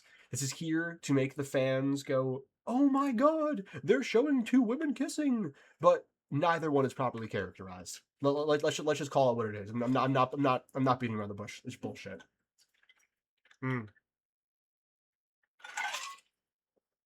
But with that being said, chat, we are here. The scene that was promised. The scene that was promised. House of the Dragons, best scene since season 2, episode 2. And the best scene in this season by a landslide. Okay? So, you also realize how the passage of time makes sense, how they've spent one episode and have only moved maybe a mile or two because the road is blocked. Just, God, yes. Oh, it's so beautiful. So, Thailand, look at this guy. Look at this. Like, we've come a long way from being the pony, haven't we, right? We've come a long ass way. This guy was a little rat. Didn't care about anyone but himself. completely selfish, no spine. And they say your type of man you are is revealed in your final moments. Okay, I'm not saying Tyland's a good man. No, no, no. I'm not saying I root for him. I'm not saying any of that. But he stood his ground and wanted to die with a shred of dignity and honor, respect. And then we have this scene, right? I'm just going to tell you all this right. First of all, I just want to say, this guy right here, I loved this guy. I don't know what it was. His face is so unique. And the voice, this felt like in a Song of Ice and Fire character. It felt like a character you'd meet in the books come to screen. I don't have all the explanations as to why, but phenomenal casting, phenomenal acting. I loved this dude, okay? And then we have, I'm calling it right now. This scene with Aegon, right, is going to inspire one of the best videos I'll ever make. Because it reminded me of Aerion, and how I feel about Aerion in A Knight of the Seven Kingdoms. So, Aegon starts delivering his speech. And he's nervous at first, but he resolves himself to die with his pride and whatever shred of honor he can muster. But then something happens. Sunfire doesn't show up. And this is where I get into the ego of Aegon. Even after all that he's been through, that Targaryen pompousness, his attitude, the desire to rule, the viciousness and entitlement that is still present in him is still there. Even after everything, he believes he is going to deliver this speech and Sunfire is going to come to his side. He delivers it, and he's looking around, right? And then he realizes this isn't a story. I'm not going to get the valiant death with my dragon. I'm going to die so easily. It's going to be awful. He realizes he is alone, except for Tyland. And what does he do? He says, screw it. Doubles down without the dragon. And this is where the mix of the honor and pride is at its height. And delivers what I can only call the greatest monologue this show has ever delivered, and Tom Carney should be making quadruple what he is making right now. And says, behold, I am your king, righteous in vengeance, anointed, just the whole nine. I've watched it. I've watched it 3 times. It's so hype. And then you hear the trees start to rumble behind him. And he doesn't know, because he's part deaf. He's missing an ear, and after Rook's rest, the sound, the force of him hitting the ground made him partially deaf. Dreadful in righteous vengeance and glorious. Dreadful in vengeance, righteous and glorious. And you see, all of the men start to back off. And he goes, damn right, strike me down, you cowards. Turns around. Okay, let's do it. Right? Like, look, it's just so good. It's like, this scene, oh, dude. Well, where I gotta get it. He's looking, you see Sunfire, everyone, the other men, Tyland, the audience, everyone knows he's coming but him. Turns around, guys. Look. This is what I am talking about. This is why, even though we don't have a book after 15 years, George R. R. Martin still has one of the biggest fan bases in the world. Because he has the capability, and this isn't, by the way, this isn't in the book. This is a show-only thing, but I'm proving the point. Characterization like this, look at his face. There is a mix of joy, awe, like, there are not enough words in the dictionary. I am not educated enough to describe to you the range of emotions Tom Glencarney is delivering right now. This look is the human heart in conflict with itself come to the screen.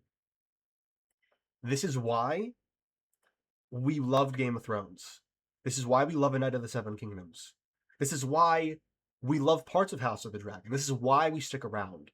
This is why People are dying for the Winds of Winter. Because storytelling like this moment, there is nothing on television from the fantasy genre that can compare. Nothing. At least I've seen nothing. This scene is perfect. It is perfect. And then he sees Sunfire, he quivers, turns around, right? And first of all, just the fact that their burned faces match in such a way where Sunfire's burned face matches his burned face. And by the way, looking at Sunfire makes me really upset because this is my favorite dragon in terms of design and rider bond, and just seeing him so mangled actually bothers me, which makes this payoff so much cooler. Hearing Aegon say Dracarys, okay, I chills, sweating, me and Katarina were losing it because this was so narratively satisfying. Look at this. Look at this shot. This is what I am fucking talking about. This is what this show should always be. This should be the best show on television. We should be tuning into House of the Dragon every single week, and we should not have the words to describe what we are seeing, because this show has a phenomenal outline and it has an incredibly high budget. They have the talent with the actors and the money to provide the audience with something priceless. And this right here, this is what I'm fucking talking about. This is what we need. When he said Dracarys, my instant reaction, pure hype. Pure hype and admiration for this character journey. And watching and hearing Tom Glencarney just cackle and like look at this. The madness that overtakes him knowing that he is back. That he has his dragon, his other half. And then this morning I started reflecting on something. While this moment is narratively satisfying, right? While they convinced me to root for Aegon because his journey is so good, what he has done here is he has burned hundreds of people alive, fathers, husbands, and he didn't do it reluctantly. He did it gladly. He was overjoyed to burn these people alive. And on one hand, I'm thinking, I mean, I kind of get it, because he's had nothing and now he has everything. But the point is, this show got me to cheer for a mass killer. And now this whole day I've been asking myself, why do I like this character? Why was I able to forget or sit with all the bad that he had done in that moment? What about me did this show hook? That is what A Song of Ice and Fire does. It creates characters like Tyrion, like Catelyn, like Jaime, like Cersei, like all of these human characters that are filled to the brim with conflict. And if you look deeper at what you are feeling, you will discover something about yourself. And that's what this character did for me. This scene is so good that it nearly made me forget that the rest of this episode was an absolute disaster. That's how good this scene is. It's that good. It's that good. Well, I can't believe they ended it like this, but I will say, then this was another good scene. We've spent the whole 2 seasons of Ulf getting treated like shit, of Team Black, Rhaenyra, and Daemon just abusing him, treating him like less than. Not only because he's a little not the nicest speaker, but because of his class, because of where he comes from. They can't understand why he is the way he is. They look down on him. They can't comprehend why he doesn't grasp his role in this. Ulf is this way because of them. Because Rhaenyra and Daemon have abused his class, and their ancestors have abused them for so long They have no idea how to connect to them anymore. And Ulf betraying Ormond is such a justified betrayal. And granted, I agree that they probably could have ended the episode with Aegon, right? And it's true. I guess they could have addressed it. They've already spoken, and I'm not sure how they didn't. But even though this scene might not be perfect with him giving up Driftmark and how they actually got together the last time we spoke, there was a natural progression for this character to get him to betray Rhaenyra. And that is so much more than you can say for 99% of all the other characters. And with that being said, that is our episode. Oh, hold on. I want to give you all my closing thoughts. And look, I clicked on a goddamn random screenshot and we got the same. Oh, God. This show, or this episode, I should say, is the personification of everything wrong with this show. There is so much potential in this story. And in the scene with Aegon, they show you what this show is capable of at its best. They also show you, with Alicent, what this show is at its worst.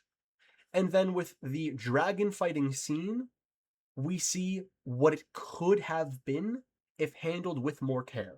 We have 3 distinct characters, 3 distinct scenes and moments that vary in quality, that explain all of the issues with this show. And all I can say is I have been the biggest hater of House of the Dragon on YouTube and TikTok. The number one. No one has posted more videos about the show than I have, and HBO has probably blacklisted me at this point. Good riddance. Whatever. As long as it's not George R. R. Martin blacklisting me, who cares? I have to say, I am not this way because I want to hate this show. You guys, you can, I'm not lying. When we got to that Aegon scene, I loved it. I'm going to be posting a long video about it. I don't know if anyone else is going to make an Aegon video like me. I want this to succeed because I think when the show is at its best, it is so good and it asks questions hard enough that we as viewers can grow as people and come. Look at this chat today. We've had a conversation about the show and its characters. You all know more about me from my feelings on the good, the bad, and the ugly of the show. I know more about you. The conversation we had at the end of this episode about Aegon and how I feel like I'm reflecting on myself. That's what the show could be at all times. That is what Song of Ice and Fire is. And that is why George R. R. Martin has such a loyal fan base after all this time. Because this story is about people. It's about people. It's about the human heart in conflict with itself. And I just want more of it. With all that being said, I'm going to be ending stream there because my voice is fried and I have to get to work on the Aegon video because I want it out before next week's episode. I hope this show gets better with its final episode. I do not think it will. I think it is beyond too late for this show. All I can hope is that A Knight of the Seven Kingdoms Season 2 matches the quality of Season 1. And when this show ends, because I am ready to be done talking about this show. I'm sick of being negative. I'm sick of having a negative comment section. I'm sick of all of the negativity, but I have to be honest. I cannot just, I have to speak my feelings, and I cannot do what so many other people are doing, and that's just play middle ground or praise HBO to make money. Because, guys, newsflash, the money people are making from HBO is way more money than I'm making from getting my videos copyrighted. I pray A Knight of the Seven Kingdoms Season 2 is as good as Season 1. That way, when that show comes out, you guys can get the absolute opposite, where you can see me talking about it the way I just spoke about that Aegon episode the entire time. With all that being said, if you've all made it to the end of this video, thank you so much for your continued support. The growth this channel has seen over the last few weeks and months has been immense, and I promise you, I am so thankful, and regardless of what happens, I will never not be myself and be honest. So as usual, thank you all for watching, and I sincerely hope to catch you in the next one. Peace. All right, with all that being said, let's jump into the final episode, The Treasons at Tumbleton. I'm going to have a lot to say about this episode, so be ready, because this was one hell of a season finale.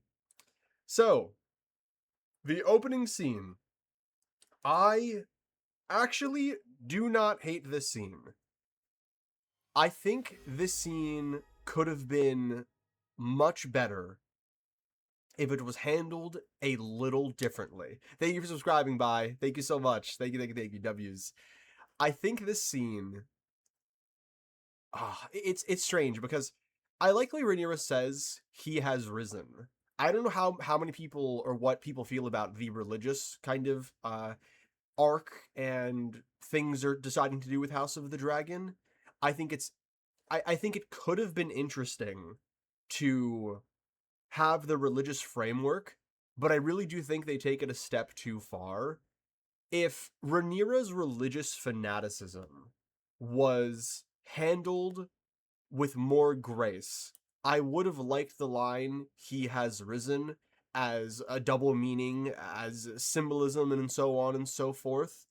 But as chat is pointing out, news got here real quick. We end episode 7 with Aegon coming back, and I guess this is the next morning, and the Ravens have already arrived at King's Landing. That is insane. And we're going to be talking a lot about in this episode, and how we've been talking about it over all of these reviews. Every episode feels really strange, as in they don't connect, and the timeline is unbelievably wonky. We're going to talk about the teleporting, so I really would have liked this scene if there was just more tact with it all around, and it is jarring for Rhaenyra to go from so scared to so vicious in the span of genuinely seconds. I believe they should have drip-fed her madness more throughout the season to build to this episode, but instead, it feels like the Rhaenyra we had last episode is 2 to 3 episodes behind where she is in this episode. And we're going to cover this more. It feels like the people writing this episode feel very differently about Rhaenyra and Team Black than some other writers. And I think Rhaenyra's hyperventilating because Aegon coming back, that puts everything into question. I'm okay with Aegon rising and that being the thing to finally push Rhaenyra, but it should have been done with a more drip-fed kind of vibe. That's the best way I can describe it. But I don't hate this scene on paper. I just wish we had more. Oh, hype chest. See your reward. Awesome. Choo choo. There you go. We got a cat emote in Twitch. That's awesome. All right. And then right here, this is a moment like I'm talking about with Rhaenyra and Daemon, where you can drip feed Rhaenyra the cool and have it work. She tells Daemon to go to Tumbleton, and she tells him, "Don't make a monster out of me." And I don't like that she said that. In this moment, when she's talking to Daemon, you see her lock in. This look, and this is great acting by Emma Darcy.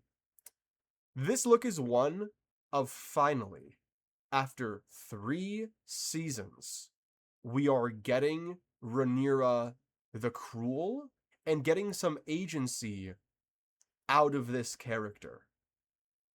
When she tells Daemon, go to Tumbleton and rat out all the high towers, I was like, yes, we are finally getting some agency out of her character. But then she goes, don't make a monster out of me, which was a bit disappointing because I really wanted just no reins, let Rhaenyra be Rhaenyra. But if you're gonna rein her in a little bit with that final little line of "Don't make a monster out of me," then have her have those reins on for the rest of the episode. But then we're gonna get to the next scene, and it's between her and Bela, and she just grabs Bela by the face. This is crazy. We're gonna. I mentioned this with Helena last episode. How Rhaenyra is only allowed to be cruel to people that she shouldn't be being cruel to. And for some people that's definitely going to work. Oh, it's cuz she's clearly cruel because she's harming people that she shouldn't be cruel to, but her cruelness isn't consistent. It's not just throughout the entire episode. It's specific to these few characters. And it just the anger she has for Rhaena and Bela. I'm fine with this scene if she also hates Alicent. Why is she assaulting Bela, wants Rhaena's head, we're gonna get to Rhaena later, and tortures Helena? But Alicent, the woman who is largely to blame for this, Alicent is a tragic character. I recognize the nuance to how she gets to being the head of Team Green, but I remember in the opening of Season 1, Episode 5, when Alicent made Rhaenyra bring Joffrey to her when he was fresh out of the womb, and Rhaenyra hated Alicent so much that she walked there right after giving birth and harmed herself. So why does she have all of this rage for these characters that largely don't have ties to her?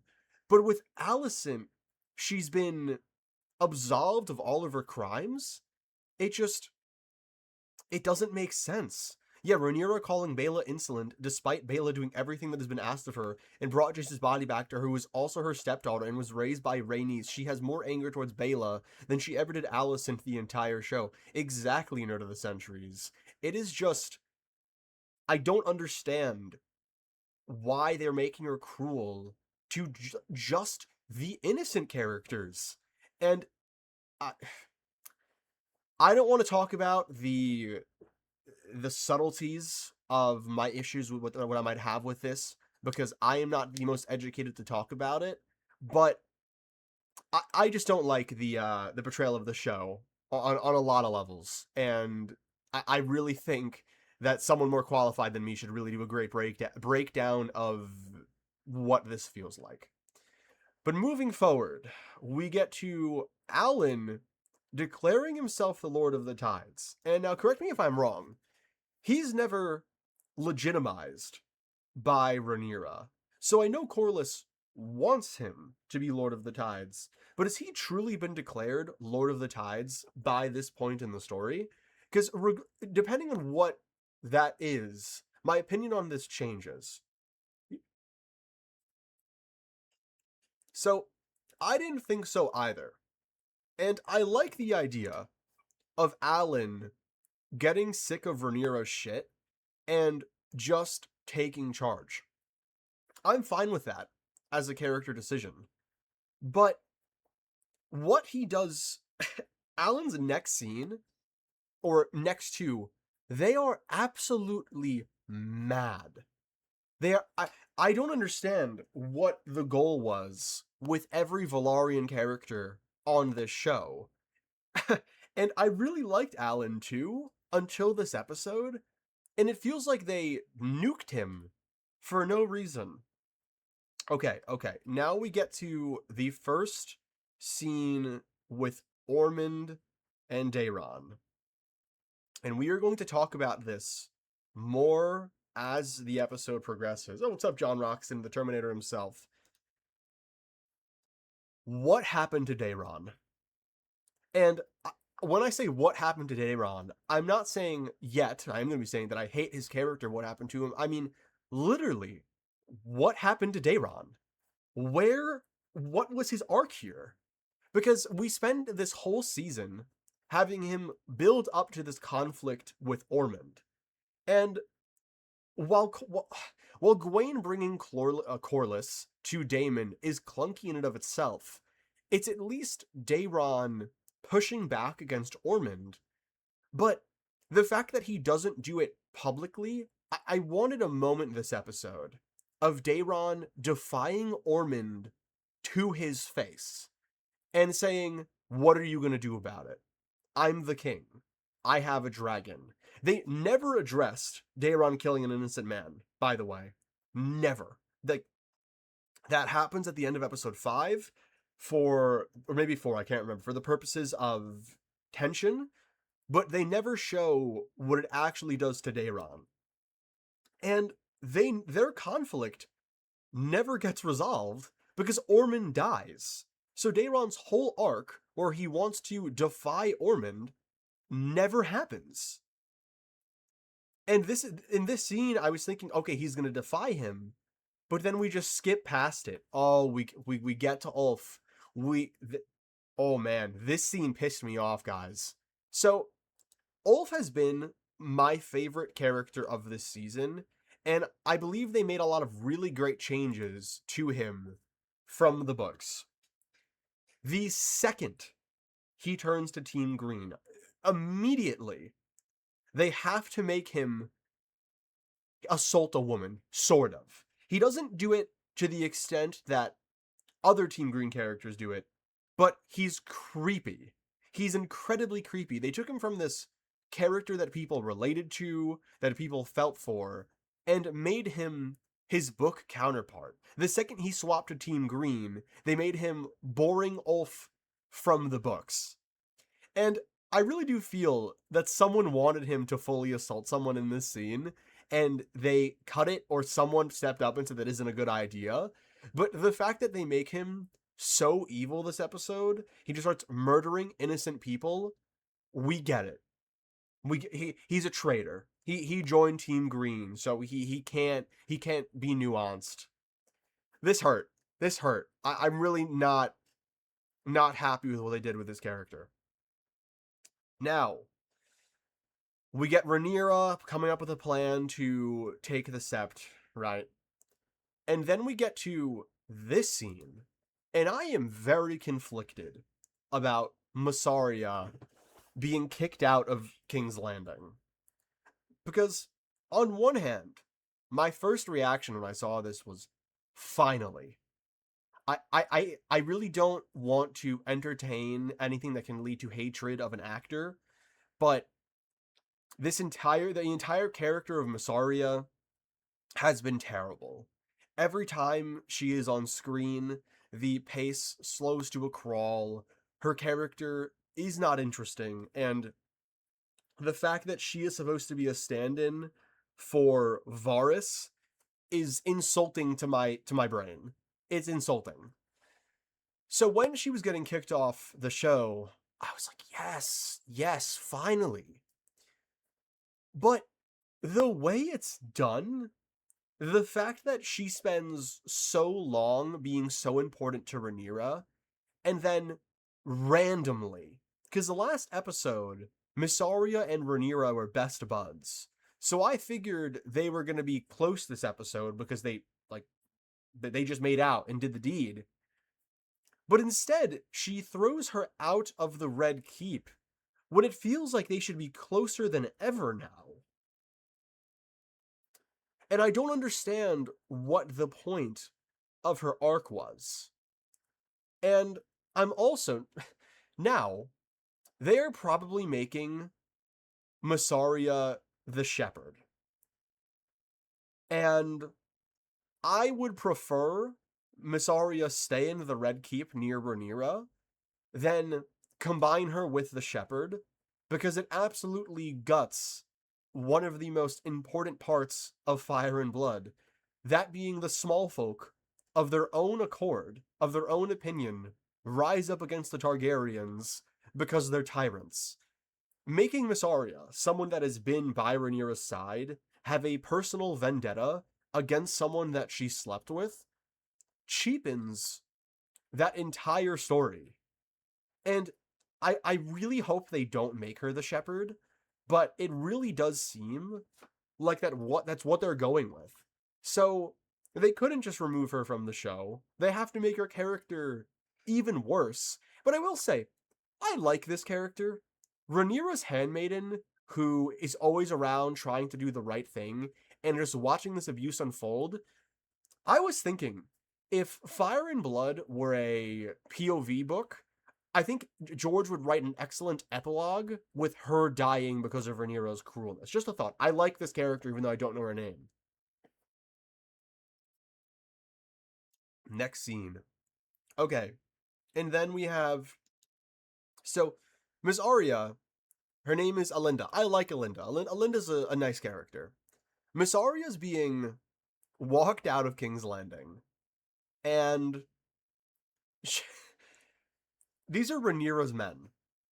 And they let Miss Arya, someone who is being forced out, stop, pause, and have a full conversation where she is committing treason and telling Helena that she is screwed.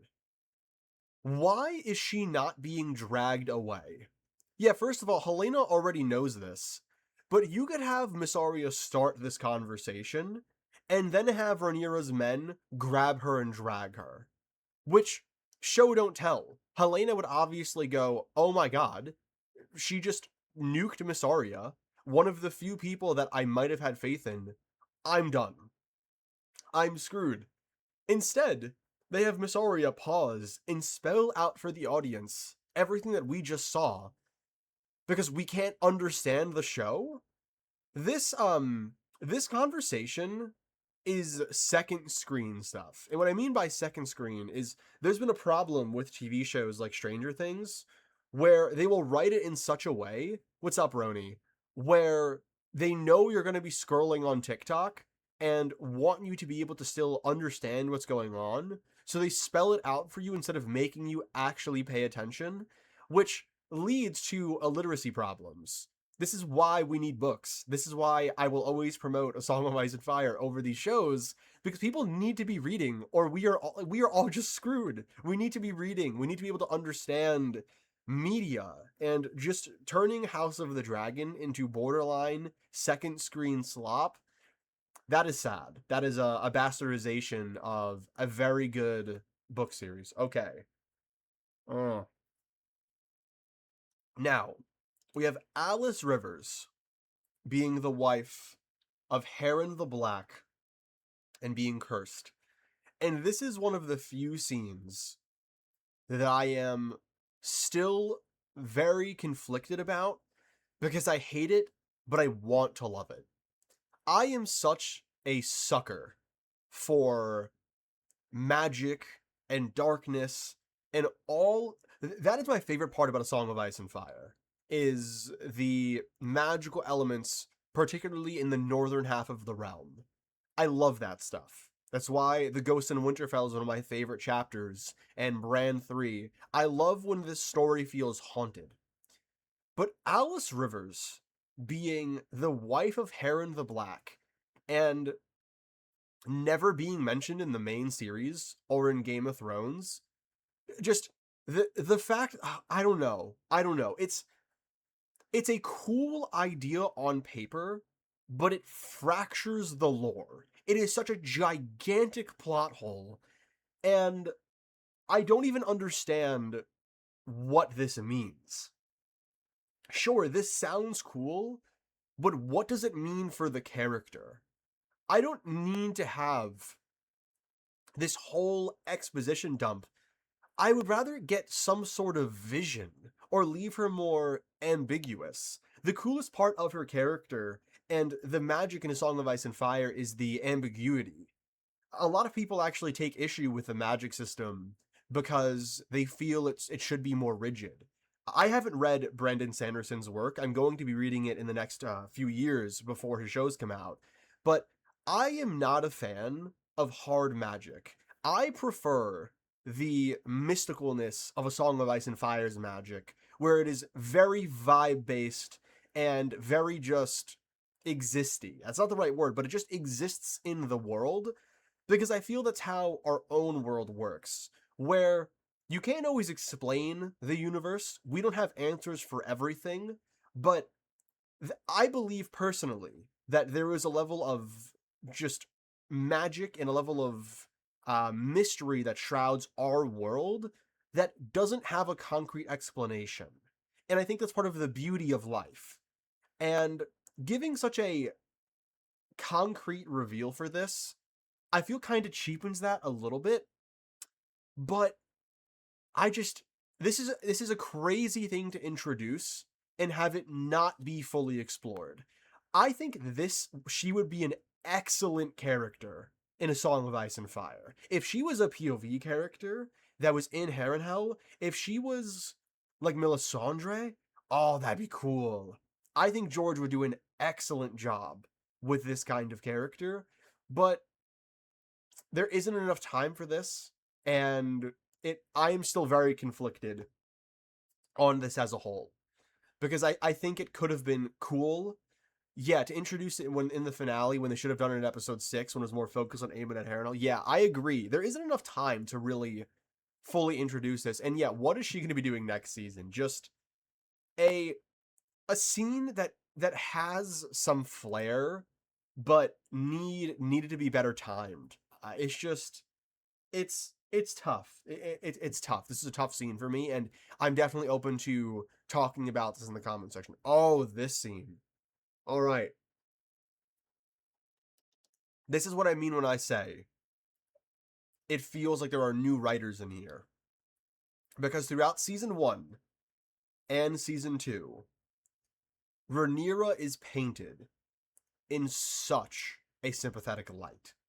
And even in season 3, she's been painted sympathetically.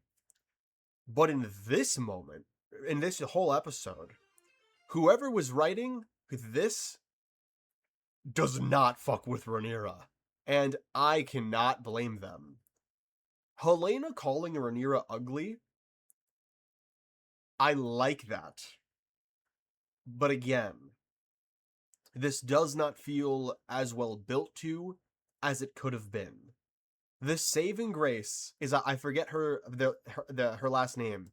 The actress playing Helena is so good. She's incredible, man. She channels the just frustration and just claustrophobia of the position that she is in so well. And all I kept thinking throughout this episode is how I would have loved to see these characters in A Song of Ice and Fire. George would have done excellent work with a character like this. Someone who is clearly neurodivergent, who gets overstimulated by their own dragon dreams, who is kind of collapsing under the weight of prophecy and grief of her children. This isn't A Song of Ice and Fire character right here. And again, it is frustrating how none of these characters were properly introduced. Broken record, I know, but I need people to understand this. Season 1 is largely to blame for the rest of the show falling out of line. Helena feels underexplored because she isn't properly characterized. Because we don't get to see her as a child. We don't get to see her grow. We don't get to see her interact with Rhaenyra in season 1. Making season 1 be so focused on Alicent and Rhaenyra's relationship and Viserys and Daemon, we developed characters that were never going to be there in the long run or weren't going to be as important, and forgot to give character to the ones that were going to be the backbone for the next 3 seasons. And this is a very real issue with the scene that's coming up. And also, the show, my mutual on TikTok, Ronnie, made a phenomenal point about this. This show has a really bad habit of taking things too far, taking individual scenes too far. I am fine narratively with Rhaenyra force-feeding Helena, because that it makes sense. She can't have Helena die. Helena won't eat. So Rhaenyra is gonna have to force-feed her. And she doesn't do it in a very humane way. She doesn't do it softly. She doesn't try and reassure her. She goes full batshit. And again, I wish there was more build up to this, but I don't think you needed to show Helena being tortured in the way that they did. There is a certain tact you need through implication. I don't think we needed to see this. And I am going to go on a limb here and say that, okay, there is a lot of nuance to what I'm about to say. A lot of nuance. And I want to make this very clear that there is nuance here. My girlfriend Katarina has emetophobia, which means anything when it comes to indigestion, vomiting, anything of that nature is a hard watch for her because she has Crohn's disease and has dealt with a lot of trauma related to just your digestive tract. I don't think shows should completely build themselves around the fact that people are going to be sensitive to things, because at the end of the day, you can't worry about every little thing at all times, or you're not going to have a show. With that being said, you don't need to show the food being forced down her mouth. You don't need to show her jaw being pried open. You can have her go, okay, you forced my hand, and have someone grab her and grab the food and leave it. The impact is still there. If you disagree, I'm willing to listen, but I really do think there is a beauty in implied violence instead of showing it. Another example. We did not need to see what Ramsay does to Sansa in season 6 or 5, whichever season it is, versus what Ramsay forces Theon to do to Jaime. When Theon in The Prince of Winterfell is sexually assaulted by Ramsay, George doesn't detail everything about it. And George has this problem too. I want to make this clear. George also has this issue sometimes, especially with Dany. But that was a moment of, okay, you don't need to show or read everything that's going on to understand what has happened. The description is enough. And I feel for people like Katarina that have a legitimate problem when it comes to watching shows like this, while also understanding that you can't stop doing it completely. There needs to be a level of balance, and I just feel that scene needed to be edited down a little bit. I hope people in the YouTube comment section are going to get what I'm saying. I know my Twitch chat is, and I thank you all for that. All right. Now, we get to Adam and Alan. All of a sudden, Alan is a Rhaenyra zealot. Whoa. How did that happen? When did Alan become the ultimate bootlicker? Did not see that one coming. And Adam, whose defining trait is supposed to be loyalty, is now the one trying to explain to Alan what is wrong here. And I'm so sad that Adam isn't a character, because spoilers for season 4, he's the only person that we know of in the entire story to get to the Isle of Faces and return. So I think he would have been a great character to start propping up this season so he can be cool as shit next season. And I try not to compare to the books too much unless it gets pretty egregious, but as far as what season 4 is going to do, this episode fried season 4. The season 4 is going to be a completely different thing from Fire and Blood in a way that we still have yet to see from the show. So, we get to Gwaine and Daeron talking. And Daeron has reached the conclusion that they are all going to die, and they need to come up with a plan. And again, oh no, I have the hiccups. Oh god, hiccups are the bane of my existence. So, Daeron comes up with his plan, and I just can't. Why are we even watching Gwen and Daeron? Since we've all seen the episode, I almost don't even feel like I should talk about this because this goes nowhere. Daeron and Gwen's entire arc this episode was to get Corlys out of Tumbleton, and then I don't know. I can't even provide you an analysis because Daeron has given nothing this episode. And also, Ormond using the children. Oh, I have to be very careful with my words here because I don't want to get this video taken down. I we get it.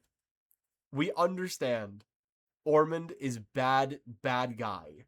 Ormond is abusive and so on and so forth. We didn't need that. We get it. We get it. And it's even worse when you consider what Ulf does later, that Ulf does the same thing. We get it. So, Daemon arrives, the host is here, and now Daeron and Gwaine come up with this plan to get Corlys out, and I don't know, Gwaine says we're going to do this the hard way, and it's implied that Gwaine started to torture Corlys, but then nothing actually happens to Corlys. No idea what this scene was, no idea where Corlys even is. This entire purpose is just to get Corlys out of Tumbleton so he doesn't die. We can try and analyze it, there's no point. Yeah, this whole scene is just to get Corlys out of Tumbleton. Corlys did eat Gwaine up a little bit, calling him Ormond Squire, but even still, it's just getting ridiculous at this point. Now, we get to Rhaenyra marching to the Sept. Okay, I can't focus on him because I don't want this video getting taken down. But Rhaenyra finally speaks to Joffrey. And the show will not give Joffrey a speaking line. Joffrey, who's supposed to be very important going into season 4, does not get speaking lines. And Viserys told Rhaenyra about the Song of Ice and Fire when she was 15. And Rhaenyra, by this point in her life, was a dragon rider. She was already at small council. She was already developing as a human being. And I understand Viserys waited because he wanted an heir. But the point is, Joffrey has no idea what Rhaenyra is talking about. Because he can't, he's too young. Bran, who's been raised by Ned Stark, Ned, who is the most... Like, Ned's whole thing is he parentifies his children. Love Ned Stark. I get why he does it. But Ned goes out of his way to accelerate his children's development because he's scared they're going to die if he doesn't. And Bran in A Game of Thrones struggles to understand why the deserter had to be beheaded. And now we have Rhaenyra telling Joffrey about this prophecy, this Song of Ice and Fire, that he does not know what she's saying. And I get they're trying to show Rhaenyra's losing her mind, but do they need to make her stupid as fuck?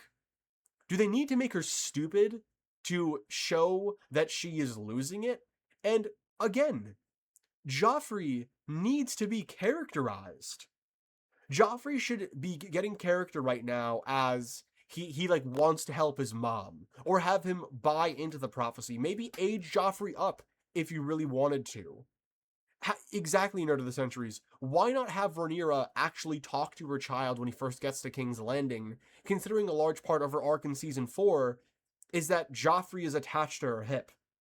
She becomes super overprotective of Joffrey because she lost Luke and Jace. And now, she just yapping about the Song of Ice and Fire. Why is she not talking about her other sons? Why is she not attached to the hip? Luke who? Yeah, exactly. And yeah, Rhaenyra's armor looks like shit. Just saying Rhaenyra's armor looks bad is real hater territory from me, and I really don't like saying things like that are so subjective, but I don't... Rhaenyra looks dumb. Rhaenyra, it looks plastic, it looks comic-y, It looks gimmicky. I'm just not a fan of it. I'm not a fan of it.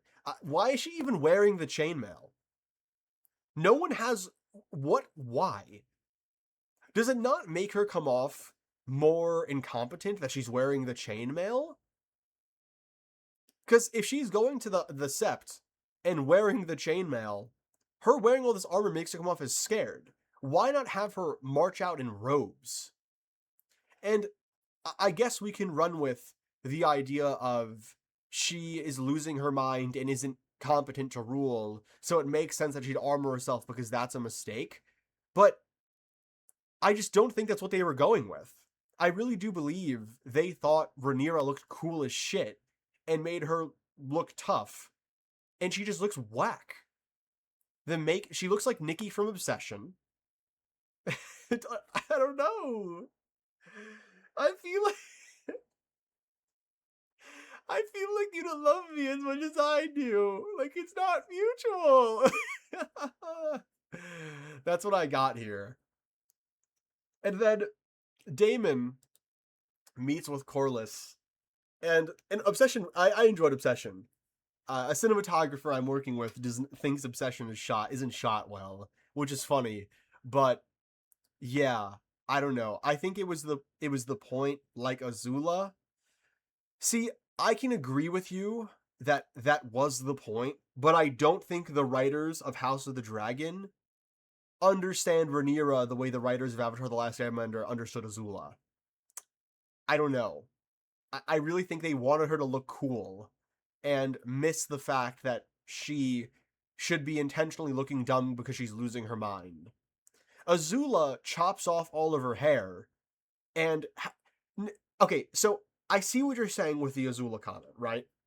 But Azula has this break point where she's thinking about her mom, is haunted by the idea and the pressure that is put on her, makes her hair intentionally look stupid, and goes from so well kept to this psycho when she goes to fight Zuko. With Rhaenyra, we don't show her getting ready. It would have been interesting to show her... Okay, imagine Rhaenyra gets ready, and she tells her handmaidens to fuck off. And she goes, I'm gonna do it myself. And she makes herself look like a clown. That I would have got behind that idea. That they are intentionally showing Rhaenyra is slipping. But with the way they promoted Rhaenyra, because they used the images of her, it really felt like they were pushing the idea that we are supposed to think Emma Darcy looks fucking awesome. And they did not look awesome. I've seen Emma Darcy look awesome. This was not it. This was not a good look. And I do not believe it was intentional. So, Gawain, oh my god, guys. Gawain brings out Corlys. They are about to fight. And he goes, I'm gonna give you Corlys. Corlys left Rhaenyra, by the way. Corlys and Rhaenyra aren't on good terms. Gawain knows this. And his idea is to give the Hand of the King that Rhaenyra won't even probably take back as Hand of the King as a peace treaty. And then goes, oh, and by the way, let Daeron be king of Old Town. Are we serious? First of all, this show has wanted to give Alicent more to do, and yet they take one of her better moments from Fire and Blood and give it to Gawain and Daeron and send her on a mission to poison her own son. Gawain just serving face behind Corlys the entire time is the only thing working harder than Gawain's plot armor. Was the hairstyling, yes. Oh, this scene is dumb. And Corlys actually thinking this is a good idea. Are we dead ass, bro? Are we dead ass? You know this is never gonna work. It's just, there's no way. There's no way. And on one hand, Daeron the Daring spends the entire... He spends the whole show talking about, I don't really care about my life. I just want to do the right thing. I think a decent payoff would have been Daeron telling Gawain, because he never says it, I killed a man. Imagine in their debate, when, at the end of this episode, Daeron tells Gawain, I killed someone. Ormond pressured me into killing an innocent man and I did it. And have him break down and cry and say, I'm a murderer. What is my life? And imagine him saying, I don't know how I would do this. I'm gonna need to think about this a lot with my rewrite. But imagine him being okay sacrificing himself if they want to make him the daring. Imagine he goes out and says, I'll surrender myself. You leave the city alone. You leave my men alone. That would have been Daeron the Daring. That would have been ballsy. Just something to point out that he is changing, that he is daring, that he has balls. But his idea is to send Corlys? What are we talking about? Why not have Daeron take control of his forces? Daeron has a dragon. If he flies into the sky with Tessarion and goes in front of Ormond and says, we are surrendering, or I am going to burn you because I'm the king. Wait, what are we talking about?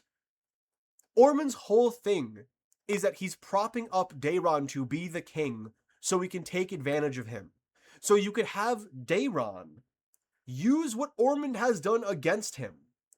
If Ormond is telling all of his men that Daeron is meant to be king, that he's meant to rule, and all of his men can see that Ormond is leading them to their deaths, you could have Daeron have a moment with Tessarion where he takes control of his forces. But instead, he does nothing. I actually don't understand. How do you write a character, give them a dragon, and like Very Cute Animals pointed out, Tessarion might be the best looking dragon in the whole thing. I really like how the dragon looks, how it's smaller. It looks like a giant pit bull. And instead, we do fucking nothing with the character. I don't understand. I don't understand why they even introduced Daeron. This seems stupid. Alright. We move forward. Fucking Daemon. Get your hands off him, Daemon. Get your hands off of him. I have no analysis to add here. Get your grimy fingers off of my goat. Do not touch one of the only decent characters in this entire show right now. Alright. So, I like a few things about this scene between Aemond and Aegon. But it is also just showcases all of my criticisms of this show. This scene is borderline a microcosm for House of the Dragon. First of all, Sunfire looks awesome. I love the way that when Aemond hears the flapping, it's really quick, but you can see that Sunfire doesn't fly properly anymore. That Sunfire is just sort of, it can fly, but it's a little, it's got wabi sabi. You know, it's a little tilted.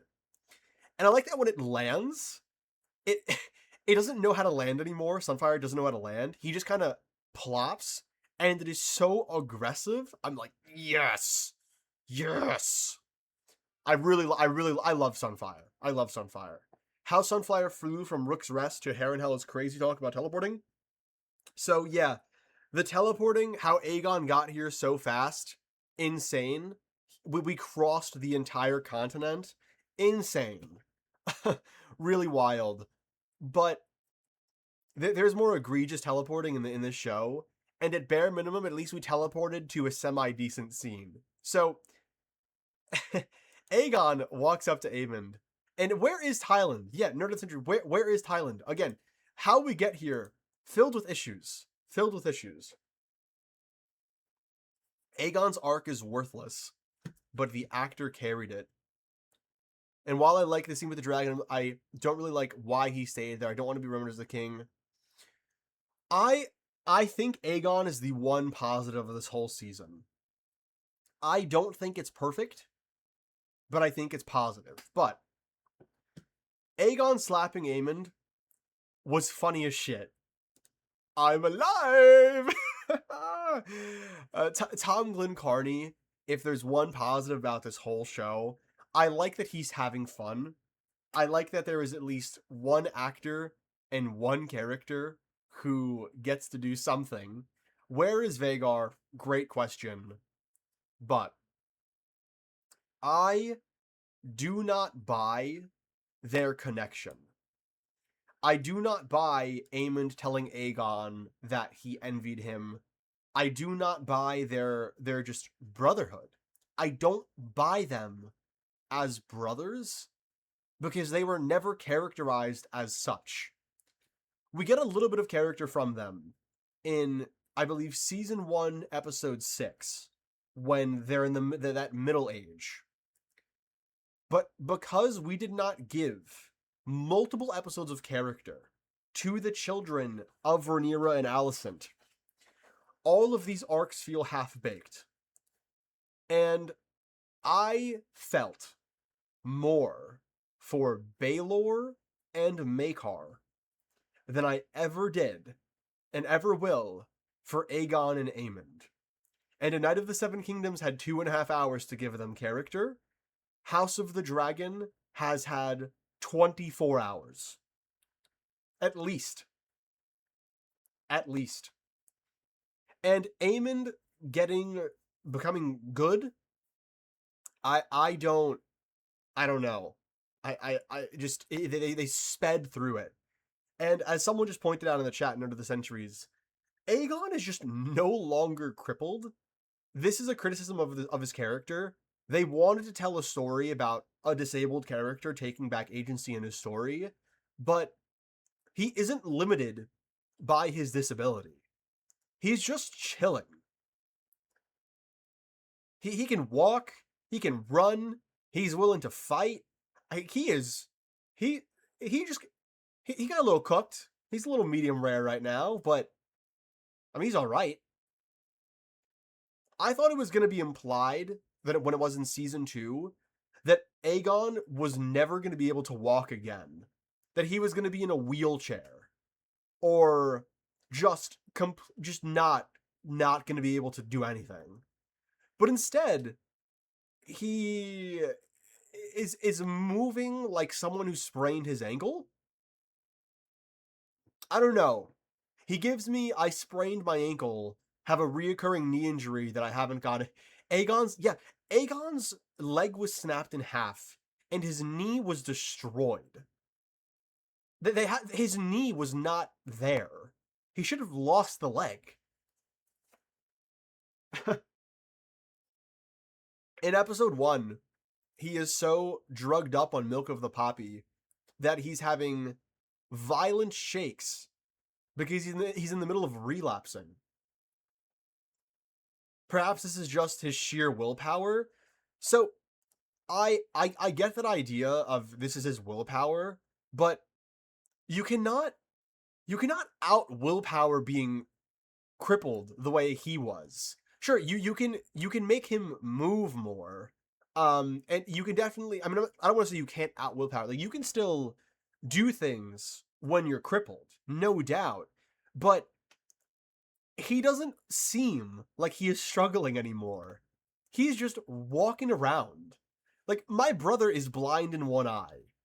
He can't just will the eye to be used again. And Aegon can't just will his legs. Like, he crosses this entire place in Arenal in like 2 seconds. Let's see this. Look. Yo, he is sprinting. He is sprinting.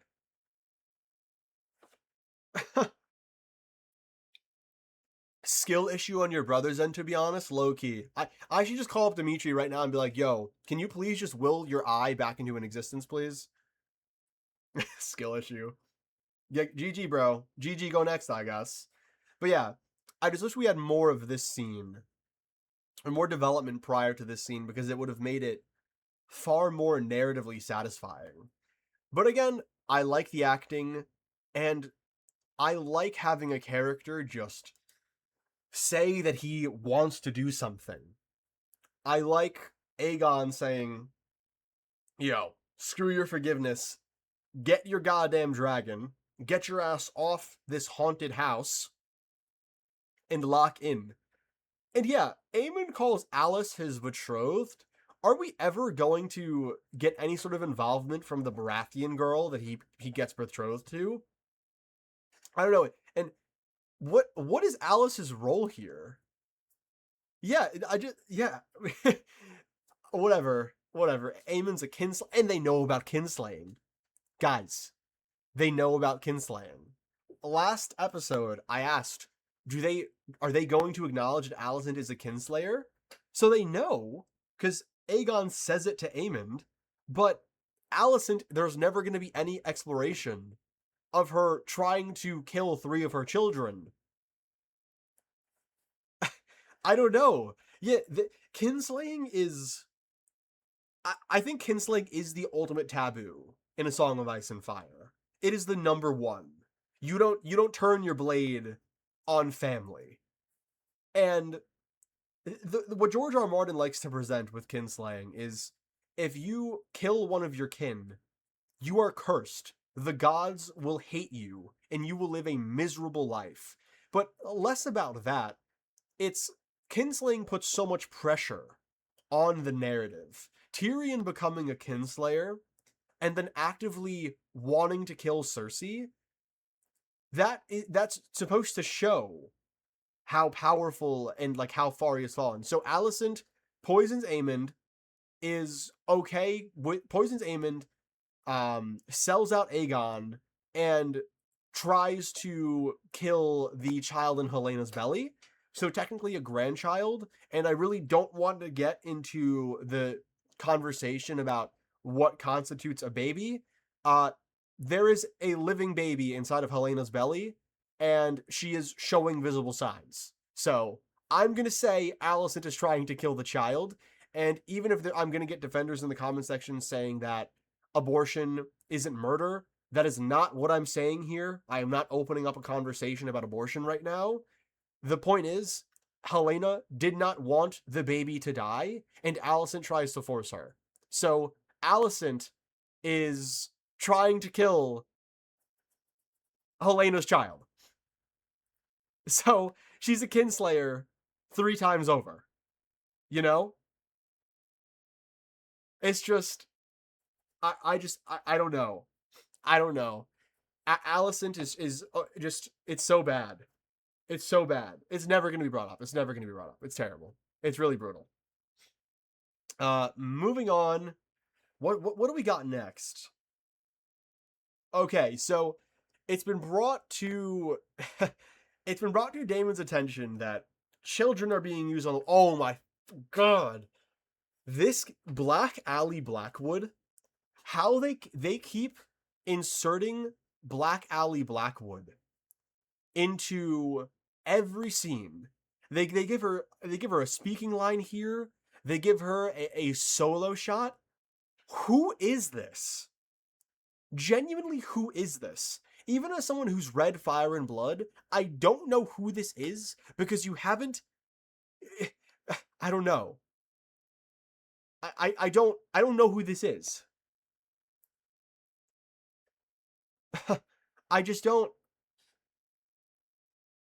I don't get it. I don't get it. It feels like fan service, but in the worst way. In the worst way. Where she has gotten no introduction, has been given nothing to do, and is just meant to look cool, I guess. Lol. I guess? They didn't introduce Ali or Roddy. Casual viewers still think Roddy is a Stark. I know. She's a glorified extra. Hasn't been given any character. Needed to shoot Kristen Cole just because. But hey, she sang a song, so it is what it is. Alright. And then we have this scene. This wonderful scene. So Rhaenyra marches into the Sept and kills the Pope. Oh my god. What are we doing?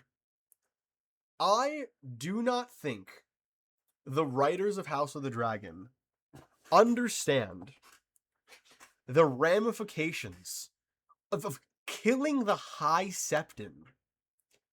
The second she does this, okay, first of all, just marching into the Sept with arms. There are small folk in front of her, in front of the Sept.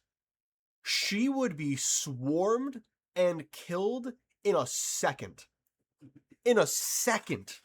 Are you insane? You're gonna publicly execute the Pope in front of King's Landing? So, okay. For those of you that maybe haven't read the books, I'm gonna explain this. Because Game of Thrones does the same bullshit with Cersei blowing up the Sept in the Winds of Winter. But the Faith of the Seven are by far the biggest religious group in Westeros.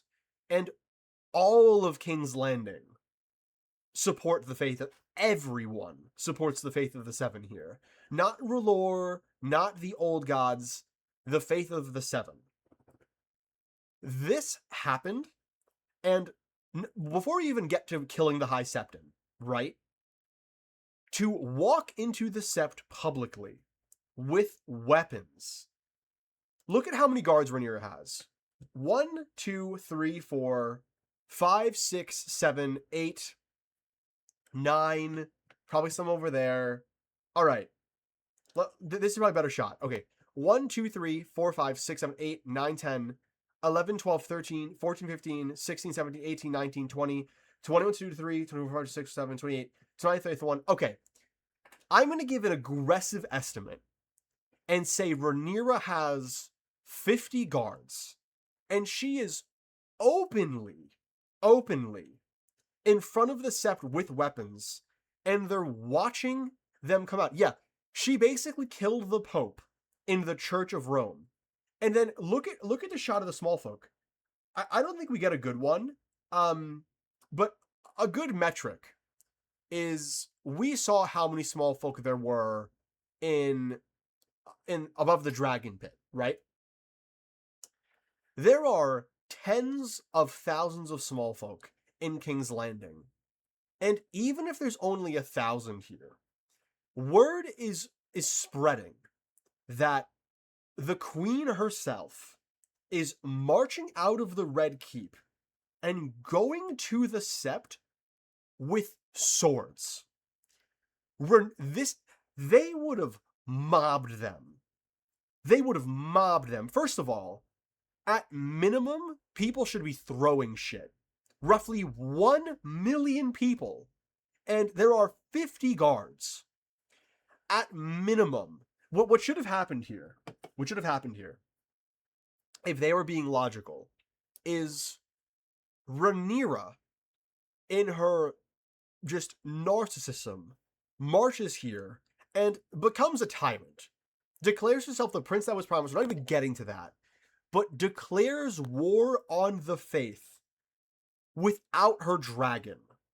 This would have worked if Rhaenyra grabbed Syrax and put Syrax on top of the building. If Syrax was up there, people aren't going to charge because the dragon has the high ground. But 50 guards versus people threw stuff at Alicent and Helena for much less in season 2.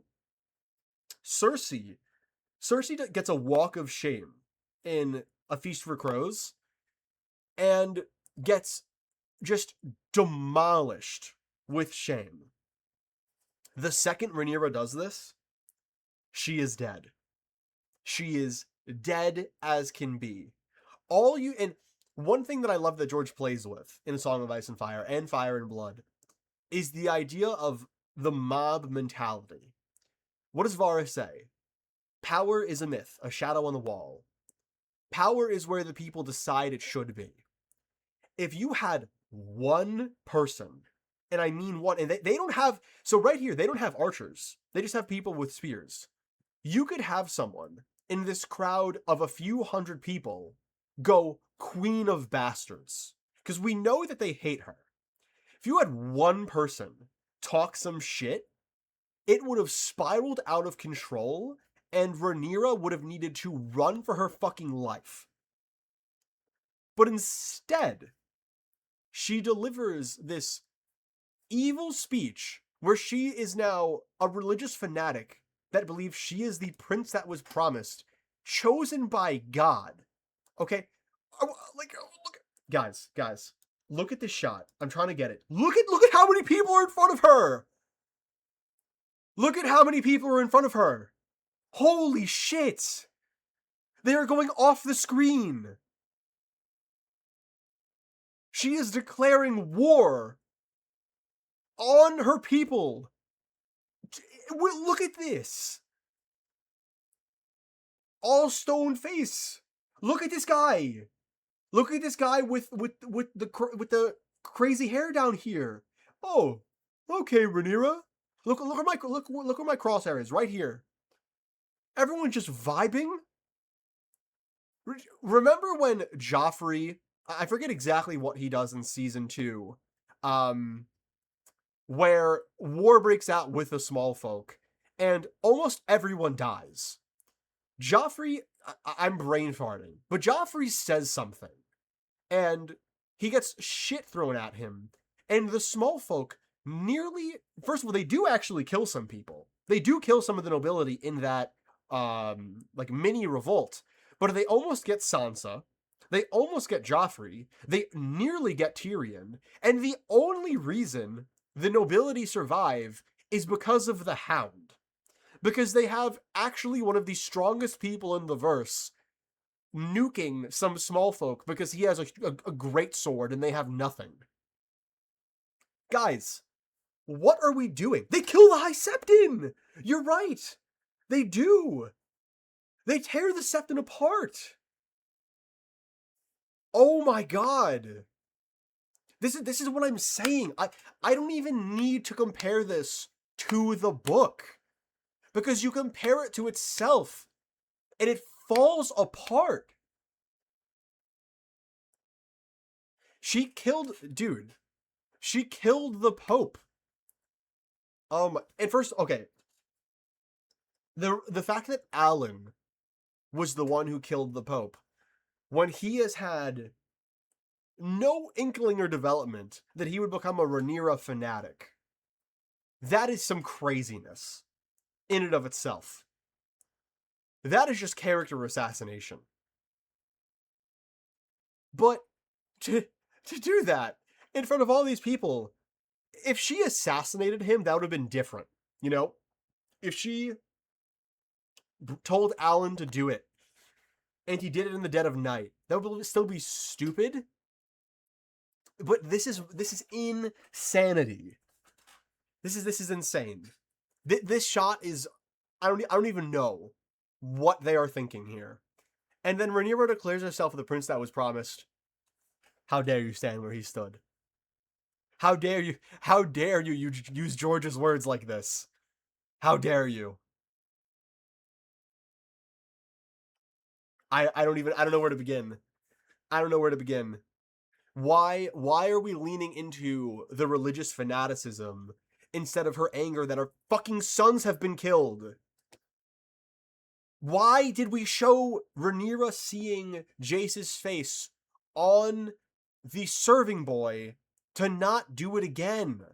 Why not have a moment where we see the small folk from Rhaenyra's face and have her see Jace and Luke in the crowd? And also, how is no one talking about this in Game of Thrones? How is no one mentioning? Because she doesn't say that she's the prince that was promised. She says it in High Valyrian so they can understand her. But Cersei has never heard jack shit about the others. But Rhaenyra declared it publicly in front of thousands of people. There's no one. What? What is going on?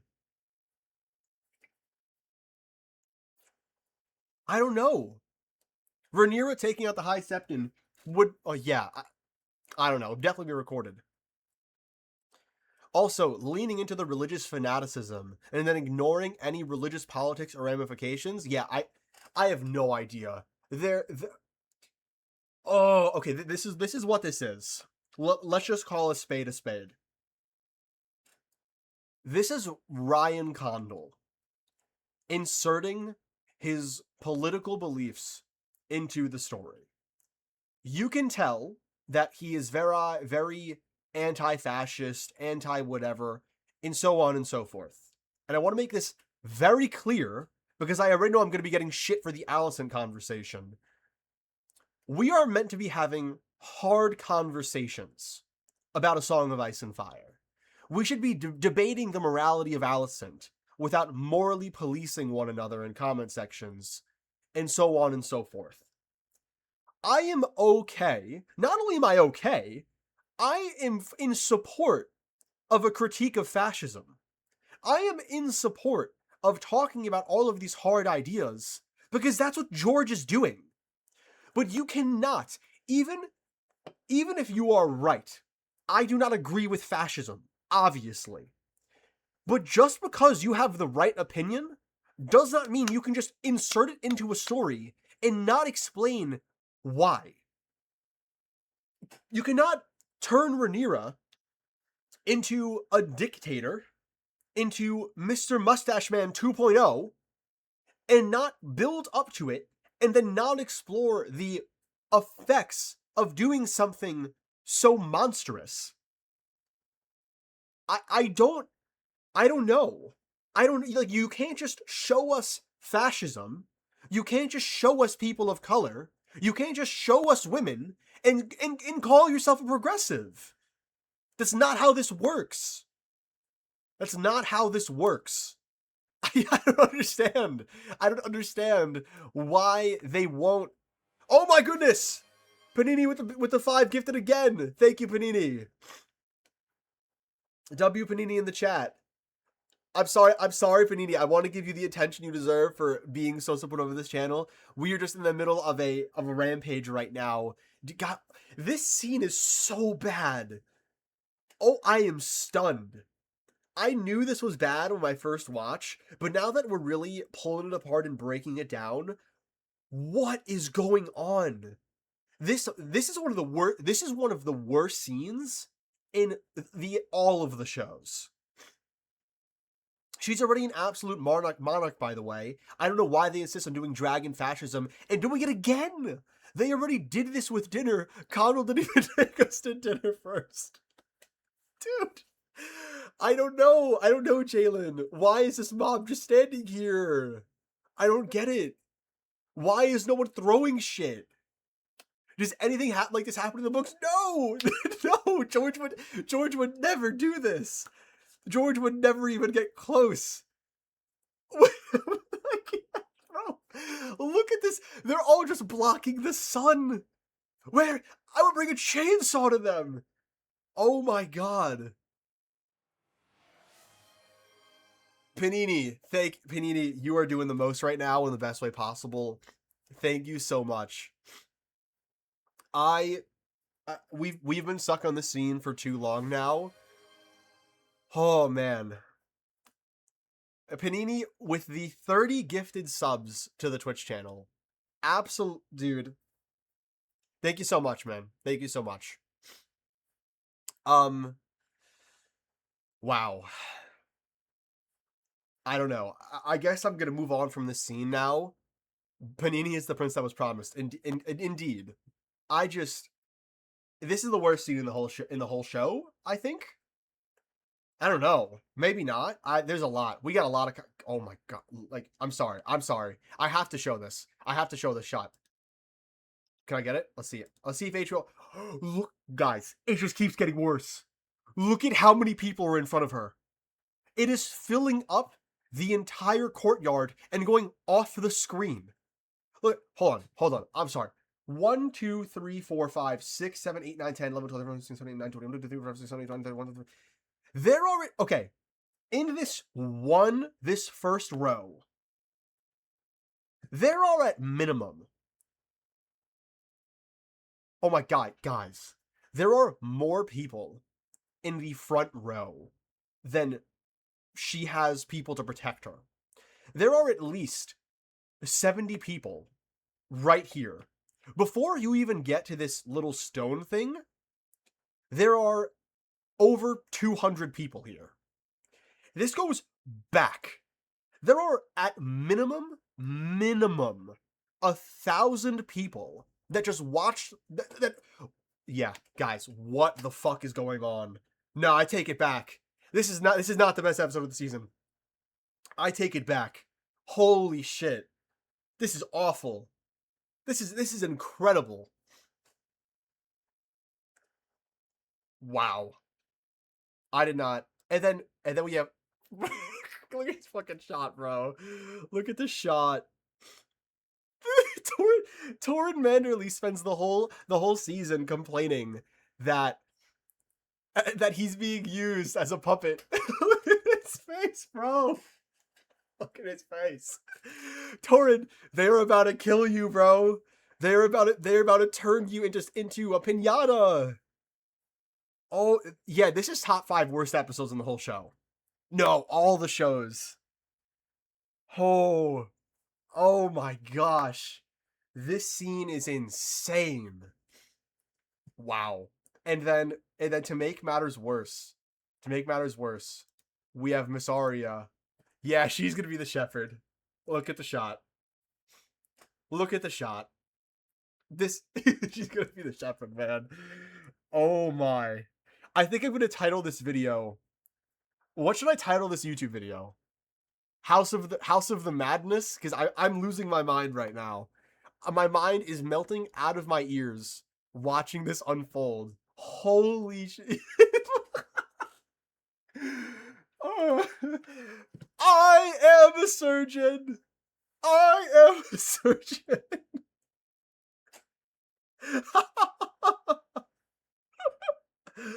Oh my god. Oh my god. The shepherd is Rhaenyra's ex-girlfriend. Oh my. Oh my god. A song of schizophrenia. My girlfriend's the shepherd. I am a surgeon. I am the... Why is she saying it in High Valyrian? I don't understand. Who is she speaking to? Oh. Hey, look at you. Okay, I gotta move on. This is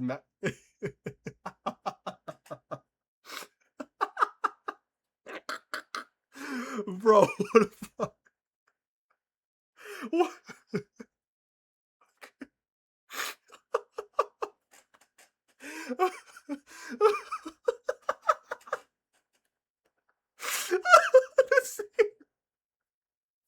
This scene is so fucking bad. Oh my god. I can't. Ryan. Oh my god. Oh my god, I'm gonna pass out. Oh. I can't believe it. I can't believe how many people think this is the best scene ever. It's like Trump. It's like Trump speaking Spanish. Bro.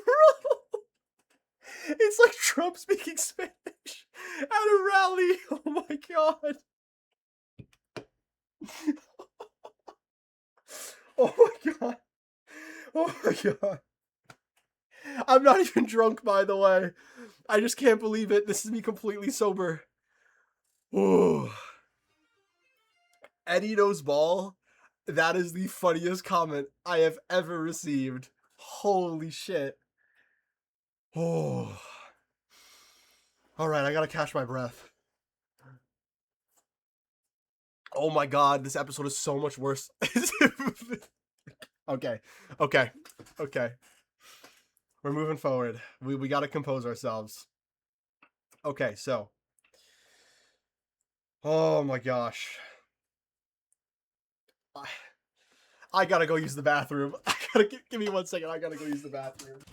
Oh my lord. That scene. Wow.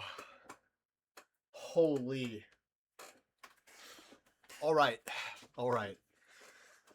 Deep breaths. Deep breaths. Moving forward. So, the fight begins, and yeah, we just don't need the extra shots of the kids, and so on and so forth. I gotta say, when I saw this shot, when I saw all of the Starks, the not the Starks, the Northmen running at Tumbleton, I got a flashback of Helm's Deep. And I got this flashback because Ryan Condal made the genius statement at the start of this season saying that the gullet was meant to be their Helm's Deep. And also, this whole thing just looks like shit. Um it just I hate the color grading of this entire battle. Um and it begins and they charge, whatnot. They get all hyped. They bash their shields. The color is so distracting. Whatever. I mean, do I think this could have been done better? Absolutely. But given the nature of what we just witnessed with Rhaenyra, I like fine. Whatever. Whatever. I'll take this over the other thing. What was the point of having a trench you can set on fire and not lighting it until the enemy is climbing over your walls, bro? Oh my god. Oh yeah, yeah. No, I should mention this. So Roddy walks up, and this guy gets shot with an arrow right here, and it's played as a loss, like it's an MCU bit. And I understand that they want to die in battle to have a great conclusion, but they've taken it too far. This character is a joke. I do not think he's cool. I think he's just cringe at this point. I wanted it to be a little more serious. It's a reverse of the Battle of Winterfell. You can see everything, but it's ugly, essentially. Yeah, they really wanted to make the wolves goofy and seem like cool fighters whenever they're trying to be scary. It's just goofy. 100%. And I just wish they fought with more seriousness. I wish they were treated as more serious characters. You are not serious people. The Stark Northernmen, I love you, but you are not serious people. If you know, you know. Succession reference. Okay, so they storm the walls, and this is going to be the first scene of many where it is brought to Ormond's attention that Ulf is nowhere to be found, and Daeron. This scene is the culmination of Ormond's arc with Daeron. This random squire telling Ormond that Daeron sent for peace with Gwaine is the conclusion to Ormond and Daeron. This is the moment where Daeron, quote unquote, came into his own as a character and pushed back against Ormond. Are we dead ass? Are we dead ass? There's nothing narratively satisfying about this. This is just lame as shit. This whole Daeron and Ormond were destroyed, wasted, and gutted, and it is just a shame. And now, I can't show too much of it to not get taken. Again, like I gotta show this because I almost lost my mind. Where is it? Right? No, we'll get to that in a bit. But they're climbing the walls. It doesn't look good. Roddy does something terrible. I can't say what it is because my video will get taken off of YouTube, but all of you know. And at bare minimum, if I can give the writers any credit, I am finally happy that they portrayed Team Black in a negative light. I am finally happy that we are seeing that this is a both sides are bad thing. Because the whole point of this entire story was that both sides have good and bad people. This would have been better if Daeron didn't kill an innocent man in episode 4 or 5, and if he actually did something daring and brave this episode. But guys, after that Rhaenyra scene, we got to take the W's where we can find them. We have to. At least they were aware enough to make them bad. people were saying was a child's fault. Oh my god. Came after seeing your YouTube video. Well, this is going on YouTube, so you'll be seeing this one too. Thank you for stopping by, Slayer Cat. I hate it when people in TikTok still support Rhaenyra during that scene. Yo, I mean, shit. It. I don't know why people see the denial about Rhaenyra and her not being this awesome ruler is insane to me. Insane. Let's move forward to my next criticism of this show. We give Black Alley Blackwood a stand-alone snipe. There's a guy head glitching on the high ground, and she murks him. Are we dead ass? Does she have aimbot on? First of all, where is the army? Why are people not defending all parts of the wall? Why is there one dude? FaZe Ali Blackwood. Yeah, I guess so. Dude. And, okay. I really don't like doing this because I hate starting wars and feeding the fire that is Lord of the Rings versus A Song of Ice and Fire, because I really think they should be talked about together. But how dare you stand where he stood? How dare you give Legolas vibes right now? How dare you make her the Legolas of this moment and not give her any character? The hair, the design, the archer, it gives Legolas. How dare you stand where he stood? Like, come on, bro. Medieval version of Nuke. Yeah, they're literally fighting in the Nuketown houses right now. Oh, Jesus, man. What a disaster. Moving forward, Daemon calls Caraxes, alright? Now, he calls Caraxes, gets to the door, and I can't show it, but Ormond again showing his gooberness with people younger than a certain age. We can't see Daemon actually be that terrible because God forbid, why would we?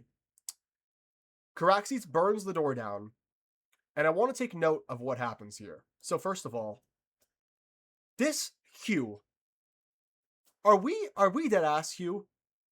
Your goal here is to sneak into Tumbleton to find your lady. Can you put a goddamn helmet on? Look at everyone else. Every other person in this shot has a helmet on. And you're wearing your Targaryen dragon riding fit. And he has the brightest hair out of all of the dragon riders. And he's letting that shit fly. Are we serious? Can we, like, why are we making such elementary mistakes? Why did no one go, we should probably put a helmet on Hugh? Dude, look at how many extras they have in this scene. Steal one of their helmets. Take this guy's helmet right in front of him. Put that shit on your head. Are we serious? What, like, why? Why? What is going on? And people think this is good. Not only are we making fundamental mistakes with big moments, we are making such stupid errors. I am nobody, and I know this is dumb. Okay, so what I want to get the shot. So where is Caraxes' head? Point is, Caraxes' head is in here. It's in the city. I like the shot of Caraxes with his head in the city is cool. That was a cool shot. But we are going to see Caraxes just despawn. So we see Caraxes is at the front of the gate. Okay. We get more memes of Roddy, right? We get more memes of him just goobering around for comedic relief. Like, guys, they're sacking the city. We do not need comedic relief when we're sacking a city.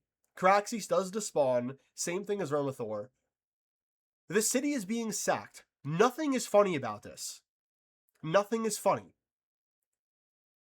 it's so out of touch. Nothing funny here. Okay? We move forward, and Ulf is on the pooper. Or what? Okay, guys. Do you know? Okay. This is a thing. When you can't find when Katarina goes missing, when I'm going, Katarina, where are you, sweet dearest? And I can't find her. First place I'm checking, bedroom. Is she asleep? Second place, toilet. Is she taking a poop? No one checked the bathroom? What? Your city is about to burn. Ormond is a political mastermind and didn't think to keep a guard with Ulf? Are we serious, bro? We had to play a hide and seek with Ulf. And then, let's move forward a little bit. He gets found by Ormond somehow finds him. Ormond, who should be commanding right now. Because none of the other guards thought to check the goddamn dumpster. Or no, maybe they did and they just called Ormond. Whatever. Ormond starts kicking the shit out of Ulf. Alright? And I've been the staunchest Ulf defender this entire season. And I do not like what they did to his character. I want to make this very clear. From the ground up, they destroyed his character from the start of this episode with him being creepy with the women and being drunk. Ormond deserves to beat Ulf's ass, but in the same breath, the second this happened, I knew what they were going to do, and it's just so predictable. What is Ulf's plan? I mean, I understand, maybe that's the point, is that, you know, you gave a dragon rider a dragon, and they're obviously going to act out of pocket, but, dude, they essentially, Vlad, thank you. They used this scene to justify Daemon smacking the shit out of smacking the shit out of Ulf this entire season, when this never, you never had to write him like this. We could have had him just turn cloak. We didn't need him to become Daenerys. It's just stupid. Like, these writers do not know how to write common people. You know why? Because they're never common people! Because they're all fucking Nepo babies! Oh. Ugh, Jesus. Okay. Daemon is in the city. Okay. Oh, okay. Yeah, ready. So, Ulf is... I can't show that. Panini, thank you for the more gifted subs. Thank you so much.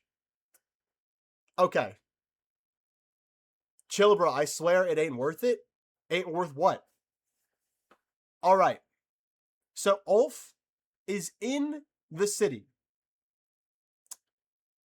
And we get one scene of Hugh's wife getting hurt. So we know where that's going, right? And then the next scene, Ulf is teleporting to Silverwing. How on earth did he get here, bro? How did he get here? Does he have the Doctor Strange Marvel Rivals teleport ability on no cooldown?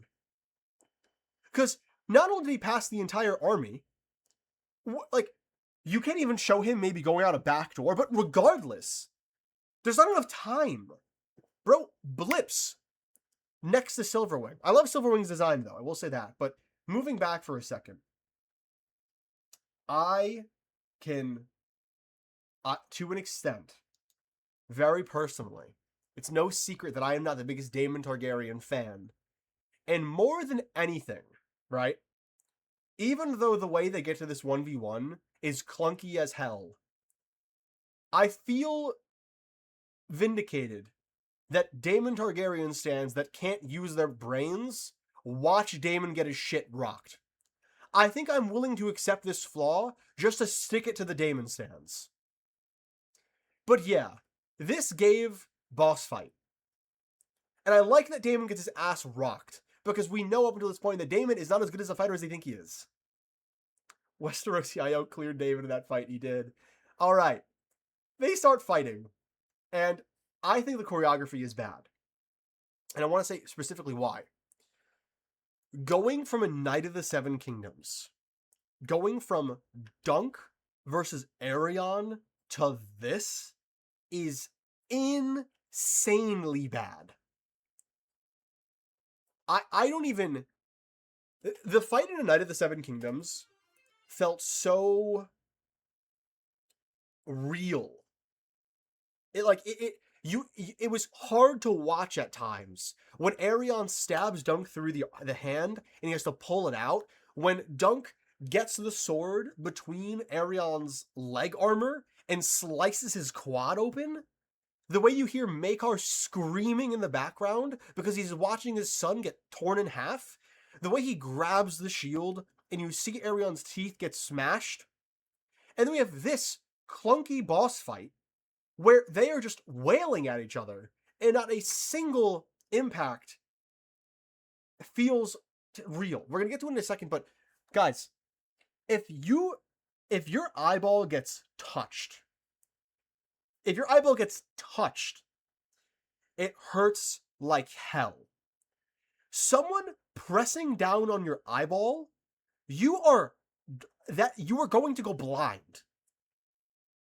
And Damon gets his head squished in, his eye squished in, by this guy who is probably... The actor who plays John Roxton is huge. He's covered in giant plate mail, and he has to be at least... He's got to be at least 6'4", 6'3", 250, at minimum. Minimum. For my people who have ever worked out or have ever fought, 6'3", 260, 270, that is a huge guy. To get your head, your eyeball pressed down by that hand, gone. Your eyeball is gone. And the fact that Damon screams, and I thought, oh, did he just lose an eye? That'd be cool. Nope, he's fine. Whatever. We get to... Oh, God. Who's ready to say goodbye to Daeron? So we're an hour in. And yo, like, we have this cool scene where Daeron is, I'm flying out, right? I think this scene could have been fine. Release the dragon, get on its back, and go be the daring. And Gwaine saying, I'm gonna stop you. I'm okay with Daeron doing this, but he has to say that he killed the man and he's doing it for a reason, okay? So, we get to this. Daeron hears Silverwing overhead, and we will never see him again. What? What? This is what I'm talking about. How did you let this happen? I don't understand. Where did he go? I don't know. Yeah, why did... Oh my... Exactly. Why did Tessarion not come out? I don't know, man. Like, just the fact that this scene is so obviously not supposed to be, or not his final scene for the episode, and then we never get a good spot to leave Daeron with this episode, and now we have to wait at minimum another year and a half. I'm telling you, they haven't released the numbers yet. There is going to be a dramatic fall off between season 3 and 4. Dramatic.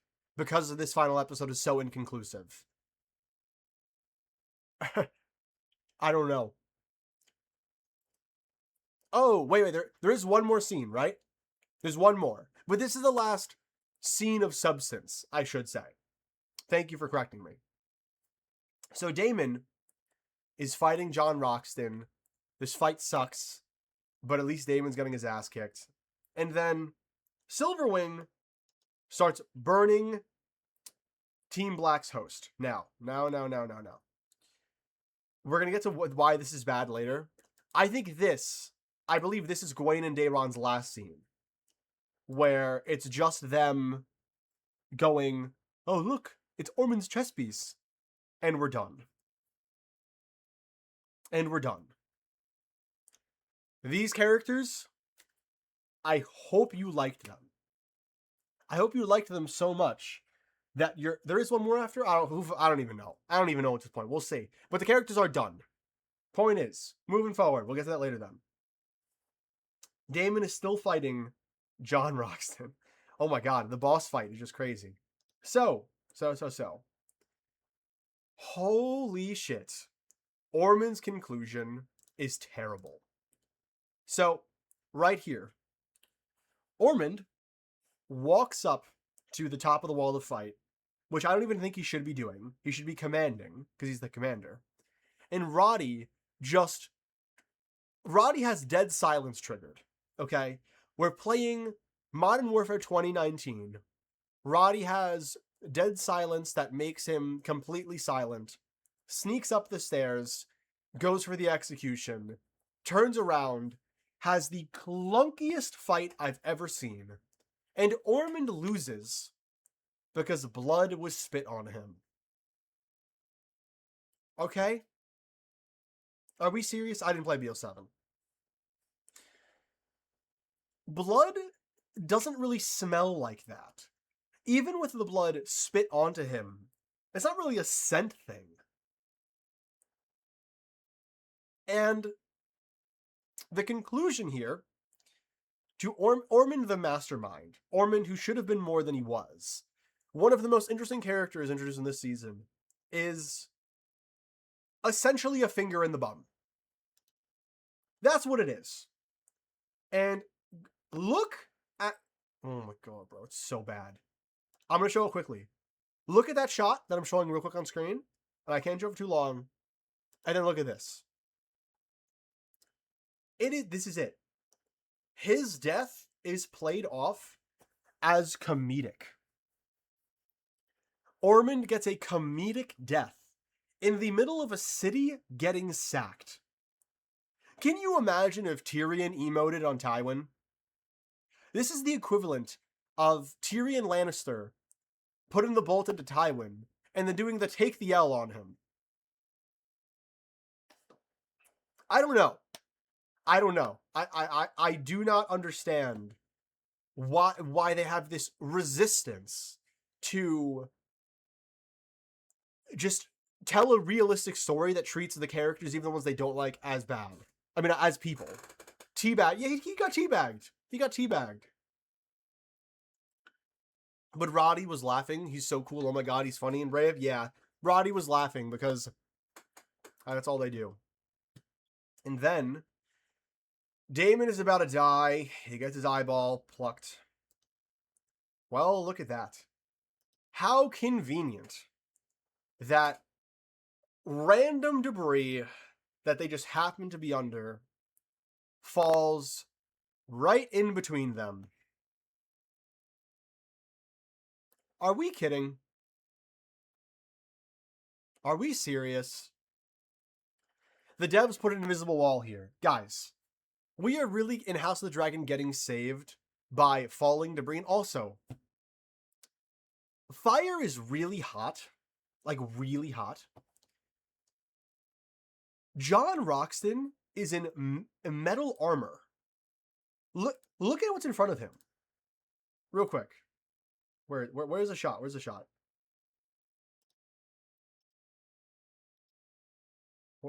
I can't get the shot, but can he not just walk through it?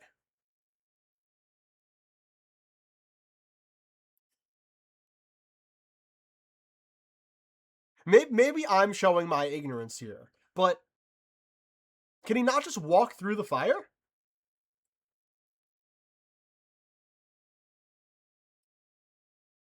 Yeah, like, I don't know. Can he not walk? I mean, I don't know if you guys have ever jumped over a fire or anything, but this isn't... I mean, it's a few pieces of wood. He could have ran right through this. He could have ran right through this. Nah. If he just hit this with his shoulder, he's going through it. Yeah, maybe he'd fall, but I mean, look at what's in front of him. It's a few pieces of wood, and he's not wearing anything flammable. He has a shield. He could literally just probably jump through this. I don't know. I mean, it's still falling. Yeah, it's still falling in the shot, but I can't freeze it on the right one. Like it keeps skipping forward. Maybe I can try, but nah, it's not letting me. I think you just walk through, but whatever, it's not the point. Just so much plot armor. So much plot armor. It's a video game blockade, yeah. Now, we get to an interesting scene. At first, I really like this. Damon looks around at Tumbleton. Looks around at the destruction that he has caused. And seems to be getting this moment of PTSD. And I like this as development for him, because it's him having to finally recognize the damage that he's done.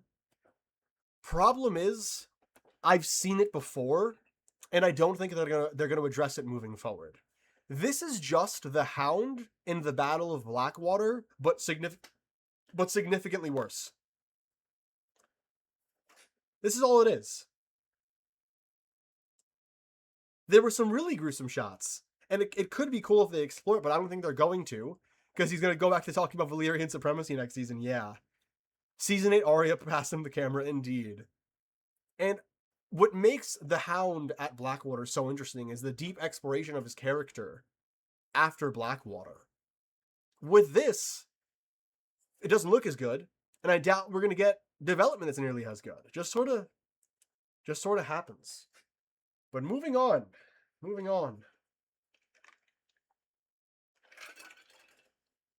Oh, yeah, with a horse, like, runs away. There's one point where a horse runs, and I was thinking about Arya in Season 8 for sure. But this goes on for a while. What is the next scene of meat? So, first of all, how Corlys survived Silverwing burning the house that Corlys was in was beyond me. But of course, Black Alley has to be here. Just has to be. And Corlys, the Hand of the King, whose whole purpose was to get out of Tumbleton, is now back inside Tumbleton. And he just finds Daemon immediately.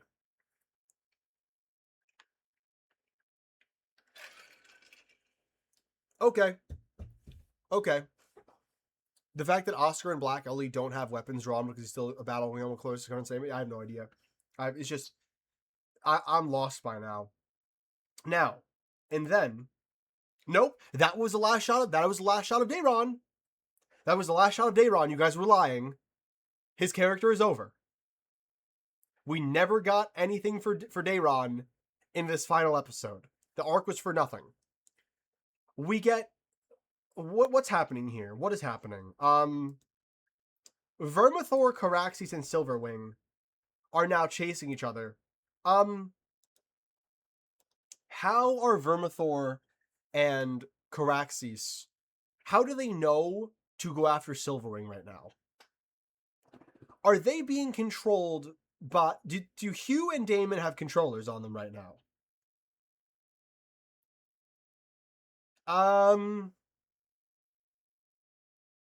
I don't know.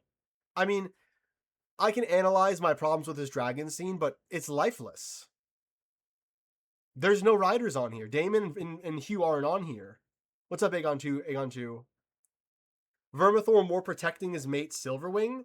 Yeah, I guess so. But again, it's just, this isn't a conclusion. This isn't a final episode. This is an episode 8 or 9. I don't know. I don't know what's going on. And the show didn't explain it because we get this scene of the dragons flying. But guys, thank goodness we gave the budget to Sheep Stealer getting jumped. Thank goodness. I don't know. Then Helena,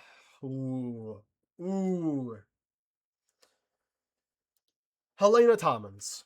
Helena pulls the Tommen. Okay? First of all, have a good night. Have a good night.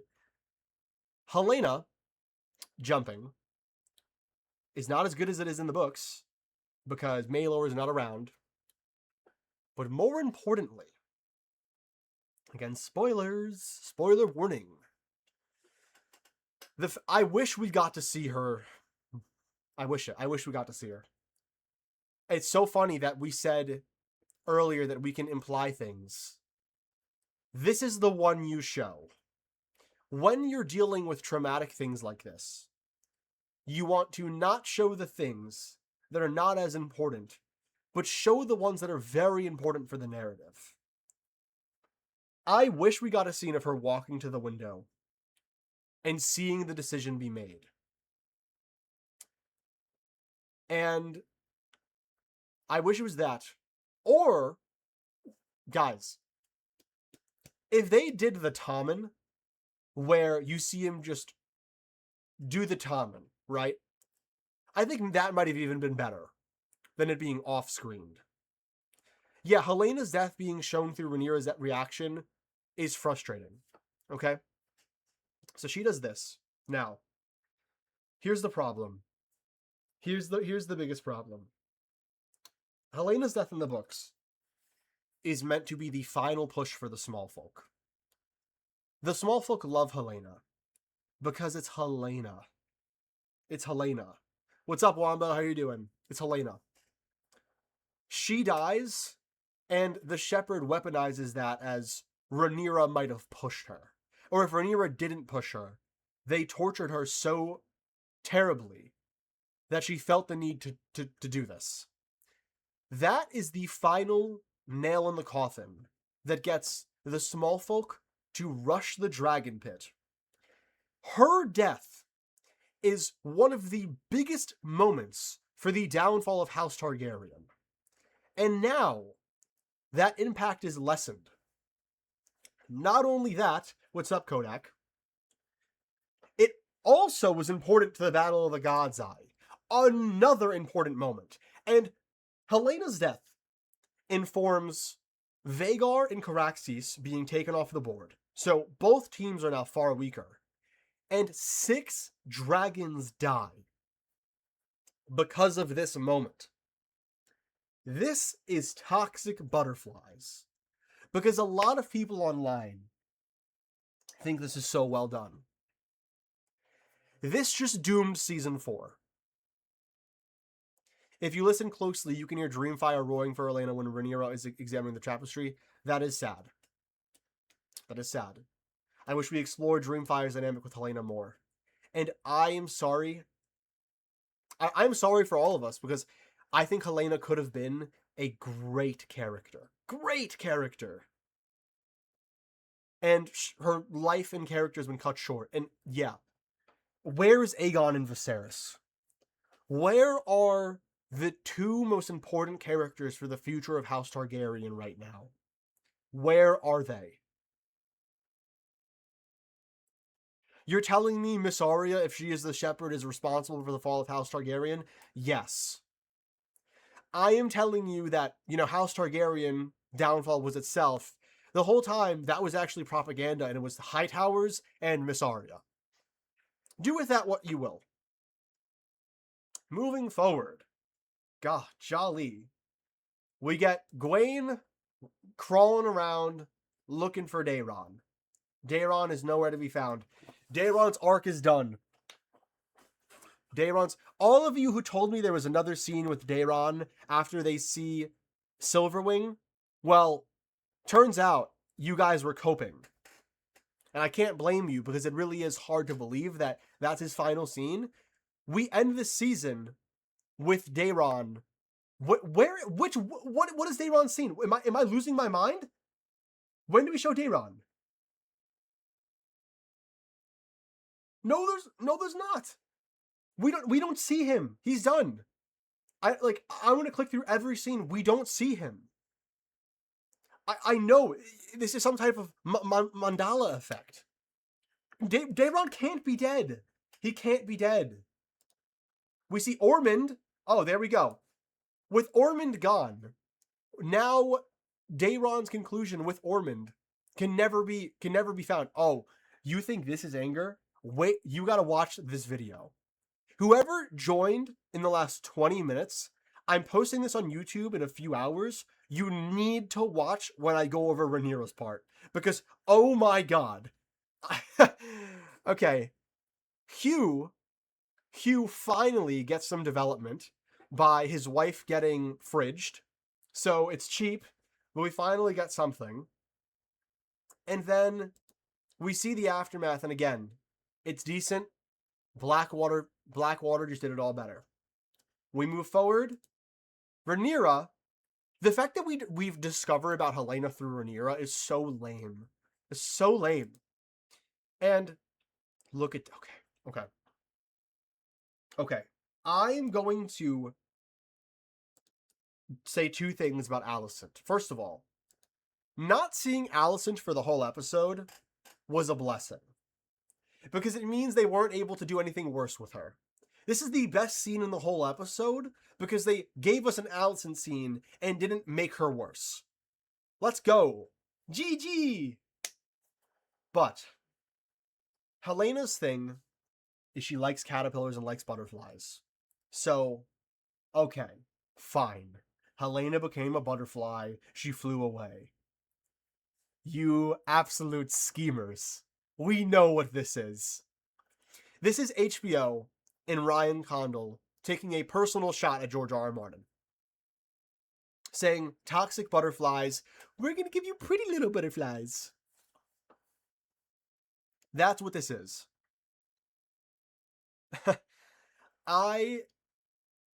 This whole season is one big moment of stolen valor. House of the Dragon has taken George R. R. Martin's work and has corrupted it beyond belief and has the audacity to spit in his face. The butterflies, the nettles mention, this is shameful. It makes me sad. And again, George did sell it. So George isn't completely, and it's like he didn't have to sell Fire and Blood to HBO. He didn't. It is important to note that. But my God, as an aspiring artist and writer, right? This has to feel so violating that you put thousands of hours into the story, gave it to someone with the dream of they're going to respect it and adapt it properly so your vision can be brought to the masses. Because let's face it, especially here in the United States, people do not read. I do not know many people that read, or even if they do read, they either don't like us. Like, a lot of people just aren't readers. So you adapt it to the screen to bring people to the show and ultimately bring people to the books. My goal with this entire video, and I'm going to talk about the entire season once I'm done with this episode, was to get people to stop watching this and go to the books. Because everything, I know it's not just a USA thing, but I can only talk about the USA because it's the only thing it's the country I'm from, and I don't know about other countries as much.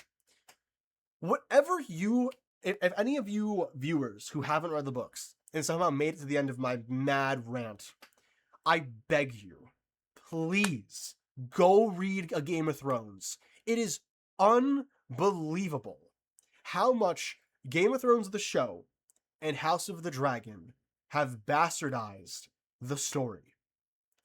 I saw a Lady Stoneheart edit. I saw a video yesterday. I'm gonna show it on screen. I'm just gonna show it real quick, and it was beautiful, guys. Beautiful. It was this beautiful edit that someone made on TikTok of Catelyn going to see Ned at the Weirwood, and it's just this edit of her saying, "I'm scared of the Weirwoods," but she knows Ned loved him. And I was thinking about how George has Catelyn at the start of Game of Thrones be so loving and so terrified of the weirwoods and the old gods and the magic of the world.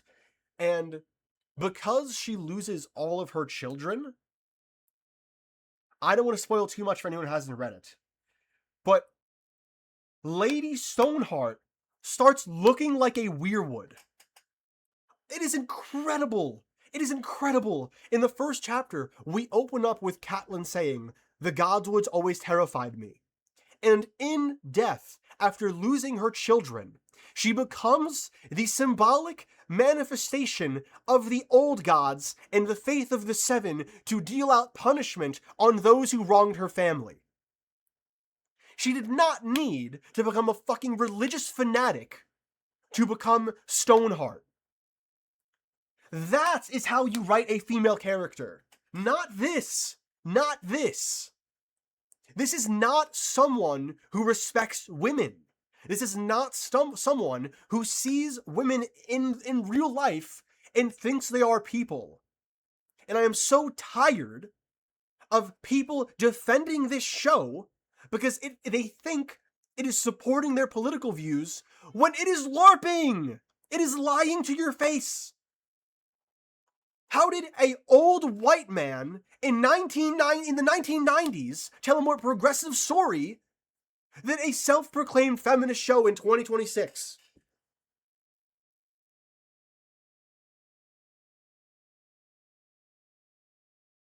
I don't understand. I cannot. We're moving forward. So, Rhaenyra sees the tapestry and goes, "Who cares? I see myself on the Iron Throne. Hooray. Hooray." And then we get to the end of the season with Rhaenyra just closing the window. There it is! There's your season, guys! There's your final episode. And, okay, I've made this point over the course of this video a few times. I understand that I am a very intense fan.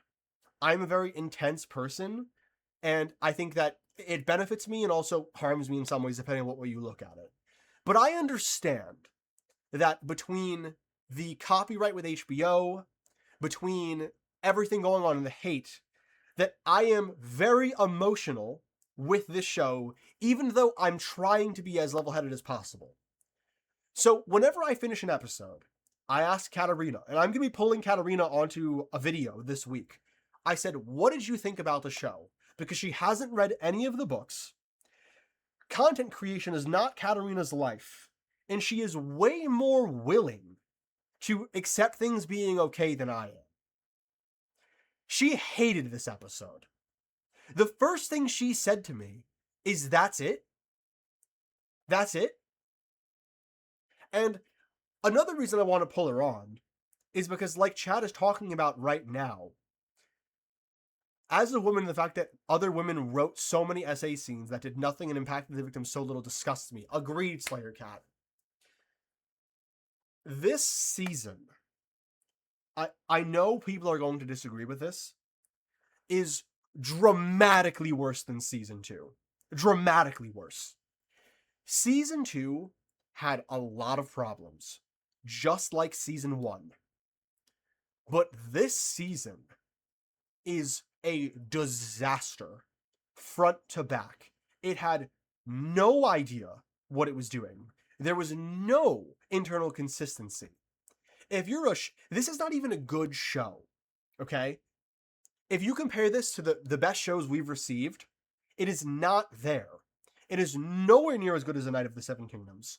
Nowhere near as good as the best seasons of Game of Thrones. It's not as good as Succession, The Wire. We talked about it in other Succession, The Wire, The Sopranos, The Penguin, Severance, so on and so forth. I'm sure I'm going to watch a lot of shows over the next few months that are going to be way better than this. Whatever way you look at it, I truly believe that if you are thinking critically, you have to have some criticisms of this season. And what makes me so upset about this is I have had such a transformative experience with the Song of Ice and Fire. I'm just going to be talking about the whole show now and my feelings about what has happened here. These books are awesome. They have done so much good. They changed not only the fantasy genre on TV forever, but George R. R. Martin changed the book world as well. This is awful. All the SA, all of the characters that have been wasted, the love triangles, the pandering, the LARPing, the terrible action, the non-stop inconsistencies. I do not know what to say. I do not know what to say. And I want to say this. I want to end this video saying this one thing. What I'm about to say, I am sure of. I am absolutely sure of, okay? Understand, we live in a world full of dragons and dragonflies, where so many people are being offered the choice. Which one do you choose?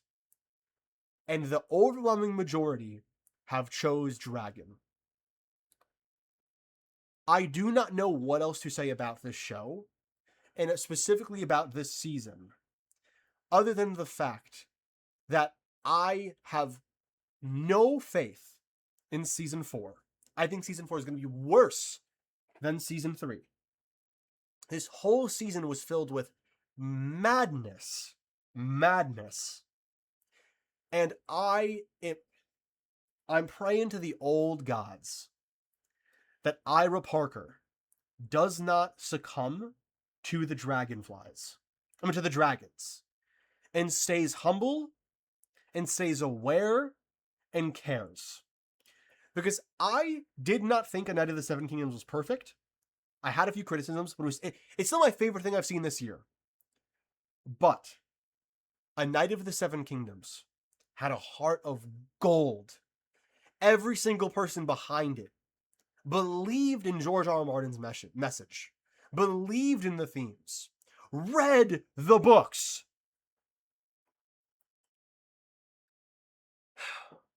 So even with my issues with the humor, I just hope that Ira Parker reins it in a little bit next season. If I said this to Wombo yesterday, if Ira Parker gets a good editor, someone who is very hardcore about editing, and is more reserved in terms of what he tells him to let go through in terms of humor, I firmly believe that A Knight of the Seven Kingdoms Season 2, I don't want to spoil The Sworn Sword, but I want to end this video on a positive note. The Sworn Sword is, to me, the most thematically important piece of work George R. R. Martin has ever produced. And I want to praise that thing to the sky and back. I'm still going to give you all an analysis of House of the Dragon. I'm still going to give you all the justice that you deserve as people who are investing in me. I do not want to be this negative. I want to love this stuff because it is my favorite media ever. Ever. When A Knight of the Seven Kingdoms Season 2 drops, we can all only pray that it stays consistent with Season 1, and then in a few years, because this is so stupid. What everyone says Season 2 was bad. I remember when Season 2 was airing, people loved Season 2. I find it funny how when Season 2 was coming out, everyone said they loved it. But then, a few months later, when HBO announced that the writers' strikes were what kind of kneecapped it, that's when it was okay to be critical. Season 3 makes Season 2 look good, exactly Nerd of the Centuries. In a year from now, in 2 years from now, when Season 4 is concluded, I think people are going to look back at this show and acknowledge the fact that it is later season Game of Thrones territory. That's it.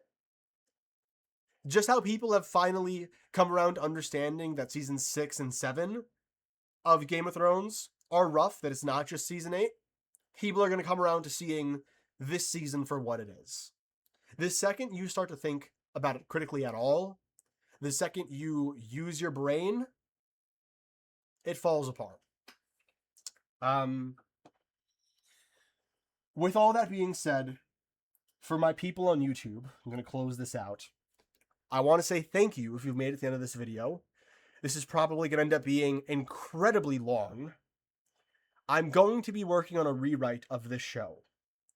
I am not sure how long it's going to take me to make.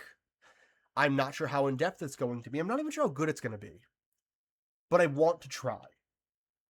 I want to try. And I also want to make this announcement. I've had a lot of people ask me, do I have a Patreon? What can I do to support you considering all the issues with copyright? I need to be honest. I am not comfortable with people just giving me money. If you love my content, my only ask would be that you continue to give me a chance. That you continue to watch my videos, disagree with me, and understand that I am learning and I'm being honest and I'm trying. Over the next few months, you are going to see new things from this channel alongside A Song of Ice and Fire. You are going to probably start seeing projects that I'm hoping to be a part of that are more legitimate. As in more legitimate, as in not just videos. I'm working on things behind the scenes with other people that I want to promote. You will see that eventually. All I ask is that you continue to give me that support. If any of you happen to be disgustingly rich and you want to be generous, I do have a Patreon. But I ask, if you're going to give me money, do not let it be for free. Tell me what you want to see. Let me make you a video. Give me ideas. Give me concepts. Let me treat you as an investment. Or let me treat myself as an investment you're making in me. But other than that, I've been thinking a lot about Red Dead Redemption 2, because I love that game. If you were planning on giving me a few dollars this month for HBO copywriting me, I'd rather have you go outside and give it to someone who's homeless. Give it to someone who is far less privileged and lucky than I am. Because ultimately, I just, you guys hear all my anger here? I just want to see the world get better. And I believe the only way I can do it is through analysis that I love of things like this, or hate, or disagree with. And then try and reinvest into myself to make things that can truly be impactful. And I just want to say, thank you all so much for all of the support over the last few months. I've been struggling to make this video as well, and I might post it anyway just because I'm not sure how many people are going to be seeing this or going to stay to the end. It was my birthday this last week, and I realized that in under a year, last August, I had 2,600 subscribers on YouTube. I now have 29,000. And it has been such a blessing, and I have been so incredibly lucky. And one of my flaws as a person is, thank you for the happy birthdays in chat, is I have an ego. This might be obvious to some of you, but I am a bit of an egomaniac. I do not hide that. I do not deny that. I am just trying to find a way to take the good and bad of me and do something decent with it. So all I ask is that, assuming everything goes well, assuming everything works, that you all take a chance on me beyond A Song of Ice and Fire. That is it. If you can do that for me, that will be more than money can ever buy. That is all. I'm going to say this right now. Over the next year, because this is my first real year on YouTube, from August to August, from the Jon Snow video to this video, my life has changed. So I'm not Sister Calderon Jurgen, but I'm trying to be. I'm gonna LARP Arthur Morgan until I find my path. Call it cringy. I don't give a fuck. Honestly, I know it's the right way. Over the next year, there are going to be changes for this channel, I'm hoping, in the best way possible. And all I ask is that you continue to take a chance on me. That is it. I want to say thank you all for all of the love and support on this channel and on TikTok and elsewhere. And as usual, sincerely, thank you all so much for watching. And I sincerely hope to catch you in the next one. Peace.